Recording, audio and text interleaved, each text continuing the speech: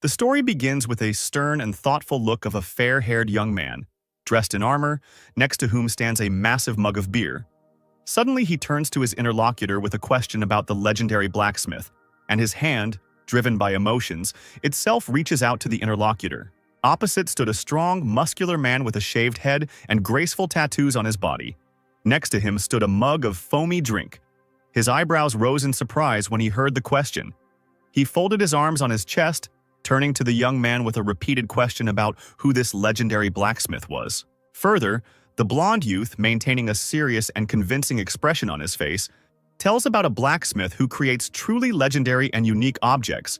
In his imagination, images of unique swords, shields, and other weapons arise. And the greed of this master, according to him, has no limits. The interlocutor, with slight irony, asks the young man whether he has ever met at least one non-greedy blacksmith.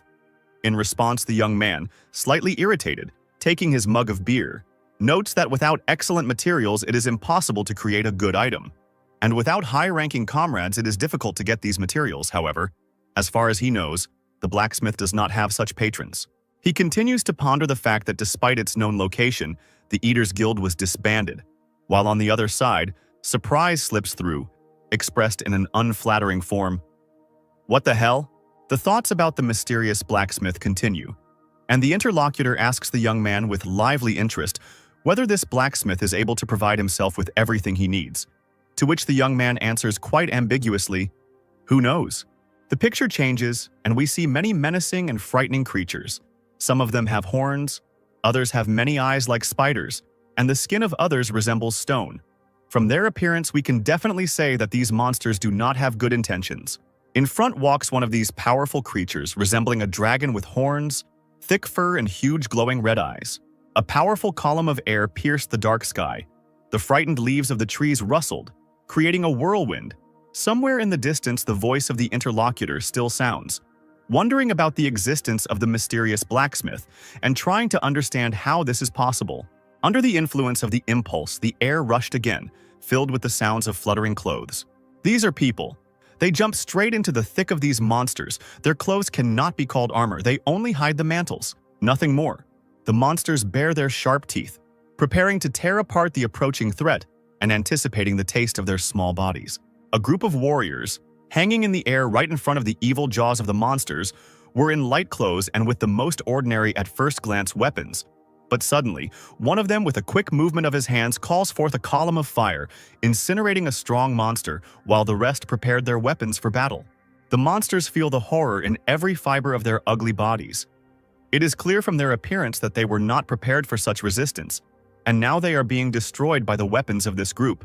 Somewhere, an alarmed and slightly disappointed young man, abruptly breaking away from his comrades, remembering them with unflattering expressions, hastily tries to catch up with them, since they unceremoniously left without him.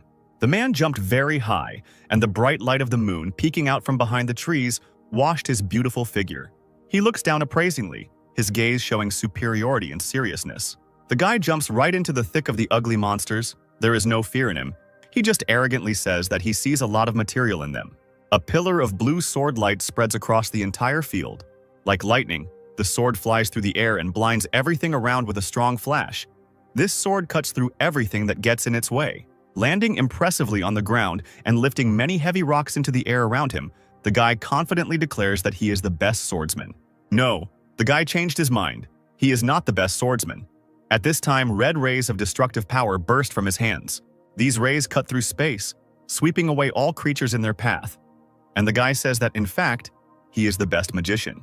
A sharp push in the side takes the guy by surprise, and he has to come out of his own fantasies. The man is not at all impressed by his story, chuckles slightly and questions his words, until the guy almost screams from the unexpected attack. The guy moves on, completely ignoring his interlocutor's doubts, clearly knowing that he is right about something. He walks between the majestically standing swords, choosing which one to take.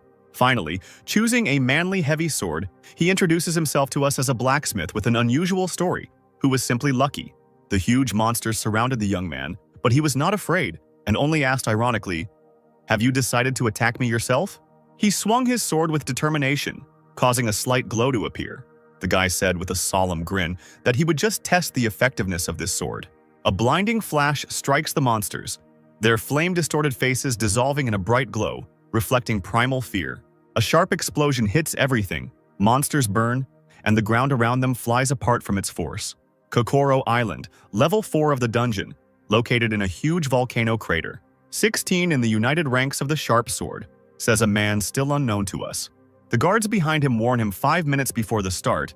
He still continues to talk about the 8 top players and 200 elites who are going to fight for him.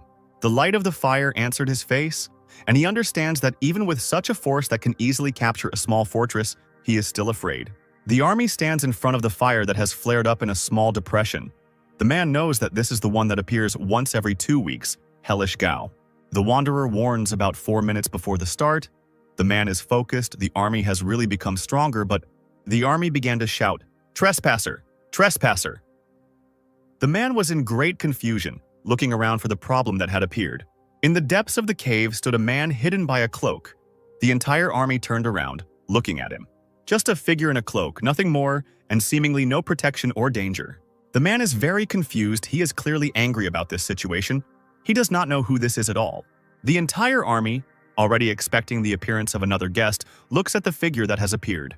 The face lights up, and we see a boy we already know, a magician, while the man doesn't even know who this weakling is. He is alone, facing a whole army, heavily armed, waiting for battle. The man looks at this fearless young man.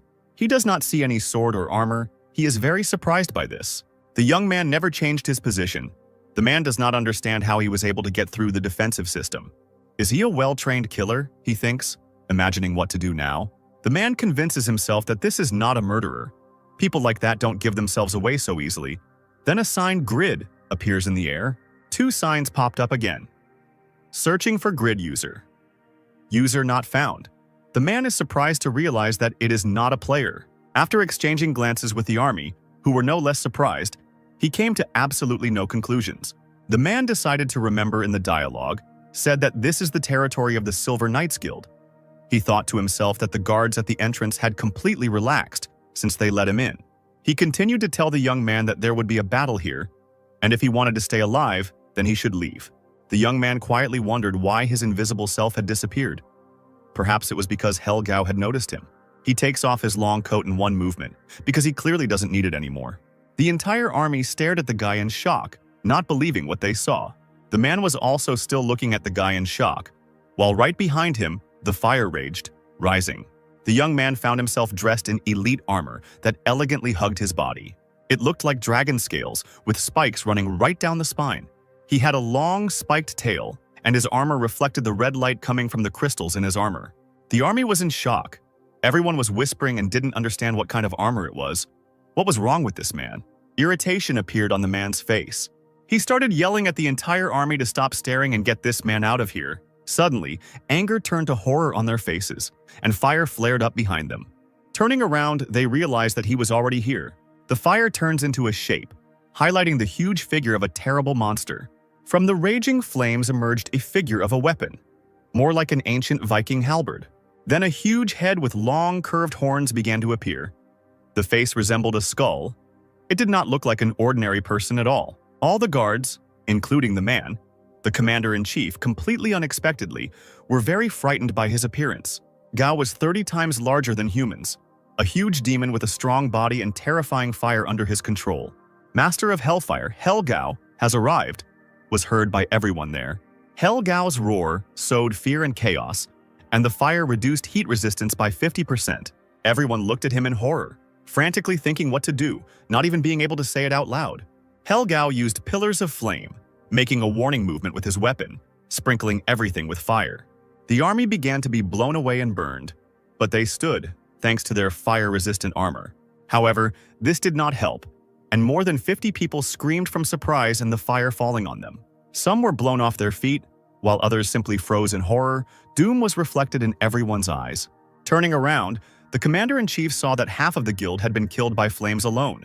He began to worry because despite the fact that his heat resistance had increased to 86%, he could still only leave here with serious injuries.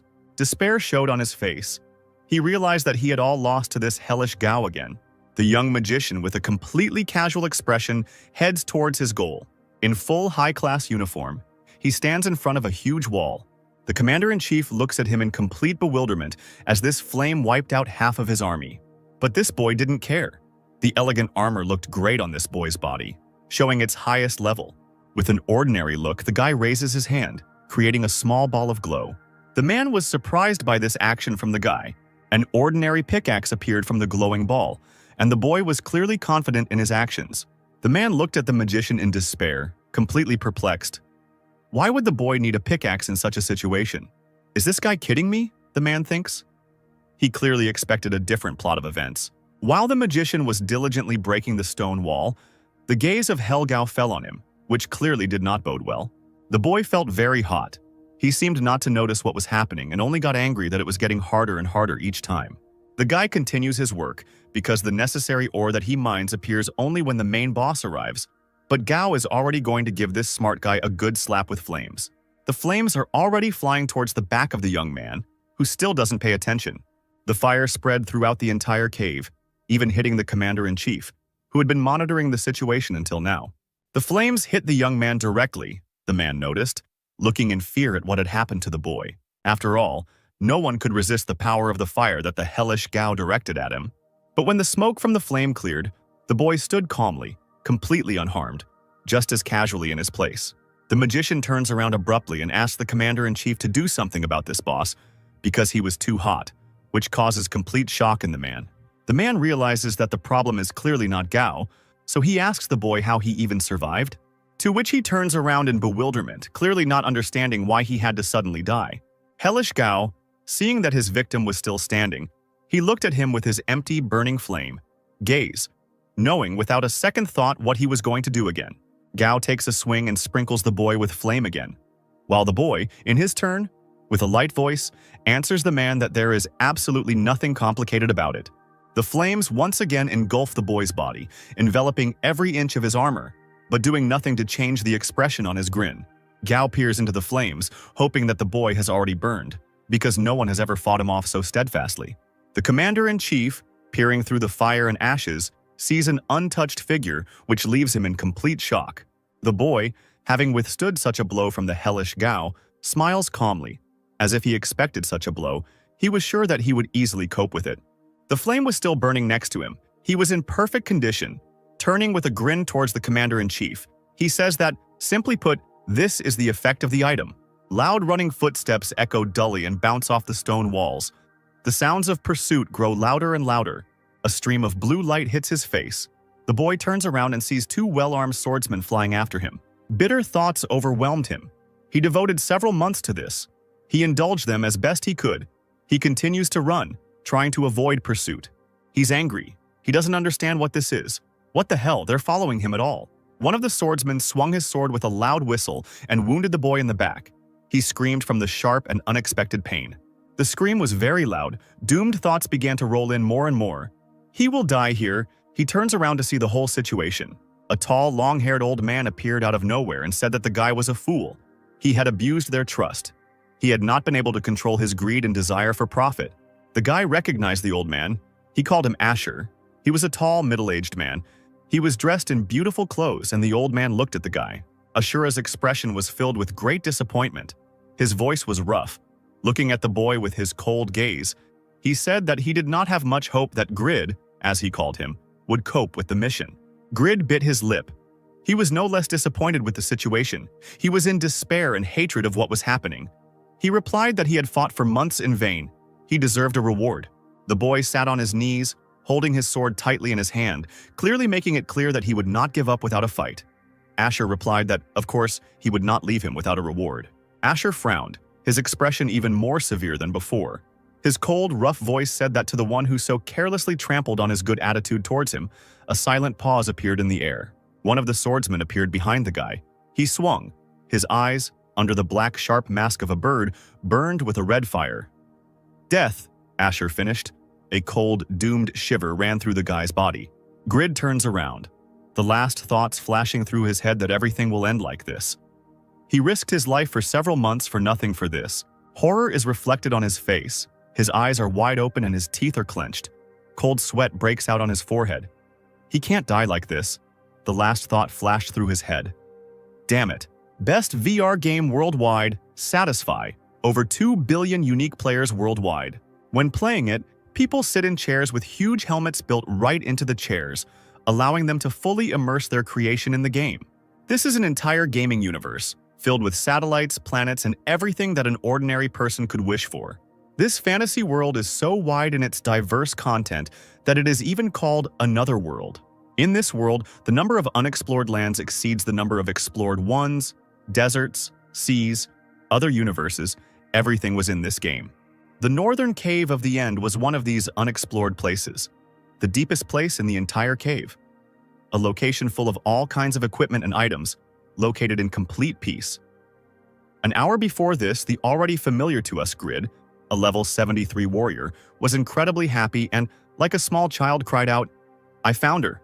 An S-rank quest item of Count Asher. It was a strange book.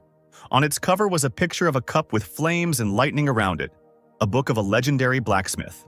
The boy immediately grabbed the find, complaining along the way that the search for it took too much time. Anyone else would have given up by now. Grid continued his angry monologue, worried about the money he spent on elixirs and equipment alone, because he couldn't stop even halfway through this quest. The image of Asher, whom we knew, popped into the boy's head. He thought that if he didn't receive a worthy reward, he would definitely never get involved with him again. The guy holds out the book and a sign appears in space, with the inscription that the object is unknown. And for identification, the Eye of Palalian is required. The guy is clearly stunned by this plot. He remembers what the Eye of Palalian is, and his memories clearly bring him into a certain horror. It was a very expensive item. 500,000 won. It looked like a ball, with handles like a scroll. And in the ball there was a red eye, the icon was narrow, and the eye looked straight into the soul. The guy sat down in despair, covering his head with his hands. He was worried that the item had become so expensive. How much more money should he spend? He had already taken several credits for this game. His face suddenly takes on the look of someone who has just had the most brilliant idea of his life, and he literally screams that he can always get more. Next month, of course. The glow from the book illuminated his face. A sign appeared on top saying, "Indicator in use," and a wind appeared out of nowhere. The guy was surprised. The book began to heat up with electric discharges. Grid's hair began to rise from the tension. The dust around him began to fly away, and lightning began to strike from the book. The tablet flashed again with the inscription, "Book of Pagma." Tablets appeared one after another. In the book are the secrets of Pagma, the great blacksmith, surpassing human boundaries. When used, you become Pagma's receiver. Grid began to be completely enveloped in lightning. His rating became legendary, and his continental reputation increased by 500. He stared blankly at the book, realizing what had just happened. A sudden flash of insight, and the guy is already screaming with delight, trying to close his mouth. "A legendary item," he shouted. Who would have thought that he would get a legendary and natural item to use? With it, he can get one of the strongest classes available. Well, no, he's here to get an S rank, and it would be very unwise to abandon the quest. Grid sighs in disappointment. But he gets excited again because it's a legendary item. It can be sold, and he can easily get hundreds of millions of won. With student debt and gaming fees, he was forced to do hard labor, his mind conjuring up images of the construction site he worked on, gaming being the only thing he was good at. But since he had dedicated himself to the game, even his friends had turned away from him, and he would immediately remember all their angry and disappointed faces, and his family began to treat him like a void. He remembered the face of his mother, father, and they were all unhappy. But now, having this object, he can finally pay off all his debts. He turns to his homeland, as if they hear him, that now he has finally struck gold. He hugs the book tightly. He raises the book up and shouts, "Sell it quickly! Exit!" But suddenly a sign pops up for him. "You cannot leave the game at the moment." Grid was shocked. The sign again informs that the quest, Count Asher's Secret Request, has been changed to Count Asher's Wrath. A 100-strong army led by Asher immediately appeared, engulfed in a purple glow. Asher loudly reproaches the guy that he, a lousy bastard, came here blinded by greed. The sign appears and says that now Count Asher will try to kill the guy. Having learned his selfish intentions, the guy was very surprised. Asher screams again, his voice like loud thunderclaps. He knows that the boy has decided to betray them despite the agreement. Grid yells back, pretending to be innocent, that this is nonsense. Asher, in his opinion, doesn't even know how difficult it was to get into the cave while saving face. Asher clearly didn't do it. Asher frowned, fixing his blue gaze on the guy, ordering him to take him. and continued the dialogue with him, saying that he could come up with as many excuses as he wanted. We return to what we've already seen, the swordsman behind him. Horror on his face and thoughts about how many months he suffered for this. Teeth are clenched. The brain is frantically coming up with an escape plan, and thoughts are filled with one thing. I can't just die like that. The swordsman lowers his sword with a sweeping motion, but it only hits the ground. The guy dodges. His gaze shows anger and determination. He promises himself that no matter what, he will replay this quest. He is a level 73 player. After all, he definitely has skills. The swordsman flies at the guy again, but he calmly reflects it with a shield of blue energy that appeared out of nowhere. The guy was surprised that he had a guardian shield. But this did not stop the swordsman. He reflected the shield with energy and went to finish his job. Grid was clearly shocked that the shield had no effect. He had clearly expected a different outcome. With one blow, the swordsman sends the boy flying a few meters away from him. Even though the boy tried to block the blow, he still lost half his HP. Grid, aware of Asher's level 300, but unaware of his retinue's equally high level, realized that he had started the battle in vain at this quest, feeling hundreds of blades aimed at him. The guy realized that he was doomed. He knew that this would happen, and he understood that his luck was definitely not enough. He noticed a book in his bag. He started to worry. What if he died now? What would happen to the book? Would it just disappear? He can't replay this quest. And he can't win. He won't even get gold for this item if it just disappears from the inventory. There's only one thing left he can do. He drops his weapon and reaches straight for the book. Just one thing. Asher perked up, having shrewdly grasped the young man's intention. He shouts to his guards to stop the guy because he is trying to open the book. Grid resolutely does what he started. Again, feeling the shock from the book, he screams that it is too late. Asher clearly should have been more attentive. A flash of light struck the boy's body, and the sign with the inscription, "The change is about to begin," appeared again. The young man's naked body rose slightly upwards. All skills and stats were reset. Let's see, maybe I'll be able to replay this quest after receiving the legendary class, he thought. Many skills and characteristics began to open up one after another. Now the guy is not just a warrior, he has become the successor of Pagma. The young man wondered if he was part of the working class now, even here. However, he still felt strong enough. Perhaps these changes were due to class effects. Asher was overcome with despair as he watched the boy gain strength while Grid enjoyed his suffering. The young man was already making plans for the future, thinking about how he would defeat the swordsman, enjoy the power, and complete the quest. A message appears in the air saying, "Change is complete," causing Grid to grin and say, "Done," confidently. Now a legend. The young man began to threaten with incredible confidence, not noticing that he was wearing shorts and that his level was only 1. Taking up the sword, he felt ready for battle, although perhaps only he himself thought so. And, as it was easy to guess, death awaits him. The sophisticated country house is located on a separate plot, surrounded by neatly planted fir trees. The windows glow with bright light. A beautiful female voice on the other end of the line dictates that according to the task force's report, the class change occurred 5 minutes ago. A mature man announces his imminent arrival, and a telephone voice replies that he will begin preparing a briefing immediately. The man looks like a typical office worker, mentally thinking about the words that the woman just said. The man grins, interested in the words and realizing that this is going to be a lot of fun. Grid lies there, drained of strength, hoarse from exhaustion, his voice asking Asher if he would really kill for researching the subject. Why the hell did he even chase after him?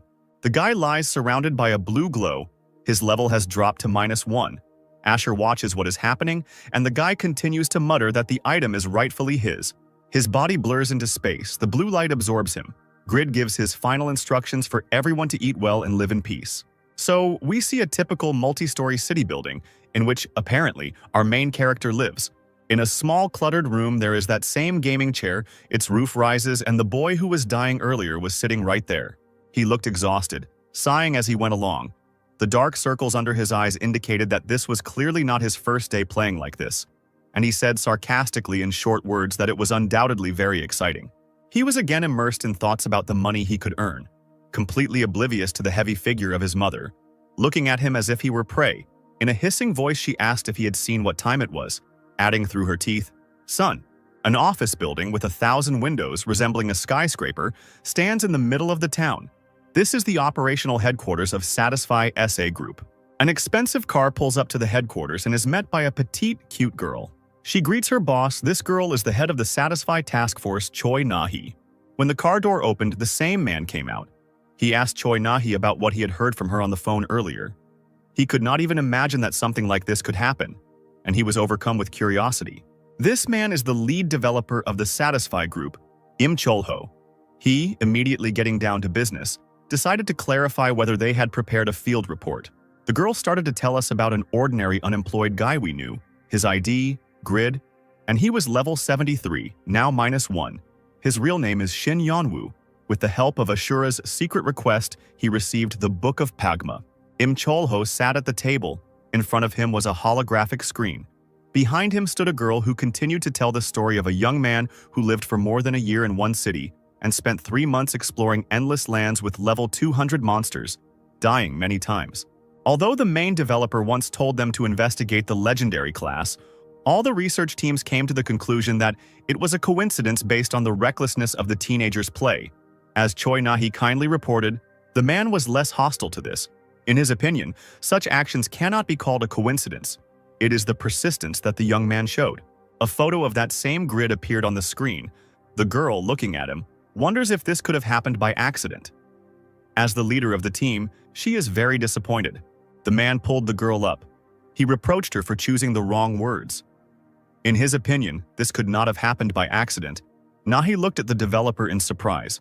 The developer began his explanation that, according to the calculations of the supercomputer Morpheus, the northern cave of the end and Pagma's receiver should be opened only in 2 years. But this guy not only found the northern end cave, he did the accompanying quest and found the item.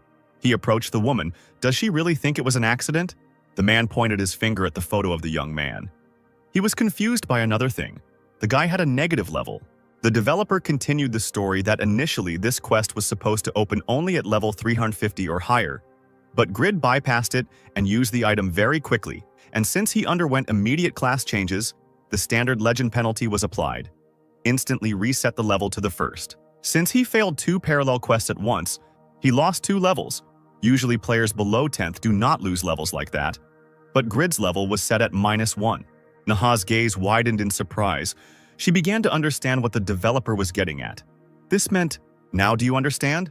the man says, explaining that the average player gets 10 points to a stat per level, and when Grid is at -level 1, he will need 2 more levels to reach his first starting level, meaning he will receive 20 additional points to his stat, which is 20 points more than any other player. The man gestures to the greatness of his idea. He denies that it is an accident, that it is a special situation, that it is a skill. The cute red-haired girl continues to look surprised, but her eyes show intense mental activity.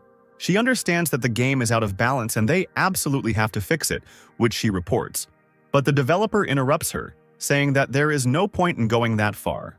The man stood up and pointed out to the woman what she had said. There is no point in worrying about such ineffective players. Besides, Pagma's successor is a weak class in combat. The developer frowned. A heavy thought came to him as if he remembered something. The girl, noticing this, immediately asked what had happened, but the man refused and only said that he would leave for the day. In the military power management building, the same thing can be heard several times. Mr. Shin Yeonwoo. A heavy hand falls on the boy's shoulder. As if waking him from sleep, this man is addressing him specifically.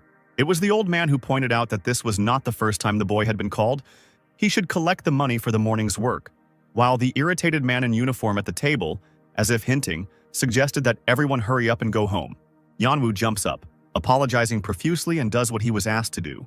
The old man and the grandpa step aside, discussing the guy's terrible appearance and the fact that he stinks. They are clearly embarrassed by the fact that he is a gambling addict. He hears their voices through which mockery and vain judgments penetrate.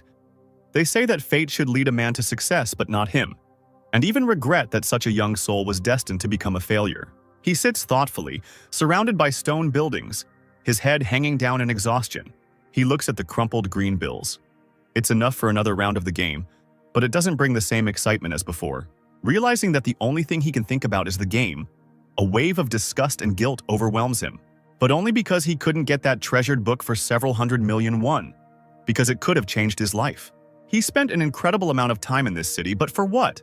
To end up at -level 1? Cars rush past the guy one after another, but in this rush there is one treasured one, which we met earlier. An elite class machine from the developer Satisfy. Im Cholho was riding in serious thought. His attentiveness had clearly left him. His whole head was filled with only that special player. Despite the driver's distraction, the car fits into every turn quite successfully and stays level on the road. Smiling smugly, Cholho talks about the player's advantage, which is that no one considers him special, but the guy will have to prove the opposite himself.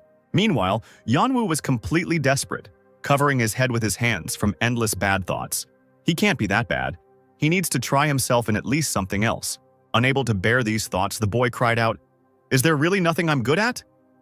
He clenched his fists hard, hitting his knees hard, his voice filled with deep despair. The anger subsided. He unclenched his fists, where the already killed banknotes became even more rebellious than they were. With a heaviness in his soul, he exhaled. As if grasping at his only hope, the boy grinned, clearly ordering himself to play again. At that time, the developer noted to himself that the guy clearly had no sense of proportion, and that was his main advantage. We return again to Yanwoo's tall multi-story building. As usual for himself, the young man sits in his gaming chair, trying to justify his thoughtlessness with interest, because he has never played for the legendary class, and this is definitely his last game. As long as the capsule, as they call their gaming chair, remains in order, everything should go well, as if he had broken a friend's, as a sign of hope for her. Determination is the word that can describe him now. He is obliged to win back his money at any cost. A huge ball with 1,000 universes began to shine, from which many lands, still unknown to many players, flew out. A typical game loading screen appeared and a blue sign connecting to Satisfy came out with the usual sound. The sky is gray and rainy, just a little bit more, and it will definitely start raining. A dry old tree at the end of its life tries to stretch its tops towards him, hoping that heaven will allow it to live a little longer. A blue glow engulfed the gap in space. The portal began to increase in size, right in the circle of those very trees. The glow began to round out and take on shapes, and after a few moments the young man was standing on dry ground. Judging by the way the young man was turning his head from side to side, this place was completely unfamiliar to him. He thought that he had been driven out of the city. It's still Patreon, but the guy has never been here before. He just doesn't understand why they can't give him a break, why they banish him for a minor betrayal. With only a pair of shorts on him, the boy looked around and searched for anything he might need, especially a sign to at least know where he was. But then his gaze caught something that surprised the guy. Notes of hope crept into his mind. Something more like a termite mound stood in front of him. Among the monotonous desert and dry trees, it stood out the most. A brutal man, with his palms outstretched, surrounded by purple light, spoke roughly and in some unknown language. The radiance was pouring straight into the girl's young body. A crucifix on a stone cross, around which stood 4 men in long robes. She looked so doomed and exhausted. The stone statue behind burst into flames, the flames spreading right along with the rhythm of the spell. The statue resembled an animal, perhaps a dog, or maybe a dragon. Words of surprise spread across the clay walls. Our curious hero, of course, came in here, and what he saw clearly did not fit into his usual picture of this world. Another achievement that appeared above the player informed that in these parts this place is usually called Yatana Temple. Temples are only for players above level 150. It was clearly very dangerous for our hero with -1 level to be there. He understood this, so fear did not take long to appear. To make sure of his worthlessness, the guy decided to look at his characteristics, and of course, they were not at all comforting. His level was -1. Class, Successor of Pagma. Title, The One Who Became a Legend. Health and mana were full. Intelligence, agility, self-control, tenacity, nobility, insight were at the lowest rating. 1. Attribute points. 0. Weight, 3 and a bit out of 20. The card warned that the weight had been exceeded by 200%, so now the speed was reduced by 100%. And now Yanwoo was limited in using skills, so the risk of entering a weakened state had greatly increased. Seeing his weak characteristics, he realized that now he is no stronger than a small beetle. Apparently this is not a bug in the system. He is really at -1 level. However, there were also advantages. It was now much easier to get reputation points and make an impression. And as for items, he could now further improve them and use them. An action plan immediately appeared in the guy's head. He could already feel how green papers appeared in his hands because now, with such characteristics, it became easier for him to earn money. Iron armor immediately appeared on the guy's body as soon as he said one word. Equip. The player received Maymon's two-handed sword and Mengel's armor. It was a delight. Before the guy could only put on this armor at level 60, he needed 200 strength points for this. His new capabilities amazed him more and more. But apparently nothing comes for free, and immediately red signs informed the player that penalties had been applied to him for imbalance of characteristics. Additional effects had been reduced by 50%, attack power by 30, and defense by 20. But even with the penalties, the sword gave 200 attack points and 130 defense, which is many times better than level 1 items, which don't even come close to reaching that level. The guy seemed to be filled with this energy of blessing. He thanked every god he could remember. After all, the legendary classes are excellent to allow such high-class equipment. A minute of dubious thoughts completely destroyed all the delight. The silence in his head puzzled the guy, directing him to reasoning. If it's a level 150 dungeon, then everyone else in it is the same level? The game is trying to kiss him and kill him at the same time? A loud scream echoed through the walls. It was the girl over whom 4 sorcerers were leaning. It was completely unclear whether it was a cry of pain or fear. Since he is in the temple of Yatona, those 4 must be monks of Yatona. Apparently they learned to cast spells on this girl. One small scratch from them will kill our hero. Staying here for him is the same as dying. Just when the guy thought that he would simply hide from them, a heavy figure in a cloak appeared behind him, an atmosphere of impending horror emanating directly from him. A hand fell on his armor. A stretch and a familiar "you" flew from the monk's lips. The guy was completely taken aback. He still didn't know whether to hit him or run away. Apparently, the first option was more familiar to him. The sword cut through the air with a quick movement, causing the man to scream and step back. In a hurt tone, he urged the boy to calm down and asked if he really tried to kill him. Yanwu was surprised by the lack of a hostile reaction and lowered his sword. The man took off his hood. The light illuminated his face. It was very masculine. The sideburns merged with the beard. The hair was of medium length. It was a secret guard under the command of Count Steam. Doran.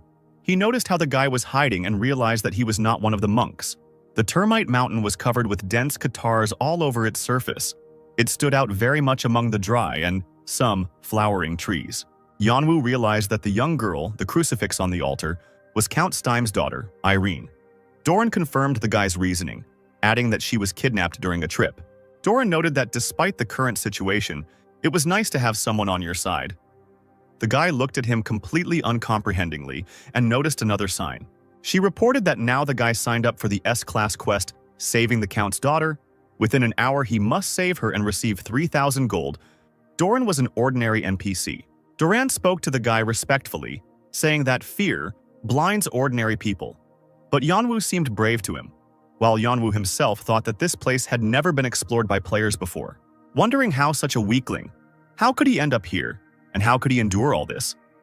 He turned to the game, thinking that maybe it was because of an innate ability. But it was a self-control class ability. Points cannot be allocated to this ability. The probability of falling into an abnormal state was radically reduced. The recovery speed increased. All the gods must be on Count Stein's side, Doran rejoiced. The player, as our hero, will help him. He sincerely thanks Yona for helping in such difficult times. Yanwu was surprised by this and said in a straightforward tone that he was not going to help Doran in his mission. An awkward pause hung over them as they looked straight into each other's eyes, both caught. Doran tried again to awaken the warrior spirit in the boy by telling him to carry out this mission with him. But the boy was adamant and cut him off with a dry phrase, "I'm not going to," which made the whole situation even more awkward. Doran was very stunned by such an answer.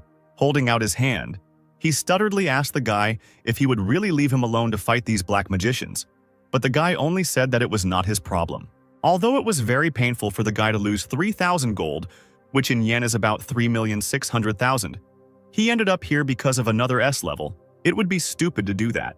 Doran was convinced that the guy was the one who could resist the dark energy. He himself would not be able to cope with it. He just begs the guy to help.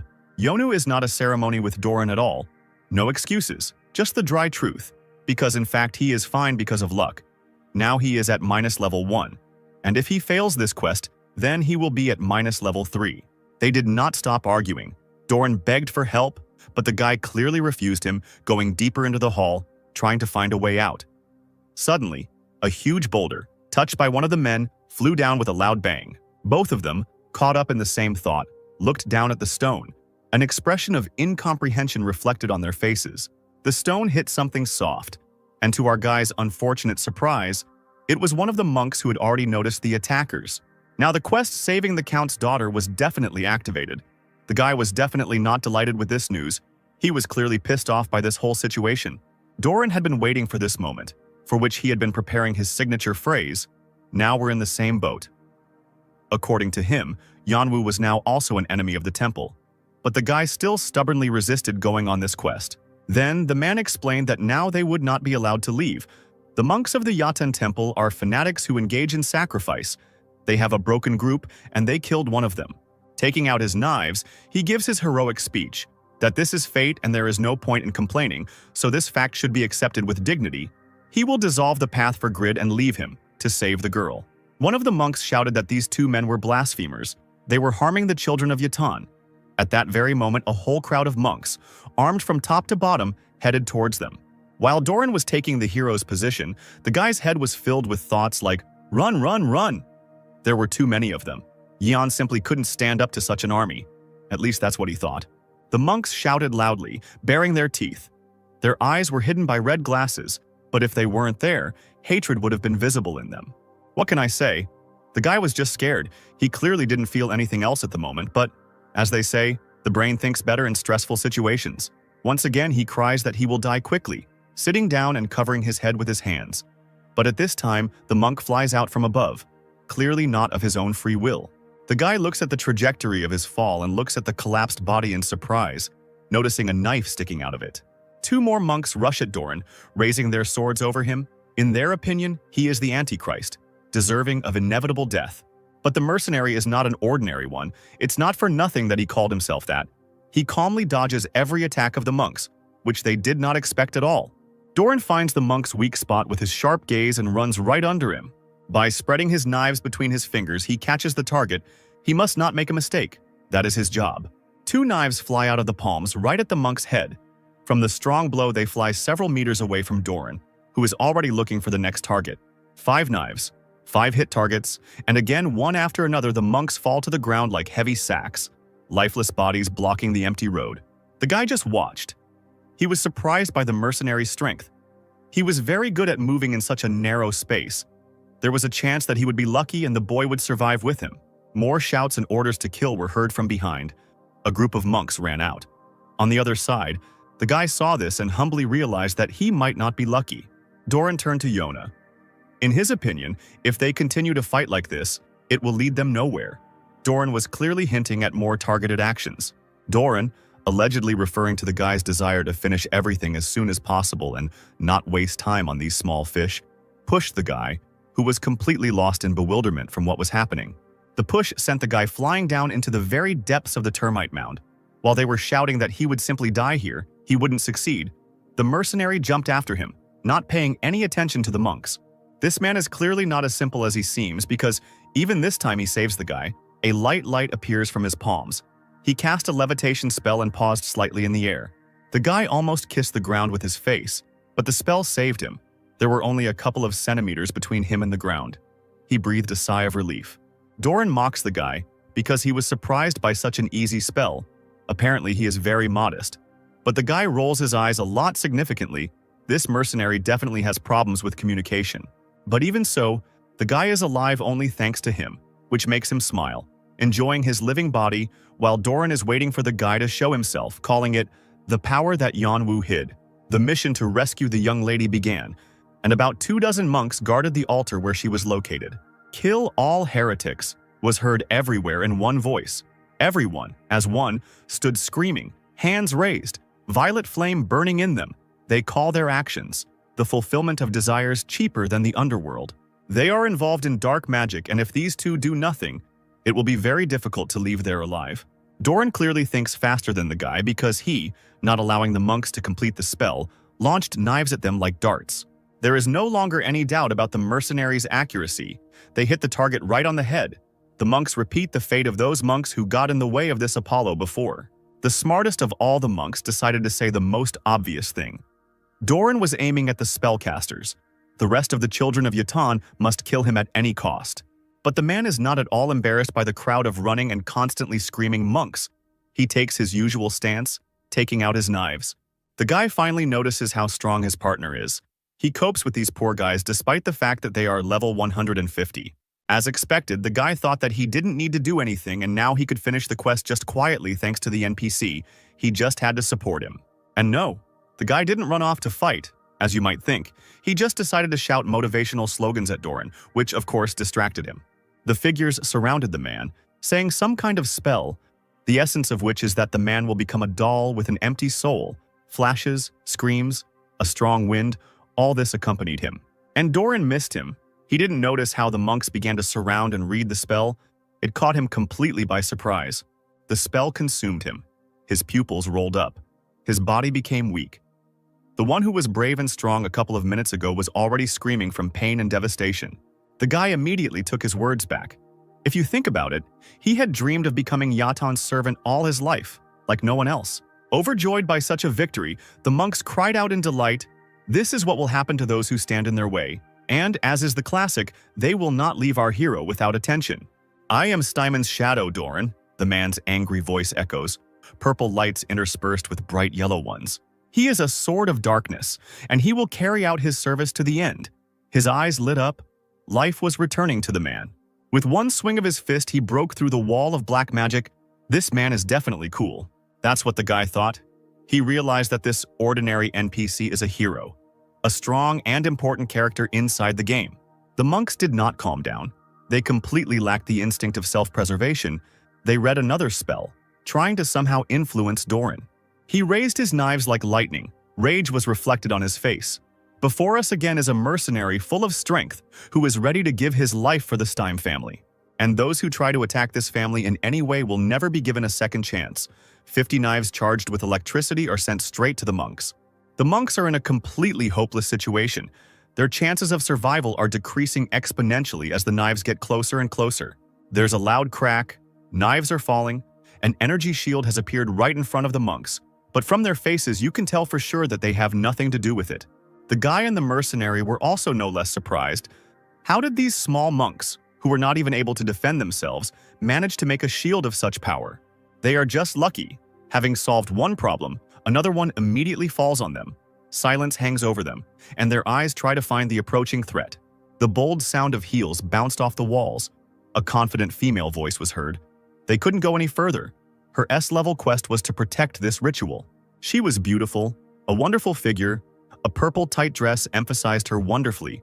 Her long hair fell on her shoulders. Seeing Doran, she was amazed. She definitely liked that he was her opponent. The blue gaze was directed straight at the mercenary. The girl gently asked if he would allow her to fight him. Smiling softly, he introduced himself. Her name was Yura. This girl looked very strong, which cannot be said about our hero. Just a pathetic player with -1 level. Jan should definitely do this quest to become someone in this game. It will simply save his situation, adding a monthly living wage, the title of Viscount, cleanup, the circle of aristocracy. He will get a high status in a shortcut. This girl is simply a worldwide sensation. She appears very often on TV screens, and it is justified. Yura is a bloody witch, first place in the rating of black magic, and 5th place in the global one. Her bright blue gaze turned into the red rays of her weapon. She is very interested in fighting Doran himself, not killing Steinman's servant. But it is completely unclear what she is doing here, because being the master among all black magicians, Yura has single-handedly surpassed the standard characteristics of her class, thanks to her unrivaled ability to control magic. This girl is very strong. From her blow, both Doran and Yonu flew to the side. The girl noticed the boy too. She turned to the boy to find out if he was the one who took this quest. This place became the perfect place for her to test her new skill in secret from everyone else, and all thanks to our hero. The guy's outfit left much to be desired, and the girl couldn't help but latch onto it so as not to humiliate the guy. This made the guy go into his thoughts. The level is really wrong and the leaders of the rating are on another level, but they are still here. Smiling self-confidently, the guy, as if seizing the last opportunity, pointed out to the girl that, in fact, he had a hero with him. It would not be easy to get around him. Waving her elegant staff and surrounding herself with red lights, the girl said softly that she was going to ask for a favor. It seemed that there was nothing in her voice except interest and stupid naivety. She needed an opponent to celebrate reaching level 230. Delight was what was added to her light head after these words. Doran lunged forward, pushing the boy aside and drawing his knives. There was no room for doubts and unnecessary thoughts here, so the knives immediately went straight to the center of the red lights, where the girl was. If you're even one step faster, The man paused briefly, squinting his eyes to see the target. "You can always win," he continued, the lights and weapons mixing with each other, interrupting, Doran rushing into battle straight towards her. She wasn't impressed. Typical heroic words before every battle. Everything as expected. But she clearly didn't like his agility, and with a powerful spell she caught his feet in the ground. The ground around him rose, sucking his feet in more and more. Doran only chuckled that such a weak spell would not catch him. The soil connected with his daggers and rose up. Now he had power over it, not it. Of course, he directed them at her, so to speak, returned the favor. A ringing whistle was heard everywhere where these daggers slid. She waved her hand, knocking away all the knives. Doran had already spent a significant part of his energy. It seemed that the outcome of this fight was known to everyone. The man was clearly offended by this. "My strength is too weak to deal with creatures like you." He was too rude in his expressions. After all, it is not flattering to talk so much about a nice lady. He figured out her plan. She attacked from a completely different side, from above. But now she is exposed, which will make it much easier for Doran to fight. A black energy ball appeared in the girl's hands, which seemed to suck in the entire atmosphere in the cave. Apparently, she's having a lot of fun, because she jokes that she is quite worthy of gratitude, because she will relieve Doran's body of the weight of blood. At this time, several black balls fly straight at the black man. Blood gushed out of the body. The balls sucked it in, and jagged wounds appeared all over Doran's body. Yanwu got it really wrong because his life is completely dependent on Doran's life, and he can't even help him in any way right now. Here it is, the very skill that she so wanted to try. It uses only 30% of her mother, but it is very effective, at least that's what the girl thinks. Doran certainly didn't share her opinion. Pillars of energy appeared from his hand. The blood slowly stopped moving. The energy came from the ring on his hand. It contains a strong energy that has protected the Steinman family for over 100 years. The witch was scared. She didn't expect at all that some family guard had a skill that gave unlimited protection. The skill of hypnosis. Yonu immediately ran up to Doran, asking him what happened and if he was okay. Doran's expression showed surprise. Somehow the man didn't understand obvious things. Therefore, he explained that these were the abilities of the ring. Its protection, although not ideal, was quite enough to repel the attacks of the witch and speed up his healing. Greed woke up in the guy, and he directly asked Doran to give him the ring, to which the man was clearly taken aback. In any case, this is not a world ring, so it's time to tell this little witch to retreat. Otherwise, the outcome of this battle will not be as pleasant as everyone would like. More knives are sent flying, cutting through the air and slicing through the red beams of energy. She reflects everything again. They are both strong. There is definitely a third person missing in their battle. Yura did not expect such strength from Doran. She hoped for a quick outcome of the battle. But here there was such strong resistance. Even if she uses last fort, they should not be underestimated. The girl frowned. Everything is not going as she wanted. While Yanwu was tossing and turning, he caught Yura's attention, but she doesn't know anything about this guy. For example, how strong he can be. 3 more monks appeared not far from Yonu, and he was really confused. He was powerless before them. These cultists are already very close. Will Sir Doran help him now? He has a lot of work to do. It is really difficult to repel the attacks of a crazy woman. The wand is a serious weapon, especially when it is endowed with magical energy. It contains a crystal, somewhat reminiscent of the amethyst we are accustomed to, and it is the one that absorbs all the magic. Yura didn't want to complete this quest with the help of an NPC. She was counting on a player like herself. Such a victory feels much more pleasant. But in any case, she did not retreat. The spell she began to read filled her magic wand with power. This is the most powerful spell that uses all the power of her mana. Such a spell should easily kill players above level 200, especially Doran. And Yura knows this for sure. Darkstorm is the name of this deadly spell. Dispersing into 1,000 fiery rays, pillars of black magic were directed towards the target in the blink of a second. It was huge in scale. There was nowhere to run, nothing to hide behind. A wave of dark magic would kill everyone who stood in its way, be it allies or enemies. "It's all over," flashed through Doran's head. He understood everything. Only a miracle or the enemy's pity could save them now. And this split second, in which the hurricane shortens the distance between them, lasts for them like hours, forcing them to think about all their mistakes. Unexpectedly for Doran, a boy appeared right in front of him. Apparently, he himself did not expect this from himself. The only thing that drove him was complete recklessness, which is quite typical of him. A huge explosion. The wave reached its target. Now there is no turning back. The entire room was illuminated by fiery heat and light. marks from the explosion scattered everywhere. It would seem that only they can cause great damage. What then happened to those who were in the very center? The fire died down, the smoke gradually settled. It was probably a bit too much for use inside the temple, Yura reasoned. But she had already done it, so there was nothing to regret. With a heavy step, she headed straight to the center, where the enemies should once have been. The smoke settled, and glimpses of completely clean and untouched armor began to appear. But was that even possible? Even the strongest hero would not be able to survive after this spell. Well, and apparently our hero and Doran considered themselves a great exception. Because neither of them had a single scratch, they were both surprised. They did not imagine that they could survive. Yura was furious. How could she not know that such a strong player existed? Who was this guy? How did he manage to survive? Her thoughts were filled with a ton of questions. She didn't understand anything at all. Who the hell dared to ruin her moment of glory? Although the guy survived, he only had 1 HP left. Even being able to withstand such a spell does not mean that he will be able to survive this battle, because the enemy is still strong, unlike him. The guy was tormented by questions no less than Yura. He was trying to understand how he was able to withstand a direct hit, and a fleeting thought made the guy realize everything. He recently acquired a new ability. A legend doesn't die that easy, which means that at low health levels he becomes immune to any kind of attack for 5 seconds. A blissful smile spread across his face. The very thought that he was still alive caressed his soul. Nothing worried him except that. Yura was still standing there in confusion.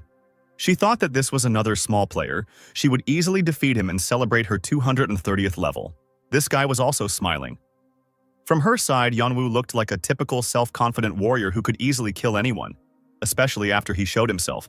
His smile made her very nervous. How did this happen? Why was someone so strong fighting against her now? Anger turned into panic. Fear and rage merged into one. A storm of emotions sowed chaos in her head. Apparently, Doran was quicker on the uptake than both of them. He didn't care who this guy was, how he survived. He knew one thing, that now his goal was to finish what he started, to kill this girl. Using Yanwu's back as a launch pad, he pushed off from her, flying very high above Yura, drawing his weapon along the way. He mocked Yura, saying that the winner is always one step ahead, despite the mockery, anger, and hatred towards her were visible on his face. Doran's barb stung her, trying to pay in the same coin in their verbal battle. All she could come up with was, "Is that all you can do?" She may be physically stronger, but she really could use some sharper phrases. Anger clouded her vision. It infuriated her how this pathetic old man could look down on her. Fighting off his attacks, she activated her crystal shield. Doran was not prepared. For some reason, he did not think at all that she might have another spell in her reserve, although this is very typical of her. Brushing Doran aside, she consoled herself with the light thoughts that she was almost finished. She just needed to finish off these two before it was too late. But the temple was empty. There was absolutely no one ahead. She was left alone in it. Being so strong, this guy just went out, thought Yura. She expected anything. Attacks, fights, but definitely not this. Doran, who somehow ended up behind, and the witch, both completely confused, said in one voice, "Who does he think he is?" Yanwu sat in the game capsule with a completely dead visible, his face conveying all the pain and disappointment of this mortal world. In fact, this strongest hero died. He lost 2 levels. Now he is at -3, the blue signs irritatingly reported this. But worse was the last sign, which said that he had already died twice in 24 hours. So now he was completely blocked from entering the system for the next 12 hours. Doran's audacity to use the guy's back as a pushing surface dealt him 1 point of damage. His last, insanely valuable 1 HP. The guy's life force became 0, which is imminent death. His expression at that moment simply cannot be described in words. No person in this world has ever endured so much moral pain. Yanwu had just been killed by an ally. If Doran had known how this guy was talking about him at that moment, he would never have wanted to even stand next to him. Yanwu was so angry at him. Yura remained standing stupidly in place. She did not understand what to do now. She was worried that in this game there was such a strong opponent, and he just came out without even hitting her. She was sure that this guy had given in to her. He had humiliated her, laughed at her strength. She would definitely find him and show him how strong a woman's anger could be. The next day, an unknown user amazed the entire Satisfy community. Yura from the Temple of Yaton. The guy continued to defame Doran's name because he himself had forced the quest on him, and then killed him himself, the poor NPC fool who was not able to help the user. It's all Yura's fault. If it weren't for her, everything would have ended well. Images of a furious Yura with eyes burning like lasers appear in the guy's head. But it might not have ended well. Be that as it may, it is hard for the hero to admit. In this game, the strong destroy the weak. So a calm look at this situation should definitely judge everything. But this is absolutely not to be expected from our hero. He immediately began to write angry comments about Yura. He mentioned everything. He was merciless in his frankness, starting from the fact that she shamelessly interfered with his quest, ending with her character and the dirt on her nose. Yanwu is the biggest loser in the world. He himself admitted it, understanding everything perfectly, but even if so, Yura will not run away from his hatred for her. While the guy was busy inciting hatred towards Yura, another girl appeared in his room, who heard every curse word the guy addressed to Yura. It was a cute girl with a charming bob haircut, and as she approached Yan, she said, "Appa, have you finally gone crazy?" He certainly didn't expect such an unexpected appearance, and squeals of fear immediately spread throughout the room. This cute girl is Shin Sai-hei. She is only 17 years old, she's a 9th grader, and is Yanwu's younger sister. Looking at the garbage dump in his room, she reproaches him, because his whole room smelled terrible. Shin immediately began to clean all this up, but the guy actively forbade her to do this. She got up very early and was already picking on him. Having looked into the capsule and examined everything, she asked if it was really possible to make money in this game, to which the guy with a smug look began to dedicate her to the history of the game, told her that more than 2 billion players play here, and if you play seriously, for example, like him, then you can become successful. Yura, scum, interfered with a low-level player's quest. The girl began to read the guy's angry comments about the witch. He immediately began to justify himself in a completely lifeless voice. Realizing how stupid he looked now, he blamed only Yura for everything. He definitely had nothing to do with it. But the sister didn't even listen. She specifically told Yeon that she couldn't believe that her brother was doing such things. She was very disappointed in him, while he shouted excuses at her. This Yura even interfered in his life here, of course. She is the only one to blame for all the failures. The day came, the sun illuminated the whole city. The houses were empty, all the people were most likely already at work, in schools. Like Yanwu's family, his parents were working, his sister was at school, and he was sitting alone in front of the TV eating some ramen. The world news, Satisfy, was shown on TV. The presenter was an elderly grandfather. Kong Ming, he was at the scene of an emergency. Around him were the ruins of a temple. Every channel was talking about going around the game. It really became popular. If a guy can become famous in it, then he can literally sit on bags of gold, although now he can only dream about it. The news continued. The man was broadcasting directly from the northern part of the Eternal Kingdom. He was in front of the Yaten Temple. Last night, the temple was reportedly allowed. The reporter wondered what could have happened, but the guy already knew the answer. He recognized this temple. What he saw made him turn his food around. Our investigation helped us find out the name of one person, the grandfather continued. The boy listened. It was important for him to know who he would name now. Of course, the person the authors were responsible for this incident was Yura, a black witch ranked 5th overall. Judging by what was left of the temple, they assumed that a fierce battle had taken place there. The correspondent gave the floor to an eyewitness. It was a short guy with long bangs and weak armor. The eyewitness began to tell that after some small events he was forced to run towards the temple from the monster, where he saw Yura using a strong spell against some guy. This guy was clearly a fan of Yura. He immediately mentioned that Yura is incredibly beautiful in reality, but the host showed to return to the topic. The guy became serious again. He remembered how something amazing and shocking even Yura herself happened there. She resorted to her strongest spell, but that guy didn't get a single scratch, the kid finished, remembering how cool Yanwu looked after such a strong attack. The presenter was surprised because this domain must have been one of the top players. How could this boy not recognize his face? He said with a doomed look that a stone fell on him while he was looking at Yura, because she was really beautiful, and he died.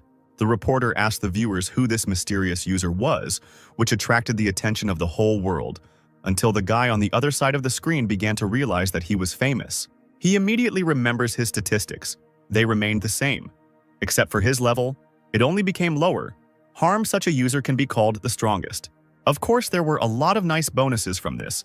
Chances to create additional items, the probability of successfully using an item, and much more like that. But there were also penalties, so the guy shouldn't relax. But his main bonus was the passive skill, A Legend Doesn't Die That Easy, because it would allow him to escape from such a powerful spell. After the guy realized that he was now famous, The only thought that came to his mind was that he had to get rich that very second. He immediately grabbed the phone, saying that it was a miracle, no death is in vain, and other naive statements of an enthusiastic person. The phone call went straight to the consultation center. The guy wanted to share information with the world news, because he is the same guy from the Yaton temple. The other end asked for his username. Yeonwoo said proudly, "Grid." And in his head he was already imagining glory and applause for himself alone. But when he was asked to name his level, the guy wasn't even afraid of any tricks. He immediately told the truth that he had a -3rd level. Short rhythmic beeps were heard and the subscriber hung up. All the sorrow of this world fell upon the young man. He fell to his knees, powerlessly, simultaneously blaming Yura for everything. This girl had definitely ruined his whole life. The news reported that there was footage from the scene of the incident. The guy was distracted from his angry thoughts and looked at the screen. In the rubble, 2 figures of the Count's daughter and Doran were visible. The man was wounded and could hardly walk. Yeonwoo was very surprised when he saw them. How could Doran manage to save Irene on his own? Doran looked very bad, and from his tracks one could guess that the battle had been hard. Doran's torment ends. Tears well up in Irene's eyes. She no longer has the strength to hold him, and he falls to the ground. Yeonwoo remembered him as a good guy despite being just an NPC. A nice guy with a nice ring that Yeonwoo has been interested in for a long time. But he no longer cared. He turned away from the TV, preparing to take a little nap. A cute green-haired girl appeared on the screen. She was broadcasting that the user who had attracted the most attention in recent days was now in the news. A strongman began to appear in the frame. The correspondent asked him to introduce himself. He walked in quite confidently. His name was Katz. He was a level 203 warrior player. Hearing what was happening on TV, the guy remembered this Katz. He was the one who became famous for his idiotic behavior. They say that he is the son of the executive director of a large company. Katz's ranking rose sharply to 53rd place, and the reporter asked how he achieved such success. It rose 30 positions in just 3 months. Yeonwoo perked up. He jumped up, shouting out sentences of indignation because it took him years to get to level 70. This guy is Japanese, but right now he is filming on a Korean channel, where the first place in the rating belongs to Yura. Katz, looking into the camera, said with a smug look that now first place will be his. Yura's time is up. He will take a place in the global ranking and will dance on her grave. Yeonwoo wondered how he was going to jump from 53rd place to 5th place straight away. Even though he didn't like Yura, he admitted that she was very good at fighting. The red and black sword cut through the air, which Katz claimed was the secret to his victory. It certainly looks like a high-class sword, but in Yeonwoo's opinion, it's too simple to be a secret. The sword began to burst into flames, and Katsu began to look even more like an idiot with his proud appearance. See if I'm right. As if to say, he demonstrates the strength and power of his sword, it became covered in red lightning and fire. Yeonwoo wasn't impressed by the sword at all. It looked just awful. This is Katz's passive skill. Any weapon he picks up will transform into this form, and the more he attacks, the more his health will be restored. The girl cowered in fear as she stood next to the flaming sword. She had never heard of such a skill before, to which she heard in response that it was not surprising, since Katz himself had received it 3 months ago. Katz's epic and only class is the Blood Warrior, another hidden class. With just one skill, Katz has risen very high. Having become inspired by the idea of using his class for its intended purpose, Yeonwoo began to think about how he could do this. The bright blue sky illuminated the turrets and taverns of the small town. This city is Bayron. This is where our hero found himself as soon as he entered the game. Being an enemy of the Church of Yaton, he can no longer appear at the temple. That's why he was thrown here, according to his memories. He was here before, on Asher's quests. An elven boy in the crowd was shouting out an announcement that they were looking for a mage of level 130 or higher to go to the Mubade ruins. Another man was recruiting players above level 200 for a raid in the Guardian of the Forest, where they go for blue orichalcum. All of them recruited players of level 100 and above, which was quite logical, because outside this city there were monsters of the same level. Therefore, a -level 3 player like Yeonwoo will be left alone to die of starvation, which is why he should find a more suitable city. A cart passed by him, and after assessing the safety, he came to the conclusion that it looked good. Approaching the coachman, Yeonwoo asked him to take him to the nearest safe town, and he recommended the village for newcomers, Vinstvon. But it would cost 10 gold. Yeonwoo was very doubtful about even having that amount, and rightly so. He saw that he only had 3 gold coins in his account, which was not enough even for a simple piece of bread. The coachman already understood what was going on, and in a dry tone ordered them to get away from him. Yeonwoo hasn't said anything yet, But the coachman already knows all the tricks and excuses. Yanwoo would like to say that he wants to lower the price because his mother is sick, but the coachman definitely doesn't believe this story anymore. He slides down the stone wall, accusing all people of being greedy for money, and that he is doomed to die alone. Because of Asher, the guy became a beggar, and now he also has minus level 3 with a completely flawed class. He covers his head from the influx of these negative thoughts. But he stops at the class. He is Pogma's receiver. This means that he can create items. The expression of despair changed to a smile.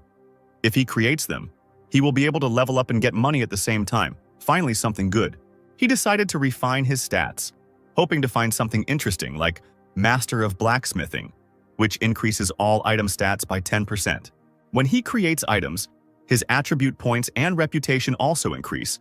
He has already mastered the skill of Master and the first level of Legend. This is very good. And the best skill is Creation, which allows him to create items himself. He can create 3 items of equipment, the technology for creating which he has already mastered. If the epic armor class is so great, then the legendary one must be even better. Good thing our hero knows about it. He activated the legendary skill Blacksmith's Creation, wanting to create a 2-handed sword that would make hunting faster and level up easily. He was presented with a choice of materials he wanted to use, but he didn't really know much, so he just wanted something sturdy. He had heard somewhere about blue orichalcum before, and these memories immediately popped into his head. He was required to independently enter a drawing of his 2-handed sword, which he wanted to create, and then describe its characteristics. A stream of fantasy immediately pours out onto the canvas. The guy was drawing a cool, big, strong, shark-like sword, heavy but light, dark but shining. The attack power is more than 10 million. Meteorites will fall after each swing. There are no obstacles for him. He kills with one blow.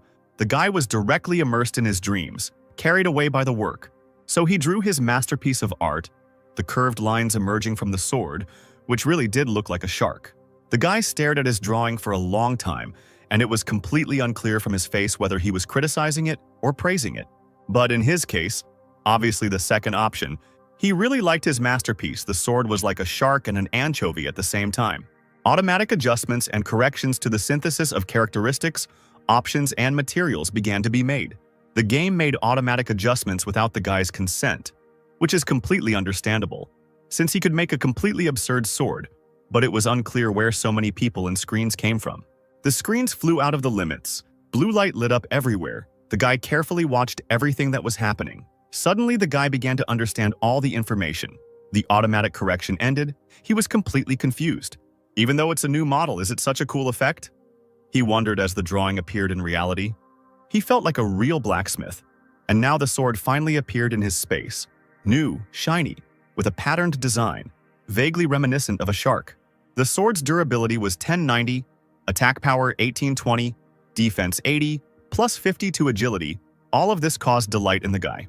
The guy's said characteristics were taken into account, and there were also additional options, but the blocking of enemy attacks was still low, so the guy only had to find blue orichalcum from those guys who were heading to Forest Guardian. He immediately remembered them. They were completely different people, knights, warriors, archers, and they were all only level 200 and above, so the chance of getting into their group was incredibly small. Here the guy noticed the restrictions on his sword. The level had to be above 300, strength 5000, advanced sword skill level 8 or higher. All this was despite the fact that the highest ranked player was only level 250. Even if you put all the attribute points into strength, it was simply impossible to get 5000. And there is only one person alive today who has an advanced skill level, so reaching an advanced level, Yanwoo just made some trash with a single and rare skill, but it was in the form of a shark. Big, powerful, but unfortunately, trash. But these restrictions do not mean that Yanwoo cannot use the sword, because they do not apply to him. Everything should happen the same way as with his current equipment. Even if some further penalties are in effect, this sword will still be stronger than any others if the guy really succeeds. It's good that the guy doesn't give up, trying to see at least something good. Now all he needs is to get into the Forest Guardian group. The guy exhaled from these thoughts. These thoughts brought a confident smile to his face. Now it was time to leave. It was very difficult to survive on the front lines with a -3rd level. The guy approached the long-haired man who had previously announced recruitment for the group, but had received a curt refusal. He was dumbfounded. He didn't understand how to proceed further. The blockhead explained that they were only recruiting players of level 190 or higher. And judging by the guy's appearance, you couldn't tell that he was even level 60. Laughing coquettishly, the boy convinced the group that he was actually level 100, and that equipment wasn't as important as his weapon proficiency. An evil aura hung over the guy. The group was greatly offended by such words. Now they all think that he is looking down on them. Thousands of condemnations poured in towards the guy. This is clearly not at all what he expected. A voice from afar ordered to stop, and all the people turned in his direction. Someone from the crowd recognized him. It was a certain Mr. Regus. He was a guy with a very good physique. His clothes looked like they were equal since his torso was completely bare. He was telling the group that since they were only guarding the boss, all the other dirty work could be pushed off to Yona. People in the group began to whisper. Echoes of familiar words could be heard. They said that this was the Regus of the Sadaka Guild. Some did not even know him, and some were very delighted. Regus was at level 180, although the restrictions on his items are very strict. He has the first place in the martial arts ranking. His name is Mr. Taekwondo. This ranker looks so good, Yanwu felt a strong pressure of the injustice of this world. The long-haired man who was against taking Yona into the team began to prove his opinion to Regus that the guy was not suitable at all. But he didn't even listen to the end and, interrupting, said that a lot of people were needed to make it easier to clear the area. What a nice guy. Even despite his appearance, Yanwu thinks with a smirk. I understand what you mean, but can we convince the rest of the team? The long-haired man doubts. But Regus is already full of enthusiasm. He proposes a one-on-one match to test Yanwu's abilities, and if he can prove his control skills, the problem will be solved. Yanwu's expression changes instantly. I'm screwed, he realizes with despair. The man who was against accepting Yanwu into their ranks enthusiastically agrees to this decision and suggests starting immediately, without delay. However, the guy is already running away as fast as he can, only managing to shout that his plans have changed and he urgently needs to work on controlling his left leg.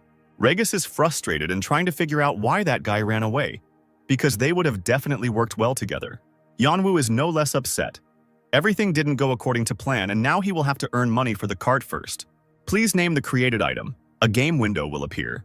Now Yanwu understood the point. Creation has a limited number of slots, so they should only be used in special cases. From now on, he will focus on earning money for the trip and learning the process of creating objects. This is just the beginning, he decides. To accomplish his goals, he will need a special place.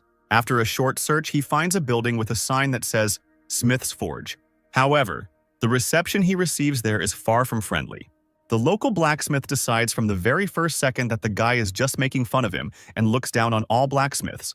He is sure that today's youth do not even know the basics of blacksmithing and only want to make money. Yanwu doesn't lose hope of persuading the man.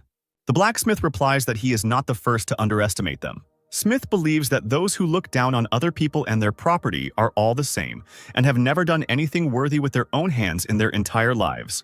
Don't waste your time here and just fuck off, he tells the guy rather rudely. Frustrated, Yanwu goes outside and leans his forehead against the cold wall in despair. Because this was his only way to earn money for the trip. Is he just going to die in this city?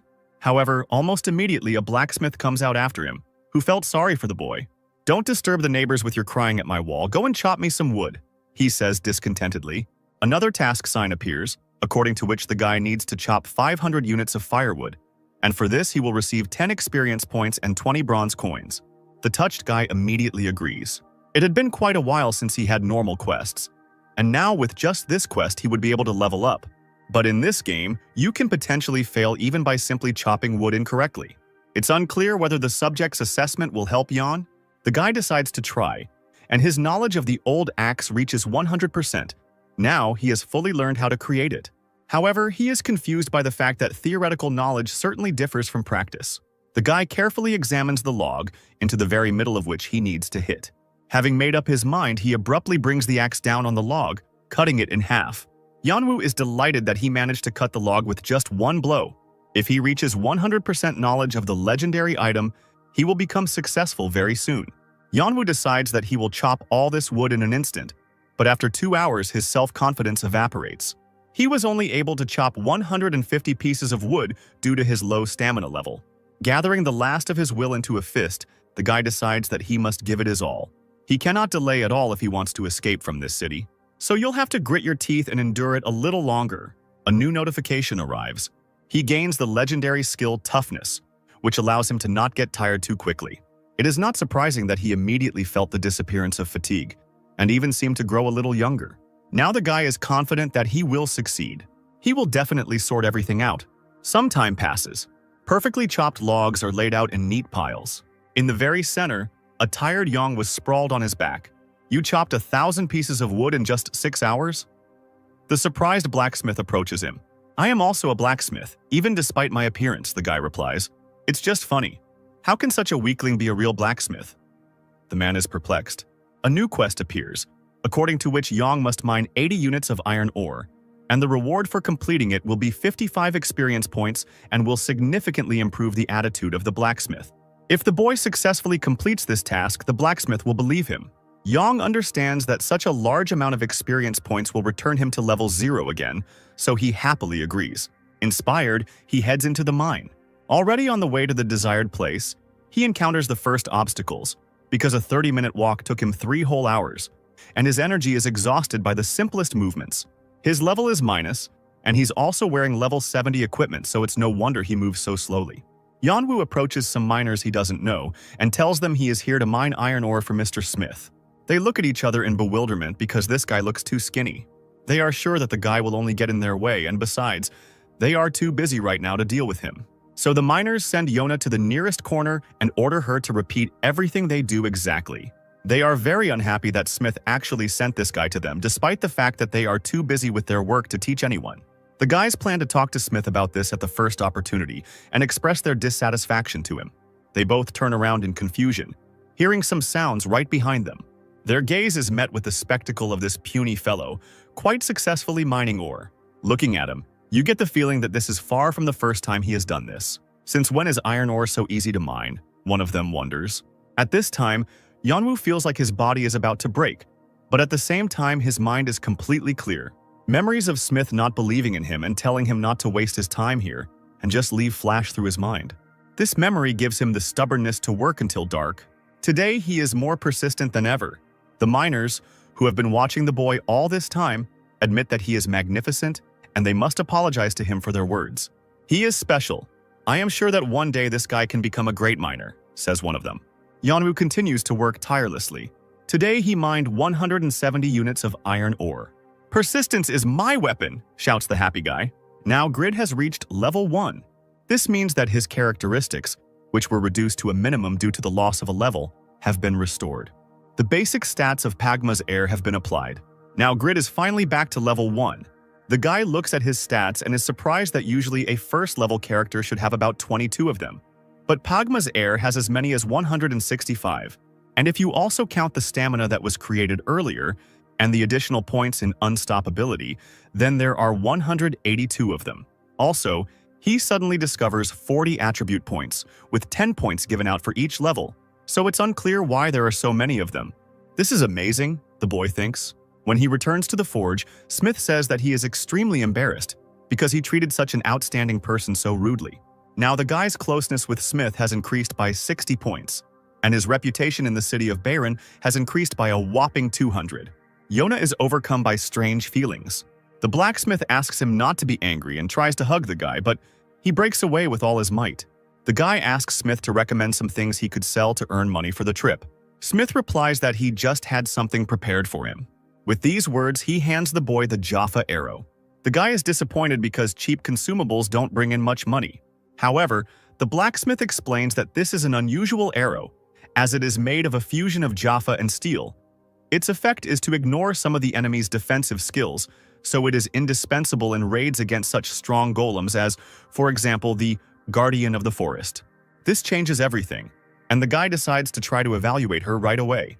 Through the evaluation result, he learns that the price of one such arrow is 6 silvers, and its attack power ranges from 20 to 26 units.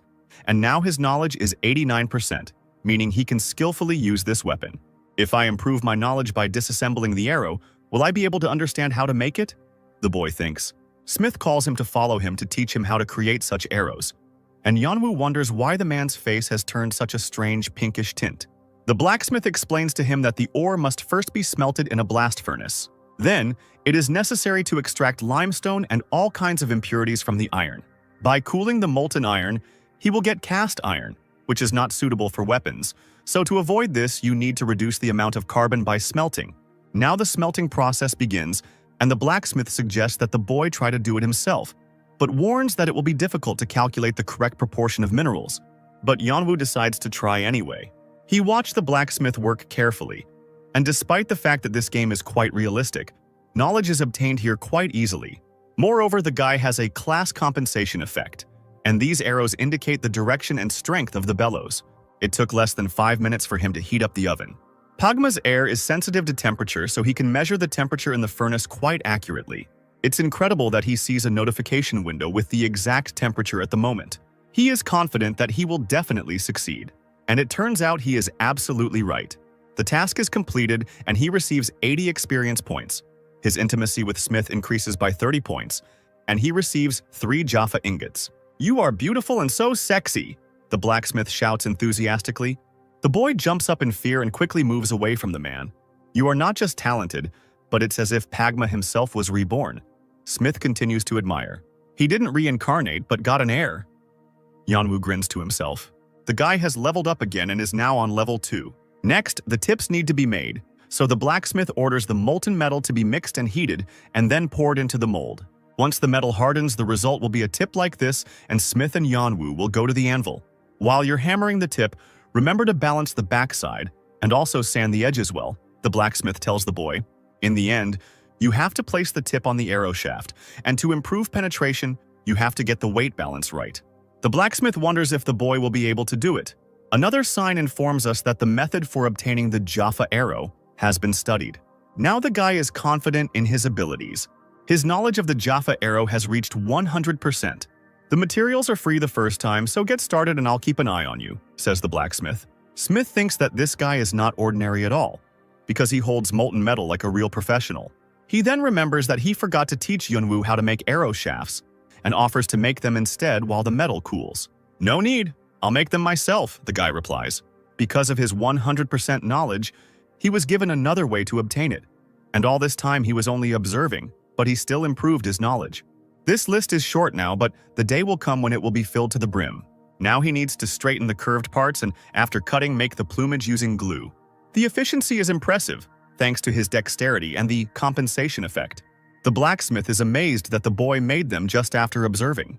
However, he does not understand why he cools the tips, because they will not be strong, although they will become much harder. "Don't worry, I plan to toughen them up," Yeonwoo replies. The blacksmith is surprised that the guy even knows about tempering, but this is not usually done with consumables, because then there will not be enough time to create a large number of such arrows. The guy is convinced that if he makes them better, he will be able to sell them for a higher price. There is only one thought going through his head. Even if a non-entity like him can become successful, it is simply necessary to do so. He is obliged to make every effort to achieve his goal. "Now just insert the tip," the blacksmith commands. All he did all these days was work hard, and he never even thought that one day he would get so much pleasure from work. Yong finished creating the arrow, and now, apparently, the task should be completed. Breath of the legendary blacksmith is activated. Another notification pops up. The arrow in his hand is enveloped in a purple glow. "What's going on?" The guy screams in panic. He opens his stats to see what happened. His new unique skill is that when he focuses on creating an item, it will be filled with the will of Pagma's heir, and all the stats of the created item will increase by 5%, and there will also be a small chance of obtaining special stats. The Jaffa arrow now has an epic rating, and its attack power ranges from 35 to 42 units. "Epic?" Yeonwoo cries out in surprise.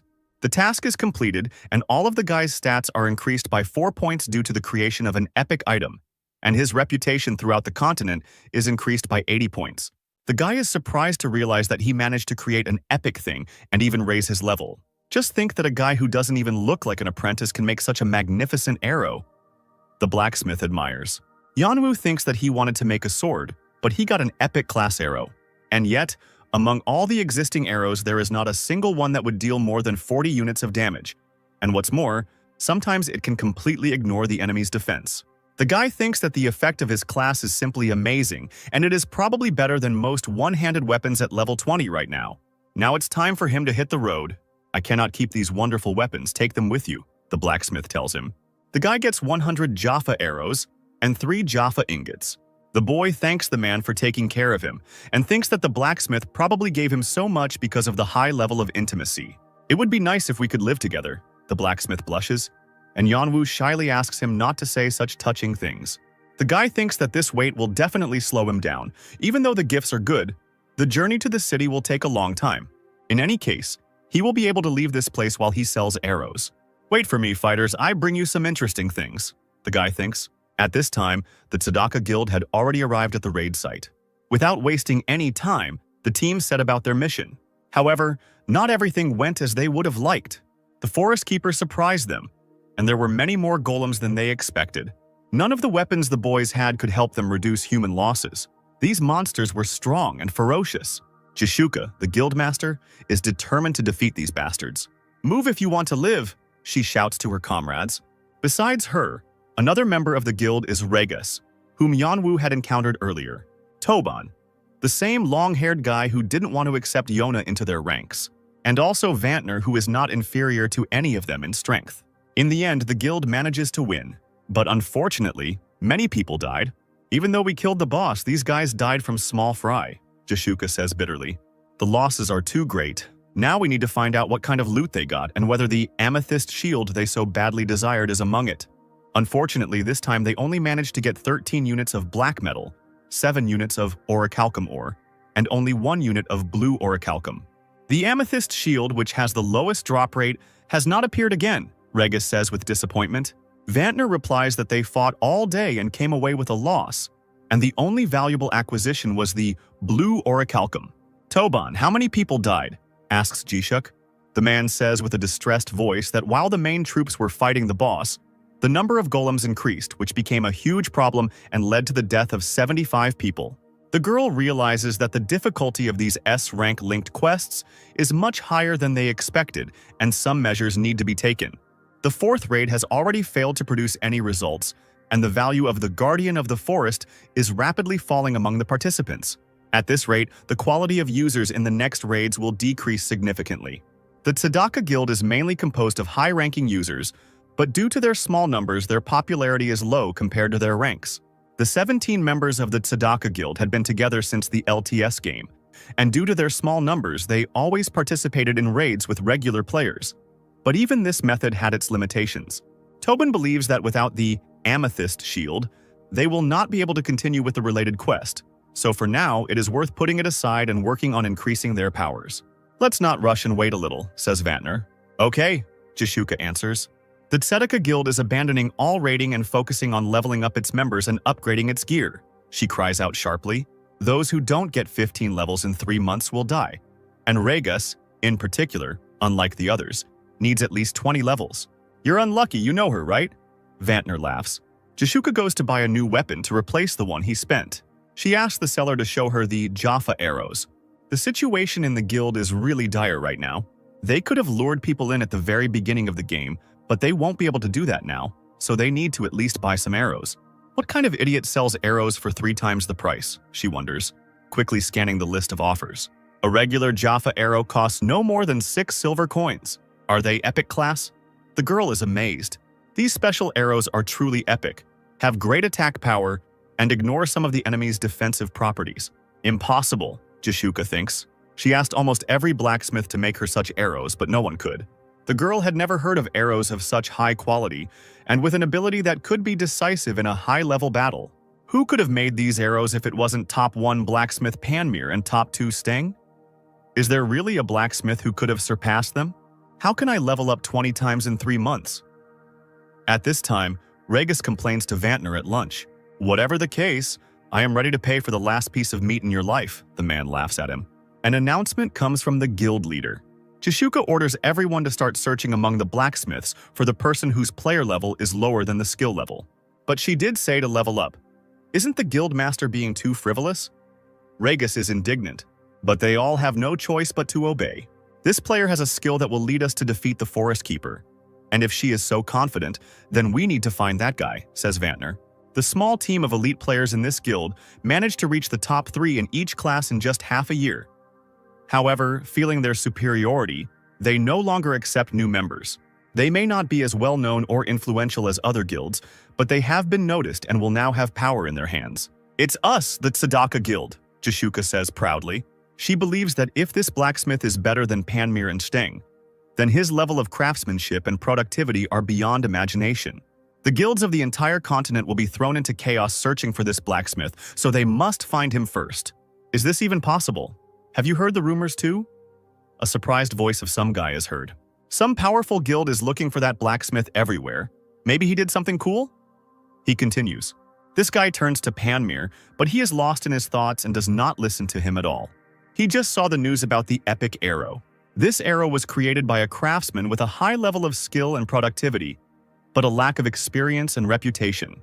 Panmir is upset that even he is not called a master craftsman in the description, even though he was the first one to create an epic-level item. Meanwhile, Yanwu, the man who had everyone's attention, was busy destroying instant noodles. When will this labor exchange open? He yawns tiredly. After some time, the exchange opens. A young man with a folder in his hands begins to list the available tasks. The construction site of Shinwu's building needs 4 workers, and Yanwu raises his hand to agree, but gets elbowed in the stomach by a man standing next to him. This impudent man takes this vacancy for himself. Next, 3 experienced tilers are required. And again the guy tries to raise his hand, but he is not allowed to do so. What the hell? I want to make money too, so stop acting like this. The guy is furious and indignant. The following company is looking for someone who can install electrical cables, and they are promising 110,000 won per person for this job. The guy is not going to respond to this vacancy because he already tried himself in this business last year, and the losses from medical bills exceeded his income. Suddenly, one of the men grabs Yanwu's hand and raises it up, indicating consent. Everyone else pretends nothing happened, and the guy has to follow the labor exchange employee to the job. The next morning arrives. Yanwu tries to leave the house unnoticed, but he is not allowed to do so. "Finish eating tomorrow. Where are you going so early in the morning?" his mother asks him. The father demands that the boy sit with them a little longer. Yanwu tries to come up with a decent excuse because if he pays the interest on the loan, he will only have 9,221 left. "We'll give you money for the day's work, so take a break today," his father tells him, handing over some paper bills totaling 70,000 won. The guy sadly accepts the money because the daily earnings are now at least 90,000 won. His sister asks him to be grateful for what he is given, and says that she has prepared a bath for him so that he can relax a little today. The boy looks at his family, and the thought occurs to him that his father usually leaves early in the morning for work at the grocery store. But today, he was apparently waiting for his son to have breakfast together. "I have the most wonderful family," the boy thinks touchingly. But out loud he asks his father to pay off his debts. Immediately in response to his question, his father hits him in the head with a bowl of rice. Yanwu is back in the game again. After loading, he finds himself in an unfamiliar place. After paying off his debt, his savings account is at 0, so he has no motivation at all. He needs to get to another village quickly. The guy decides to see how high the price for his arrows has risen. What he sees deeply shocks him. The latest bid for 1 arrow is currently 72 silver. Yanwu quickly adds up the numbers in his head and realizes that for 99 arrows made in just 6 hours, he will receive a whopping 71 gold pieces, or 80,000 won. Now, he doesn't have to go to the labor exchange. Epic items have a 15% commission, so he ends up with 60 gold and 59 silver. If I can make money by making things, I might as well not leave, right? The guy thinks for a second. However, he quickly remembers the same blacksmith who offered to live together, and decides that staying in this city would be too dangerous. And Yanwu heads off to find the nearest free carriage.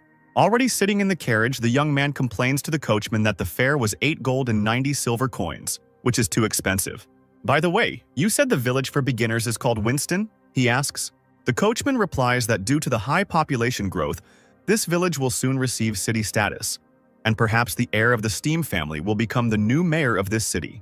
A familiar surname, the guy thinks. Very soon, they reach the village. "Finally, I have arrived." The young man rejoices. He opens his card again to look at the statistics. It is stated there that when creating an item, the chance of receiving a bonus effect and the chance of enchanting the item are increased. It will also be able to equip all things, but there is a high probability of receiving penalties depending on the limitation of the item.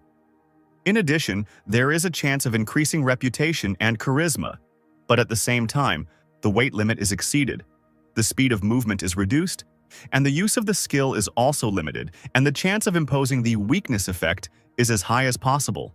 In his inventory, he has several jars of medium potion, advanced potion, medium strength potion, Jaffa ingots, and Jaffa arrows. Arriving in the city, Yonu realizes that Winston is 4 times larger than Byron, and the streets here are much more lively. However, it is difficult for him to walk with such a load, so he needs to clear his inventory first.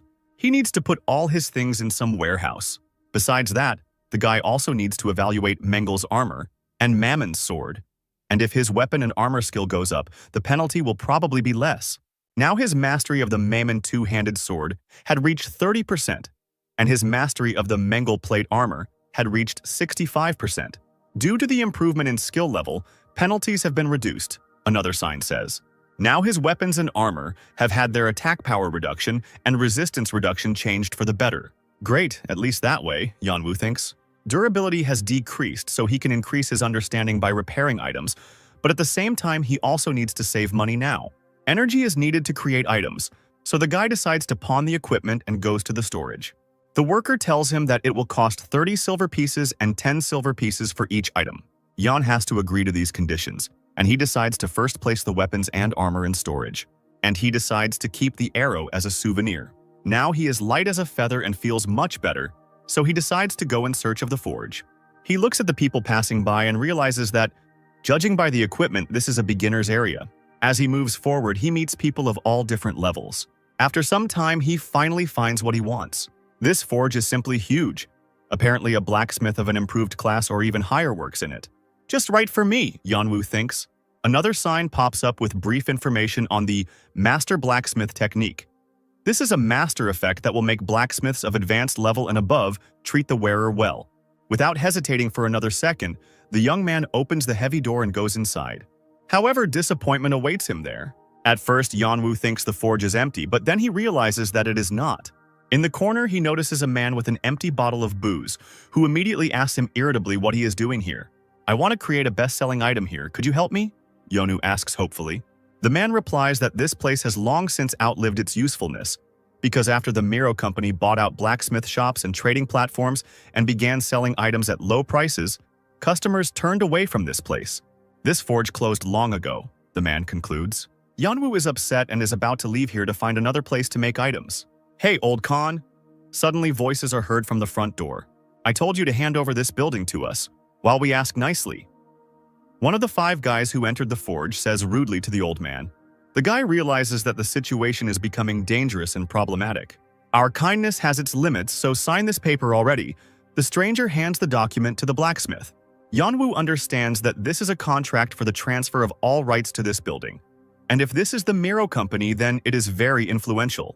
He doesn't know what's going on but decides to find out more before trouble starts. "You saw the contract, right? Are you a spy for the scanner company?" Suddenly, a stranger addresses Yan. The guy thinks to himself that such lawless people sometimes kill players. It seems that these guys are about level 35 and it is not worth fighting them yet, but rather to behave naturally. "In fact, I am not from here. I came here not knowing that the forge was closed," the young man answers.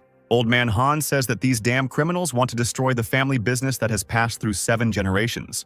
In response, the men demand that he watch his language, and as a reward for what they went through because of him, he will have to give them half the amount stated in the contract. He hasn't even agreed yet, thinks the young man, already heading for the exit. "Didn't your only son die of illness? Or is this his grave?" One of the men continues to mock. "How dare you say such things about my son with your filthy mouth?" Here's the screams of old Yanwu. The guy tries to convince himself to leave this place quickly, but he is not sure that the old man will be okay. And a quest called the Blacksmith's Fury appears. It is necessary to get rid of the henchmen of the Miro company and break the contract for the sale of the forge. The reward for completing this task will be an increase in Khan's resistance to alcohol and his maximum favor. And the skill, Blacksmith's Fury, will be activated. But if the guy fails the task, then in a few days Khan will die, and all tasks associated with him will disappear. This quest is a class skill, so it simply must be completed. The guy estimates his chances of winning, and remembers that he has a reliable skill, Patience of the legendary blacksmith, which will increase his health, defense, and agility by 200% for an hour. If the guy's health reaches the limit, a passive skill is activated, giving invulnerability for 5 seconds. But the problem is that he left all his equipment in storage and was left without any weapons. "Wait, but I have it!" The guy suddenly remembers. And this is an epic level weapon. This is the same Jaffa arrow, and now it will come in handy. Although it does little damage, it will still work if the complete disregard for defense works. Watch your language when you talk to your elders. Yanwu approaches the leader of this gang. Old Man Khan looks at the boy in bewilderment. There is a limit to everything, even if you are collectors, the guy continues. We left you alive, you madman. Just shut up and disappear. You won't do anything with just one arrow, one of the men shouts at him. However, the young man is confident in his abilities. Don't get cocky, you bastard, he shouts at the collector. The skill, Blacksmith's Fury, gives him 10% to attack power and 30% to attack speed for 20 seconds. The head of the collectors pulls his sword out of its sheath and attacks the guy. Yanwu manages to dodge the attack at the last moment. Since when did low-level warriors become so fast? He thinks. However, it has the advantage of a narrow staircase. Whose eye should I poke out first? Yanwu laughs. With angry cries, the collectors grab their weapons and rush after him. What will you do with your arrow? One of them laughs. However, the guy has something to surprise them with.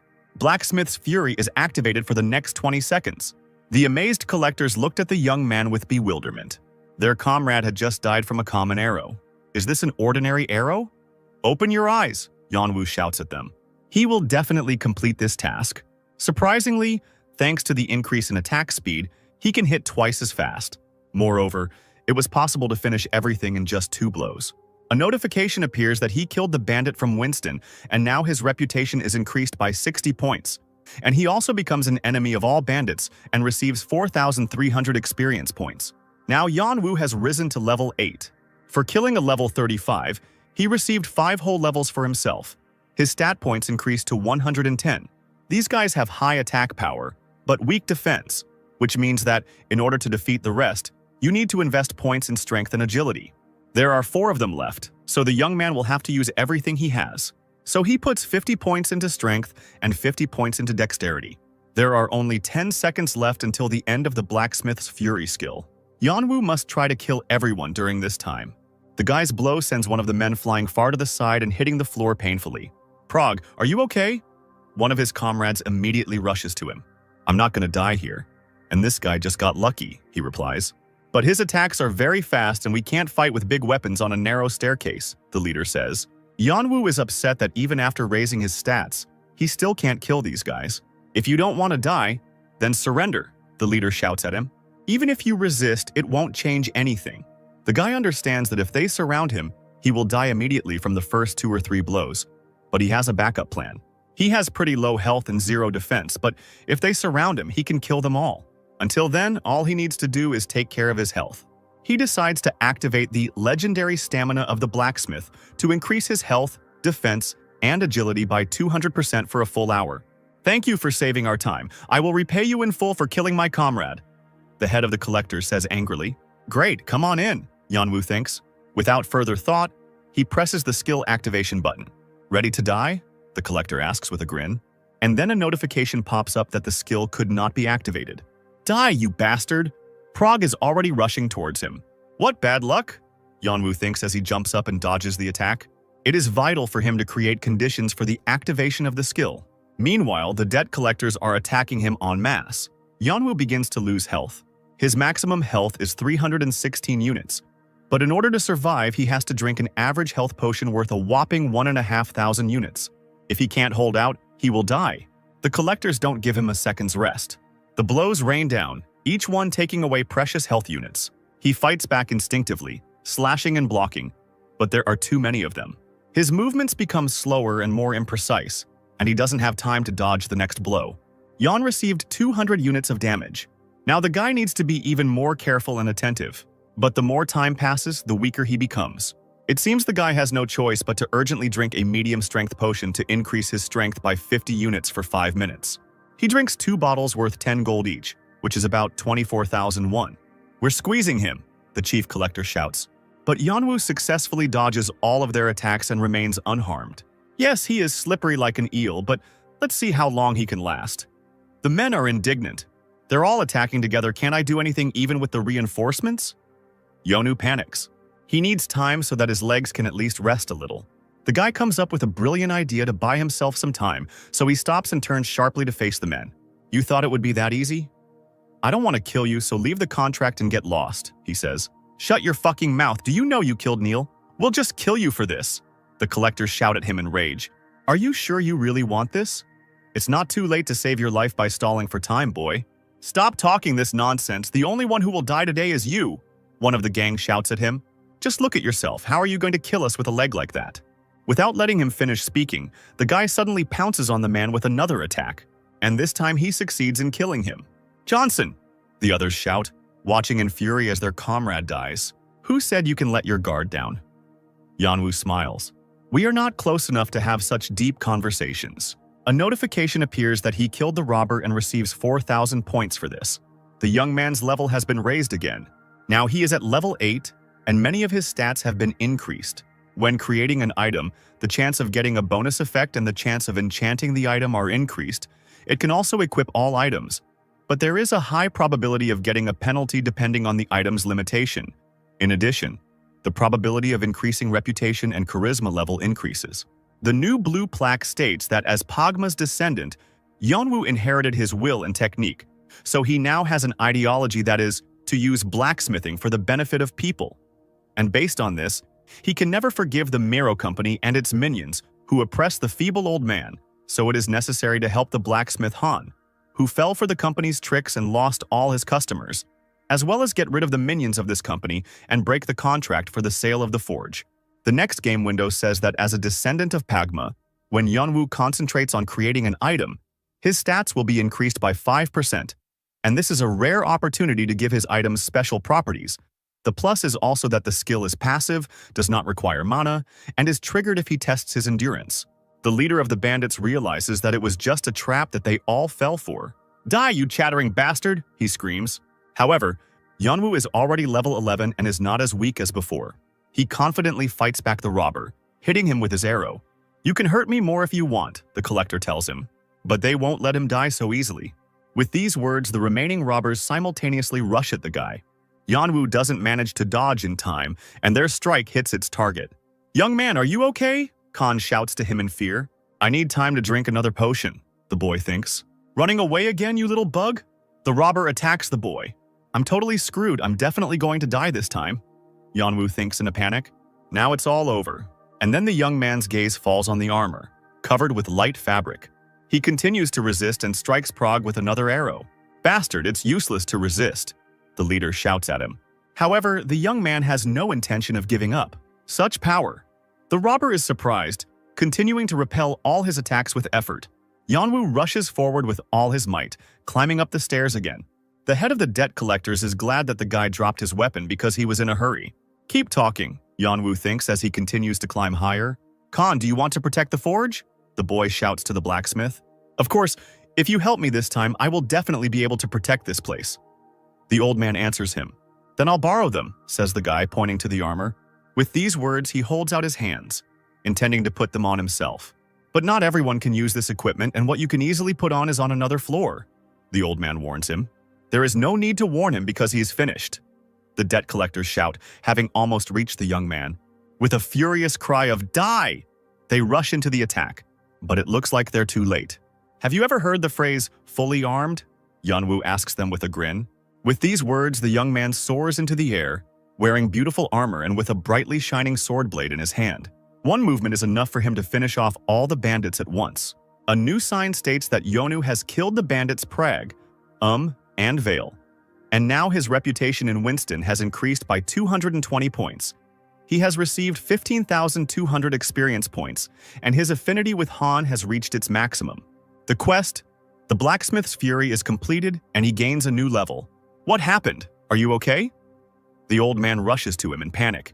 Seeing the guy, he freezes in surprise. Old man, you know, this is amazing. Why did you hide this armor in a dusty corner? Yanwu asks, puzzled. This armor is called Valhalla. It is a unique item, and the requirements are level 250 and above. Its creator is a certain Albertino. The sword is named Dane's Life. It is also a unique item and requires level 250. You need to have a high level of sword proficiency to use it. Young man, do you really understand the value of these things? And have you even learned the name of the creator? The old man is surprised. The guy sheepishly agrees. The old man loses consciousness and falls. Apparently his blood pressure rose because he was an alcoholic. Since I've completed the task, It's time for me to stop being so curious. So let's move on to the next quest, Yeonwoo says, but doesn't hear a response from the old man. Related quests. The guy understands. He immediately begins to shake the old man, demanding that he wake up and give the next task before fainting. Very soon, the man who hired these bandits will find out that they have disappeared without a trace. Did they run away after getting the money? Mr. Valmont screams in rage. I'm sorry, it was I who recommended them. The man frighteningly justifies himself to him. The merchant should not suffer losses. Pay me for the advance in compensation for the failed order, the customer tells him. I don't have that much money, please just give me another chance. The man asks him in a panic.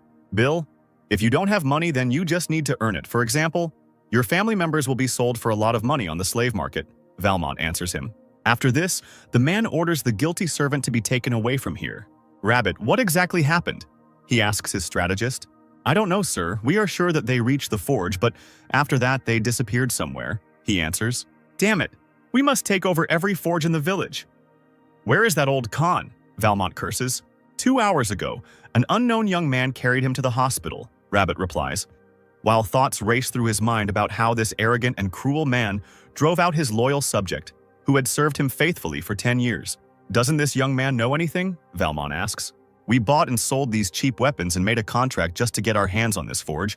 Now we finally got him hooked and we can't pass up this chance. Rabbit, you're responsible for everything. Sort this out. The character Yeonwoo Grid has already reached level 21 and has significantly increased his stats and skills. In addition, the chances of a fairly large number of effects have been increased again. The next system window shows what exactly the character Grid is equipped with and what penalties will be applied if the restrictions are not met.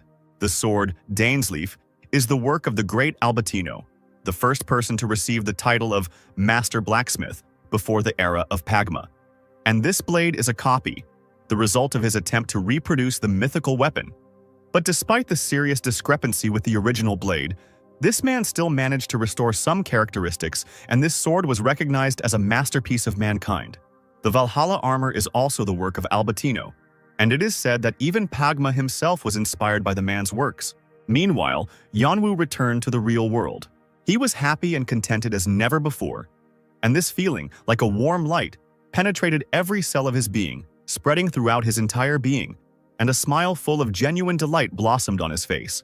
Today he reached level 25, having killed only a couple of bandits, and now he can continue the quest chain. If he can get that armor and sword as a reward, he will become a real billionaire. Dainsleaf and Valhalla are unique rank items, but they can be sold and their requirements are reasonable. The guy left Old Man Han in the hospital, so according to the quest, he'll be fine. Take care of your health, old man. My success depends on it too, the guy thinks. When Yeonwoo returns to the game, he appears immediately in the hospital. Oh, you've come? Khan cries out joyfully. The doctor tells the boy that he has lowered the old man's blood pressure, so now he can be discharged and will be fine if he stops drinking.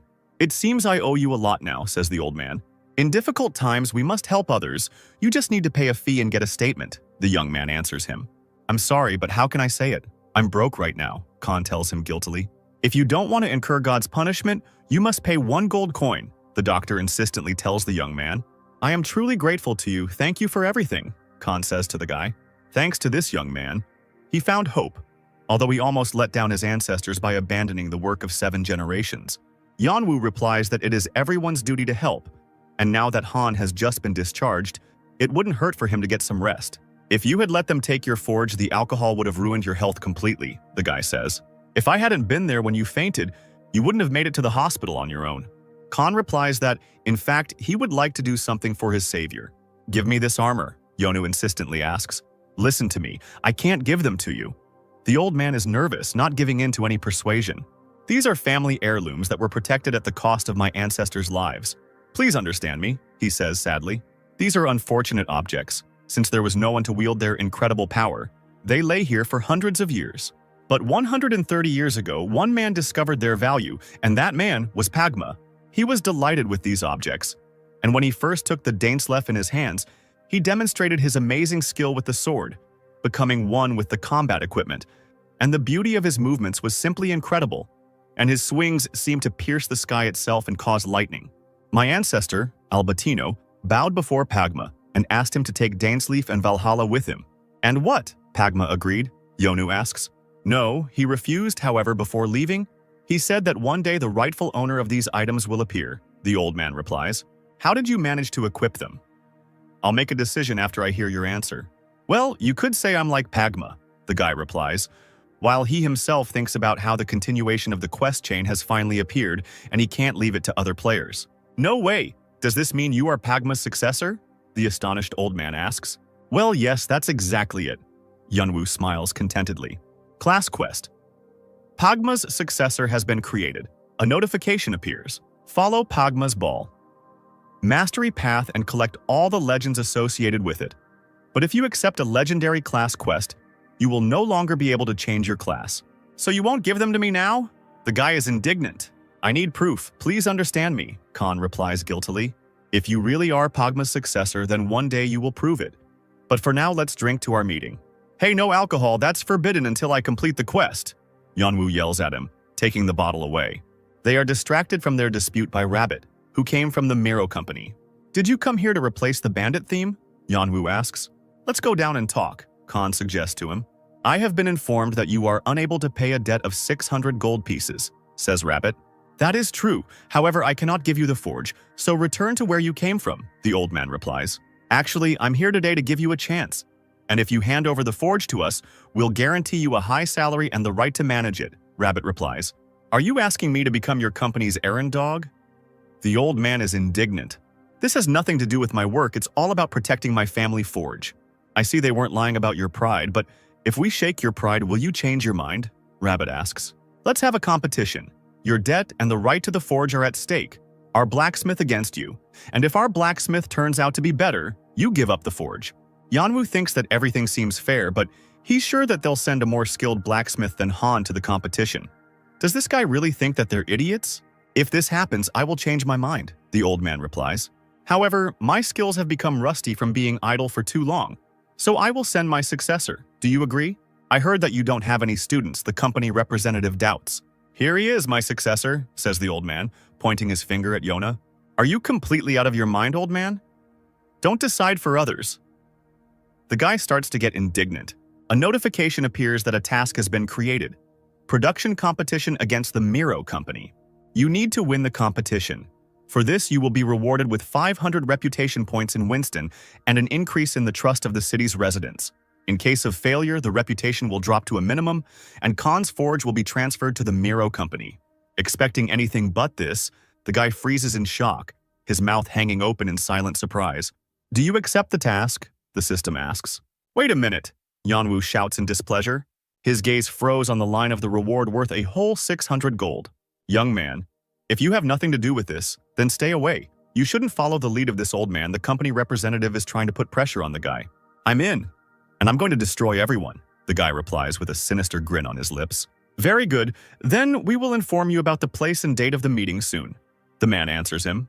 Old man Khan apologizes to the boy, but he simply has to protect his forge. Yunwoo asks him not to worry, because he would gladly sell his soul for 720,000 won. His stats have been increased again, but this is just the beginning.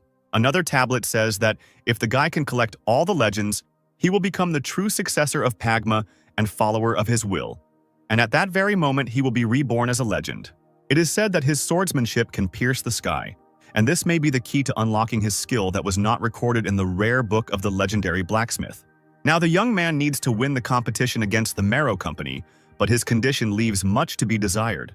This is an A-class quest, a production competition. If the quest was related to battle, it would be impossible for a level 21 player to complete it. But I am a legendary blacksmith who forged an epic arrow, so it is not a problem for me, Yunwoo thinks smugly. I had some things left over from the store closing so you can practice on them, the old man tells him. Why didn't you ask the Lord for help, the young man asks. The old man replies that the Lord is part of all this and the company bribed him long ago. Isn't Winston part of Count Steam's territory? Why don't you go straight to the Count himself? The guy doesn't understand. I tried many times, but the Lord always stopped me at the exit of the village. The old man answers him upset. Don't worry so much. I will win this competition. You believe in me, right? Yunwoo smiles. Of course I believe. Thank you for your support. If only my son were alive and the same age as you. The old man sighs sadly. Stop crying. Everything will be fine. Just watch how good I am at blacksmithing. Yunwoo laughs. I'm too kind. It's not like me. It's probably because Khan is a goldmine for me, right? The guy thinks. Sometimes when I look at him, I can't help but feel that he somehow reminds me of my grandfather. Sometimes I catch myself thinking that their reserved manner of speech is surprisingly similar. For me, true pleasure comes from working with a person I like, whose company is not a burden, but, on the contrary, inspires and fills me with energy. At such moments when everything is falling into place so harmoniously, and the work is going smoothly, and there is a person next to me who is pleasant to be with, I am filled with a feeling of peace, as if the storm raging inside me suddenly subsides and gives way to calm. It was already 4 o'clock in the morning, and it seemed that the night, like a shaky dream, had imperceptibly come to its logical conclusion, and a new day was already very close. Maybe I should sleep for another half hour, Yeonwoo thinks, since he's been in the game for 2 days already. Khan is very different from the blacksmith from Bayer, and he thinks rather strangely, but his skills are very good. I want to return to the forge and continue my studies, the boy thinks. Good morning, says Yeonwoo, entering his parents' kitchen. His mother tells him that he looks quite tired, to which the boy replies that if he had had eel for breakfast today, he would have had much more energy. Yeonwoo tries not to react to his father's jibes about why a guy without a girlfriend would eat eels, and tries to change the subject. How is Grandpa? He asks. What a reaction. His parents are surprised. Yeonwoo replies that it's nothing special, they just usually talk about him quite rarely, to which the parents tell the guy that his grandfather is fine and they could visit him all together next time. It's a great time to see him, the young man thinks. The next day at the marrow company. Why did you do something so senseless? A furious scream is heard. If Khan can't pay the debt, the blacksmith will be used as collateral, so why are you giving him a chance? Why did you make a deal with Khan? Valmont continues to shout furiously. Rabbit replies that things are going badly and people don't trust their company, so it would be much better to make friends with the people of Winston. Are you trying to teach me? This land belongs to me. I am the master here and you are an idiot. Valmont continues his hysteria. The company's strategist is confident that if this continues, it will be destroyed soon. The people respect Khan, and if we defeat him fairly, they will trust us again, he replies. We need to create the impression that we are giving him and his skills another chance, and in this way, we can improve the company's image and get new regular customers. That would be nice, Valmont thinks about his subordinate's words. What about our opponent? Will he be able to win? The man continues to doubt. Rabbit replies that, according to the information received, he is an ordinary young man with no reputation, and their company already has a person who wins competitions. Great, then let's destroy them, Valmont decides. Even against a man without a name, we will send the best. But we still can't relax, Rabbit is sure. At this time, there is also an active discussion of the upcoming battle in the forge. Really?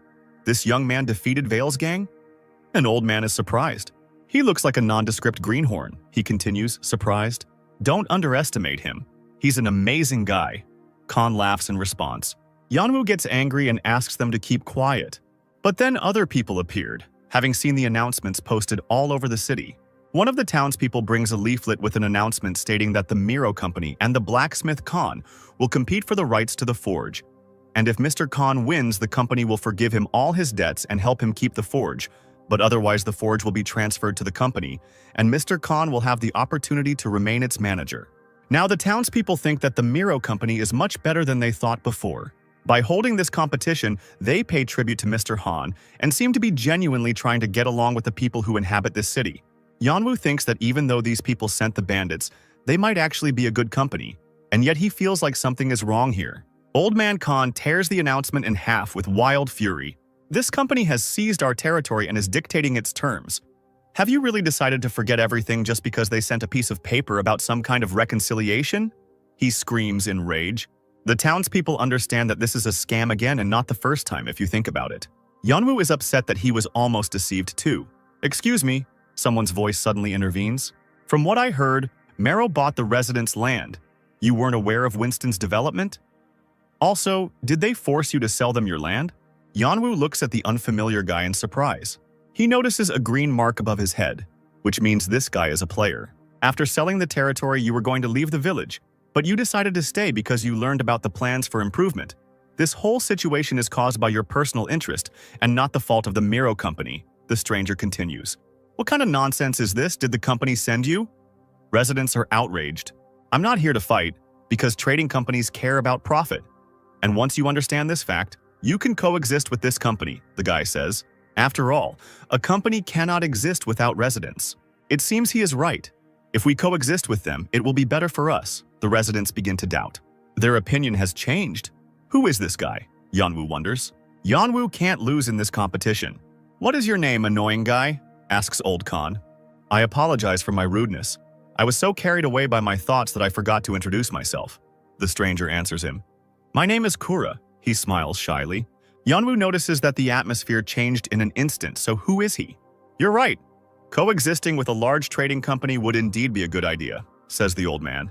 However, the village of Winston is part of the territory of Count Steim, and there is a law here called the right of the people. The right of the people? Kura is surprised. People living in Count Steim's territory must be the first to be informed of the plan changes. The Count personally drafted this law, says Khan. The discovery of new lands in the north by pioneers has a great impact on nearby towns and villages. To be prepared for changes and to receive information in a timely manner is the right of people, so that they are in an advantageous position, and this is the will of Count Steim. So the problem is that the company directly ignored the Count's order, Kuroi understands. And the Lord must be held accountable for allowing the company to monopolize information about development plans. True. That is precisely the whole conflict. The old man agrees. You have convinced me. Now I have to do something about it, says Kuroi. I heard that your appeals to the Count were blocked by the Lord and the company. The evil deeds of the Lord and the Marrow Company must be exposed, and I, Kuroi, will inform the Count of the situation in Winston. Here is our hope. Thank you. The city residents rejoice. It's incredible how Kuroi did this. Yeonwoo wonders. He did not receive the task, but forced the townspeople to give it to him. Yeonwoo decides to catch up with this guy and find out what his secret is. Is that you? That statue from the forge? Kura laughs at him. Let's be honest, I'm sure Marrow Company gave you a mission. But why did you change sides? Yeonwoo asks, surprised. Kuroi opens the information window and shows it to the guy. It says that Kuroi betrayed the company for the sake of the city's residents, and now he needs to avoid punishment from the company and report the situation in Winston to Count Steim. The reward for completing the task will be the title Apostle of Justice, maximum reputation with the residents of Winston, and a gift from Count Steim. And he will also receive the skill Unbreakable Justice. What kind of unimaginable rewards are these? Yeonwoo thinks enviously. Tell me, how did you get them to give you a hidden mission? He asks the guy. Did you notice that I made them give it to me? I suppose I might tell you to mark the occasion, Kuroi replies. This method uses the degree of freedom in the game, and the idea is that I don't wait to be offered a task, but try to say words that will make people give it to me. I think this information will appear on various sites soon. Right now, only some of the early players know about it, so don't be upset. What's wrong? Kuroi looks at him in surprise. I'm one of the first players, Yeonwoo reluctantly admits. And you didn't know that everyone uses this method? You're so funny. Let's be friends, laughs Kuroi. Fuck you! Yeonwoo shouts at him in a rage and leaves the game. Kuroi is left alone. He got upset and left, the guy sighs. Well, I should hurry up too. There's no point in wasting time. I'm only level 127, even though I've been playing 18 hours a day since the game came out. The thing is, this guy's class is Orator. His strongest attack is Evil Tongue, and he has a much harder time leveling up than other classes. Very few weapons available, low health, combat power, and skills, and the most fatal weakness is the lack of an escape method. He needs courage to increase his attack and defense stats by 10 points. He can't become a ranker by relying only on his language. Now he needs to get through the castle gates to get to Count Steim. Good afternoon. I want to go out, he says to the guards at the gate. I am a normal traveler, so if it is okay, please let me pass, he says, thinking that these guards are quite strict and he should speak to them more politely. However, the guards continue to stand silently near the gate, not reacting to his words in any way. There was absolutely no reaction from them, which is quite ominous. They will not respond to your words because I have instructed them not to do so, a voice comes from behind. Kuroi turns around and sees Rabbit right in front of him. According to instructions, they were supposed to let you know when you would arrive, Mr. Kuroi, the man tells him. Kuroi is annoyed. Now he will need to use the skill Persuasion, and only if he can do it correctly, he will come out the winner. I came here to plan my strategy to persuade the residents. Isn't this the basis for creating a plan? The guy says as he activates his persuasion skill. I expected more from you, Rabbit tells him. You failed to convince the residents, even though we made them doubt by distributing these leaflets. So could this be a betrayal? Kuroi realizes that for some reason his skill is not working. I've studied your skills, they don't work for me now, and I'm sure you understand why you're under arrest, Rabbit says. The guy understands that he will have to run because he cannot fail this task. However, he doesn't have time to take a single step. The guards stop him and do not allow him to escape. The guy thinks that he only has a knife with him and it's not a very good weapon, but he has no choice. However, with the next blow, one of the guards knocks the knife right out of his hand and he falls to the ground. As he thought, he won't be able to win with his strength and all he can do is run. Kuroi tries to leave the game, but for some reason he can't do it. Your resistance is useless. Don't you know we can neutralize your logout spell? Rabbit asks him mockingly. You will rise again if we kill you, so we will put you in prison. Take him to the castle dungeon, the man commands the guards. Now the task for the sake of the people of Winston has been changed to waiting. The system notifies him that he has been captured by Rabbit and will be imprisoned in the castle dungeon with no hope of escape. However, if he is patient, the Apostle of Justice, that the guy failed to become, will appear and save him, provided that he does not exit the game for 50 hours of real time. Kuroi freezes in indecision. He's not sure it's possible to stay in the game for a full 50 hours. He had already played for 20 hours straight once, but if he exceeded that time, the system would forcibly disconnect him and he would not be able to log in for another 6 hours as a penalty. Being locked in for 8 days and 8 hours of game time is a very dangerous task indeed, but he is a lonely guy without a job and no one is around to stop him. If you put the game capsule into sleep mode, it will be able to hold out quite well. The guy can't miss the chance to complete an S-class mission. The task begins. As a reward for completing this task, he will receive the second class, Comrade of the Apostle of Justice. He will have a new characteristic, Courage, and also being next to the Apostle of Justice, all his characteristics will be increased by 20%, and he will also receive such skills as Unbreakable Justice and Sacrifice in the Name of Justice. The game capsule goes into sleep mode. From now on, the young man's brainwaves will be monitored to forcibly pull him out of the game if danger is detected. If his health is at risk, a doctor will be sent to him. From this moment on, it will be impossible to disconnect the young man's capsule from the power supply. If external influence is detected, a special employee will be sent to his address. This will be done to ensure the protection of the capsule. I beg you. If you help me finish this task, I will be faithful to you until the end of the game, thinks Kuroi. I'm waiting for you, Apostle of Justice. Kuroi's current level is 127, and this guy belongs to the Orator class. At this time in the company SA, the game Satisfy is a huge system, where absolutely every player actively changes the whole world. 2 billion players create 2 billion variables, and so in order to maintain peace, you can't allow bugs or errors. Please allow an emergency meeting to be called. A message comes to the group's leader, Lim Cheolho. I authorize the convocation. I will also come soon, he decides. Someone managed to activate the S-class quest, and the reward is the second class. If the player completes this task, he will be able to use the skills of 2 classes at once. But this will require spending 200 hours of game time in a confined space. Such a task is potentially dangerous for the player. The discussion of this issue will take place in the meeting room. This most difficult task was activated by a player from Mongolia under the nickname Kura. His real name is Damb Alanbatar, and his age is 25 years. This is surprising because only 3% of Mongolians play this game. The company's employees discuss the problem, gathered around a large table. Moreover, this player's class is Orator, which has quite low combat power, yet he was able to reach level 127 by only completing quests. Director Yoon Sang-min. What does the Mongolian branch think about this? Asks one of the employees. Park In-hyuk, Mongolia branch manager, and other branch managers are also joining the meeting remotely. Will the player Alanbatar be safe? They ask him. The player's vital signs are currently being closely monitored, and he is ready to be pulled out of the game at any moment. And the Mongolian government has agreed to cooperate with the company. I have a proposal, says Park In-hyuk. This is potentially the first Mongolian player with multiple classes, and he could improve his skills quite a bit thanks to it. Considering the low gaming activity in Mongolia, the company will be able to increase sales with such news, and this is a great chance. Indeed, many have abandoned the use of the capsule, and it is very interesting whether this is connected with nomadic traditions or not. Are you an optimist? What if he fails this task and it ruins our reputation? Asks another employee. Don't worry about it so much, they tell him. The longer he stays in the game, the greater the chance of success, since the task is designed in such a way that it can be completed. Team Captain Yoon Na-hee, can you tell us the success rate of this mission? Yoon Sung-min asks. The girl replies that she has already uploaded all the necessary documents to the server, so now it is possible to view them. The man immediately logs in to look at the numbers, and there he sees something completely different from what he would like. The success rate is only 9%. Wait, the player somehow managed to get this hidden task.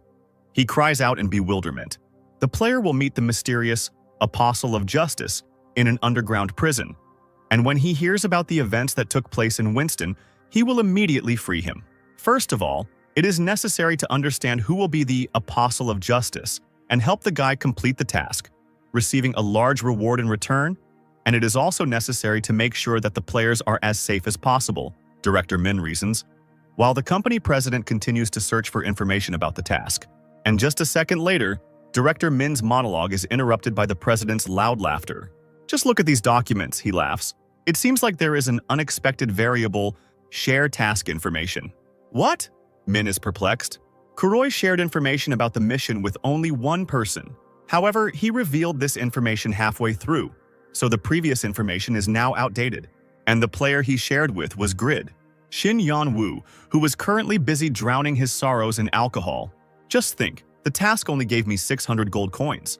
The guy gets angry. Old Khan should have given this task to me. Why him and not me? I gave him the task only because he blurted something out despite the fact that I paid for the old man's treatment. He continues to be upset. Another helping of fish soup and more vegetables, please.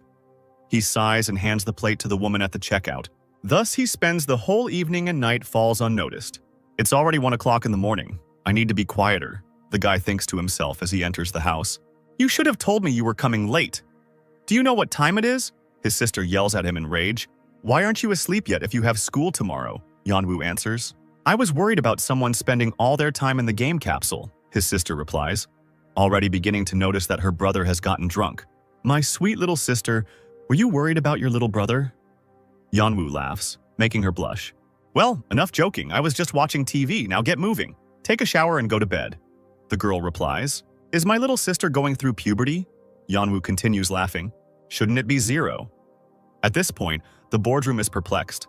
Maybe the supercomputer was wrong, and the success rate should be 0 rather than 9%, says Director Min. No, that can't be, Yoon Nahi tells him, to which she receives the answer that Min only said that to let off steam. He is behaving this way because the chances of success have fallen, the company's president explains. Now, the one who needs to know about Kuroi's situation is not the Apostle of Justice, but Grid. This Shin Yan-woo is just the worst possible option. He's still level 21, even though he's been given a legendary class. It's a shame that the legendary class went to such a guy, and even the hidden mission fell into his hands. This guy is a deadly poison for Satisfy. In that case, won't he fail this quest too? We lost such a chance to advertise the game, says the president. The only thing he did after getting the legendary class was craft epic arrows and get the class quest. So it's incredibly difficult to predict anything. But I think that because of his unpredictable behavior, these events will be quite interesting, he decides. There are only 3 epic classes in this game right now. Apart from the recently revealed Blood Warrior, information about the other 2 is still unknown to the public. The first owner of the epic class is unidentified, and the second is the 7th ranked player. That's why the community never stops arguing about what the other 2 epic classes are capable of and who the owner of the first one is. At this time, no less interesting events are taking place in the Akero dungeon of Steim County. Our group is the strongest. No, we are much better. The players' shouts can be heard from everywhere. But they didn't even lift a finger when I joined the group, the girl complains to her friend nearby. See that girl? Her name is Effeminate, and they've been hanging around her ever since she showed up, the girl's friend replies. I will join the strongest team. Can you demonstrate your skills? Says Effemin. Of course, everything for you. Absolutely all the men around her answer her in one voice. The first team rushes to fight the approaching monsters. Destructive fire wave. 1 point gap. Lightning strike. With all their enthusiasm, they defeat the monsters one after another. Stones fly in all directions from the blows and screams of monsters and players can be heard. They are quite mediocre. Effeminina is upset. Suddenly, the girl realizes that one of the players has used a whirlwind of madness. This looks absolutely incredible. Who did this? She doesn't understand. Here, her gaze falls on one of the men from whom this power emanates. It seems like he's leveled up quite well by now and is perfect against Piero, the girl decides. It's time for her to put her skill to use. Her ability is to duplicate a skill. She uses a level 3 Madness Whirlwind. This skill creates a whirlwind lasting 5 seconds, dealing 1,530 to 2,380 damage per second. The agility of objects caught in this skill's vortex will be reduced by 80%. This skill is available for one-time use, but the girl can save it and use it later. I hope we meet again, Effemina smiles. Will you join us now, Miss Effeminine? The man who has just used this skill addresses her. However, the girls had already disappeared without a trace. She prepared for 63 days without stopping. But now with this skill, she should succeed. She simply has to complete this S-rank quest. The girl needs to concentrate. The quest is called The Traitor of the Red Knights, and the gist of it is that Piero is a traitor who has seriously wounded Asmophil, so it is necessary to take revenge on this monster hiding in the Kesson Canyon. The reward for completing this quest will be the title, Agent of Retribution, but the penalty for failing the task will be 2 whole levels, and Asmophil's trust in the girl will be significantly reduced. The difficulty of S-class quests is incredibly high, and the enemy is an incredibly talented NPC. He should probably be stronger than most boss monsters. He is the strongest knight of the Saharan Empire. Was it Asmophil who sent you here? Asks Piero. I can win, my preparation is impeccable. The girl is confident. However, her self-confidence is diminished by the appearance of a bright flash of light. Tartan! Shouts Effemina. This is the strongest defensive skill possessed by the #1 ranked Guardian Knight Bump. Effeminina only has 9 basic skills. However, the girl can use skill duplication 3 times a day, and in 2 months, she had to find and copy the best skills used by top rankers. Thanks to this, the girl got herself 50 best skills. Sure, they can only be used once, but that's more than enough to complete the quest, she decides. She should be able to handle it because she is the duplicator, the owner of the very first epic class in Satisfy. With the counter barrier skill, she engages in battle with Piero. The man obviously underestimated his opponent.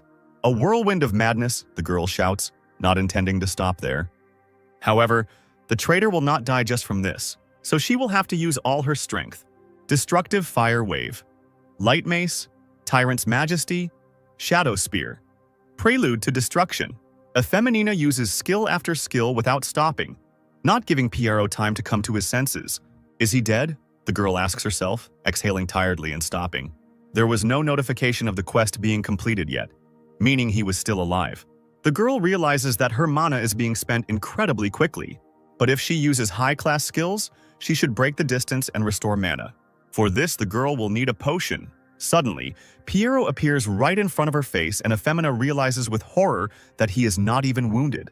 He uses a skill that can kill anyone. It can't be avoided. It's doomed to destruction, she realizes. All that awaits you here is inevitable death, Piero says calmly. No, I have to survive at any cost, the girl screams. The next skill she uses is Horror Projection, and the girl manages to use it quite successfully. How dare you come here, Asmophil? Piero runs away with a wild cry. Horror Projection is a powerful skill that places its target in an illusionary trap. Effemina saved this skill for the most unexpected situations. For a short time, Piero will be enveloped in an illusion of the battle with Asmophil, and during this time, she should use the respite to restore mana and continue the battle with him. Due to continuous use of skills, you have reached your limits. A warning pops up suddenly. She won't be able to use her skills for a while. All stats are reduced by 50%. This leaves the girl stunned and in despair. She doesn't understand how this happened because she had already almost completed the entire quest. Even so, while Piero is distracted by the non-existent Asmophil, she can try to do something, Effemine decides. But it's too late for that. Piero has already recovered. This monster is simply incredibly strong. The girl's characteristics as a duplicator are too low. She has no choice but to surrender. You have declined the quest, a notification appears. Quest failed. Your level has been reduced by 2. Asmophil's trust in you has diminished. 2 months of preparation were wasted, and she missed the opportunity to win an incredible title. But its effects were perfectly matched with her class. The girl is simply furious because it was a super rare S-rank quest. Are you by any chance Miss Arena? The girl suddenly hears someone's voice. I would like to ask you for something, the unknown man continues. If it's not too much trouble, could you complete our task? He asks. The quest has been created, a new game system notification appears. I'm already upset about Piero, and now he's here with his useless quest? The girl gets angry, and then it dawns on her. The reward for completing this quest is 1,500 gold and the title of Competitor. The man called her Irina, and out of the many alliances she worked with, she only used that name when she worked as a blacksmith. You are from the Miro company, right? I will help you, the girl answers. She accepted the quest, and now this company asks her to meet with the successor of the blacksmith Khan and defeat him in a blacksmith competition. But if she fails this task, then the level of her relations with the Miro company will drop to the minimum value. At this time, the blacksmith Han unsuccessfully asks Yeonwoo for forgiveness for giving such a unique quest to the first player he met. He believes that if Yeonwoo had received the mission and tried to leave Winston, he would have been immediately captured, since the Miro company is monitoring everyone in this village, while someone outsider like Kuroi would not arouse any suspicions among them, and therefore would be able to carry out the task without hindrance. "I cannot put my benefactor in danger," says Old Khan guiltily. "You're like a son to me. I'd end my life if anything happened to you." The old man continues, getting even more upset and starting to sniffle. "Calm down and let's get back to training," Yeonwoo says in a conciliatory tone. "The competition is in 2 days. Are you ready for it?" Khan asks. Yeonwoo is confident in his abilities because if he uses his skills often, his abilities improve significantly. It starts to work better and more efficiently. "You have created a rare item, all stats +2, reputation on the continent +30, the new notification says. "You have created an epic item, all stats +4, reputation on the continent +80. The characteristics stamina and agility are increased. This feeling of development is simply divine." Yeonwoo admires. The guy works with great enthusiasm, but sooner or later, all his strength runs out. Yeonwoo falls onto the bench, completely exhausted and powerless. "I wonder how much I've leveled up," the guy thinks, reaching out his hand and opening the stats window. However, its stats have only increased slightly, which is disappointing because it's very different from the progress that was made with the Jaffa arrows. But there's nothing to be done about it. Because of the Miro company, he doesn't have any quality materials, and even selling a few epic items won't help much. Yet, despite the stats, Yeonwoo feels like his skills have improved. And what's more, he managed to earn an additional 130 stat points by crafting various items. He definitely needs to invest them into agility if he wants to win this competition.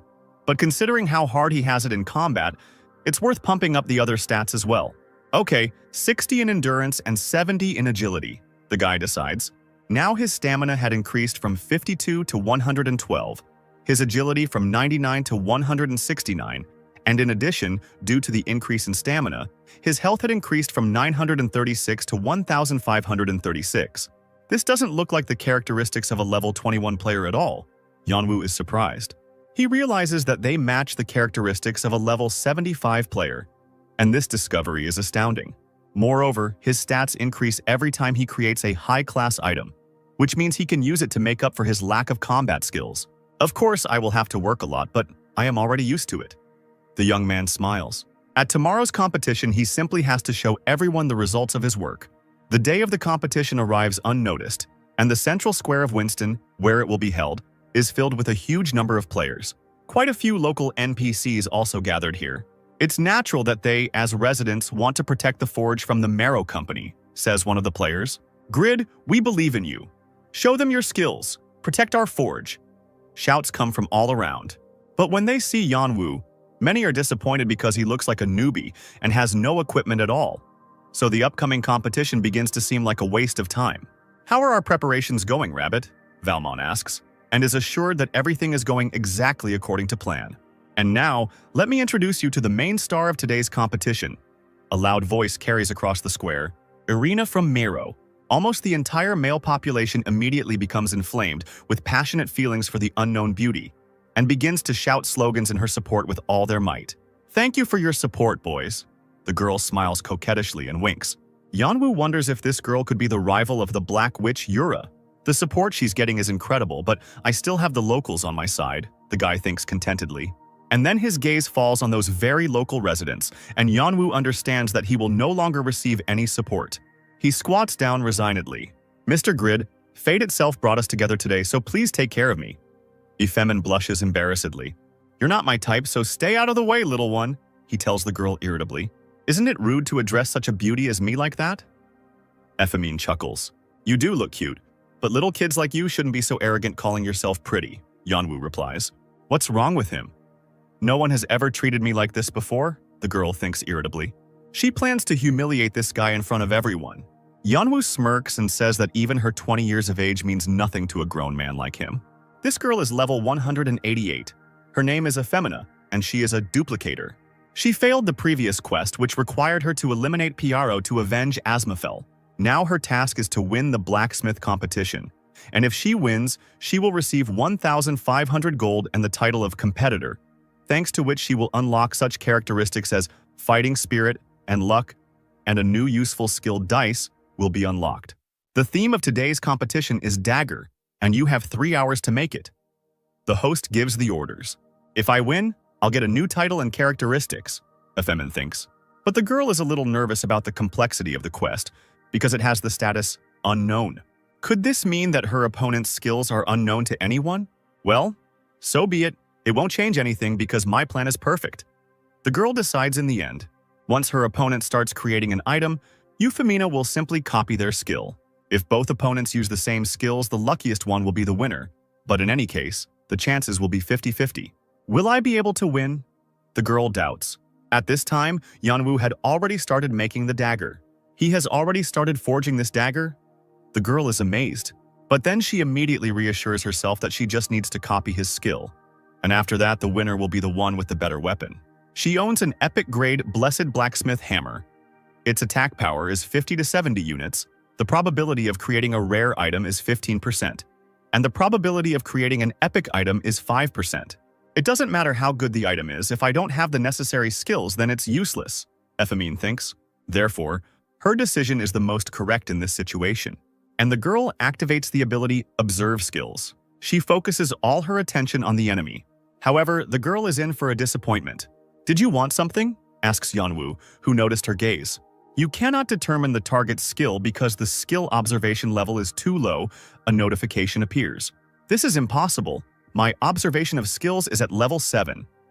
The girl is insanely outraged because already at level 5 she was able to copy advanced blacksmithing. Is it possible that this person has already become a master? The top blacksmiths have only reached the intermediate level of mastery, so how could my skill not work?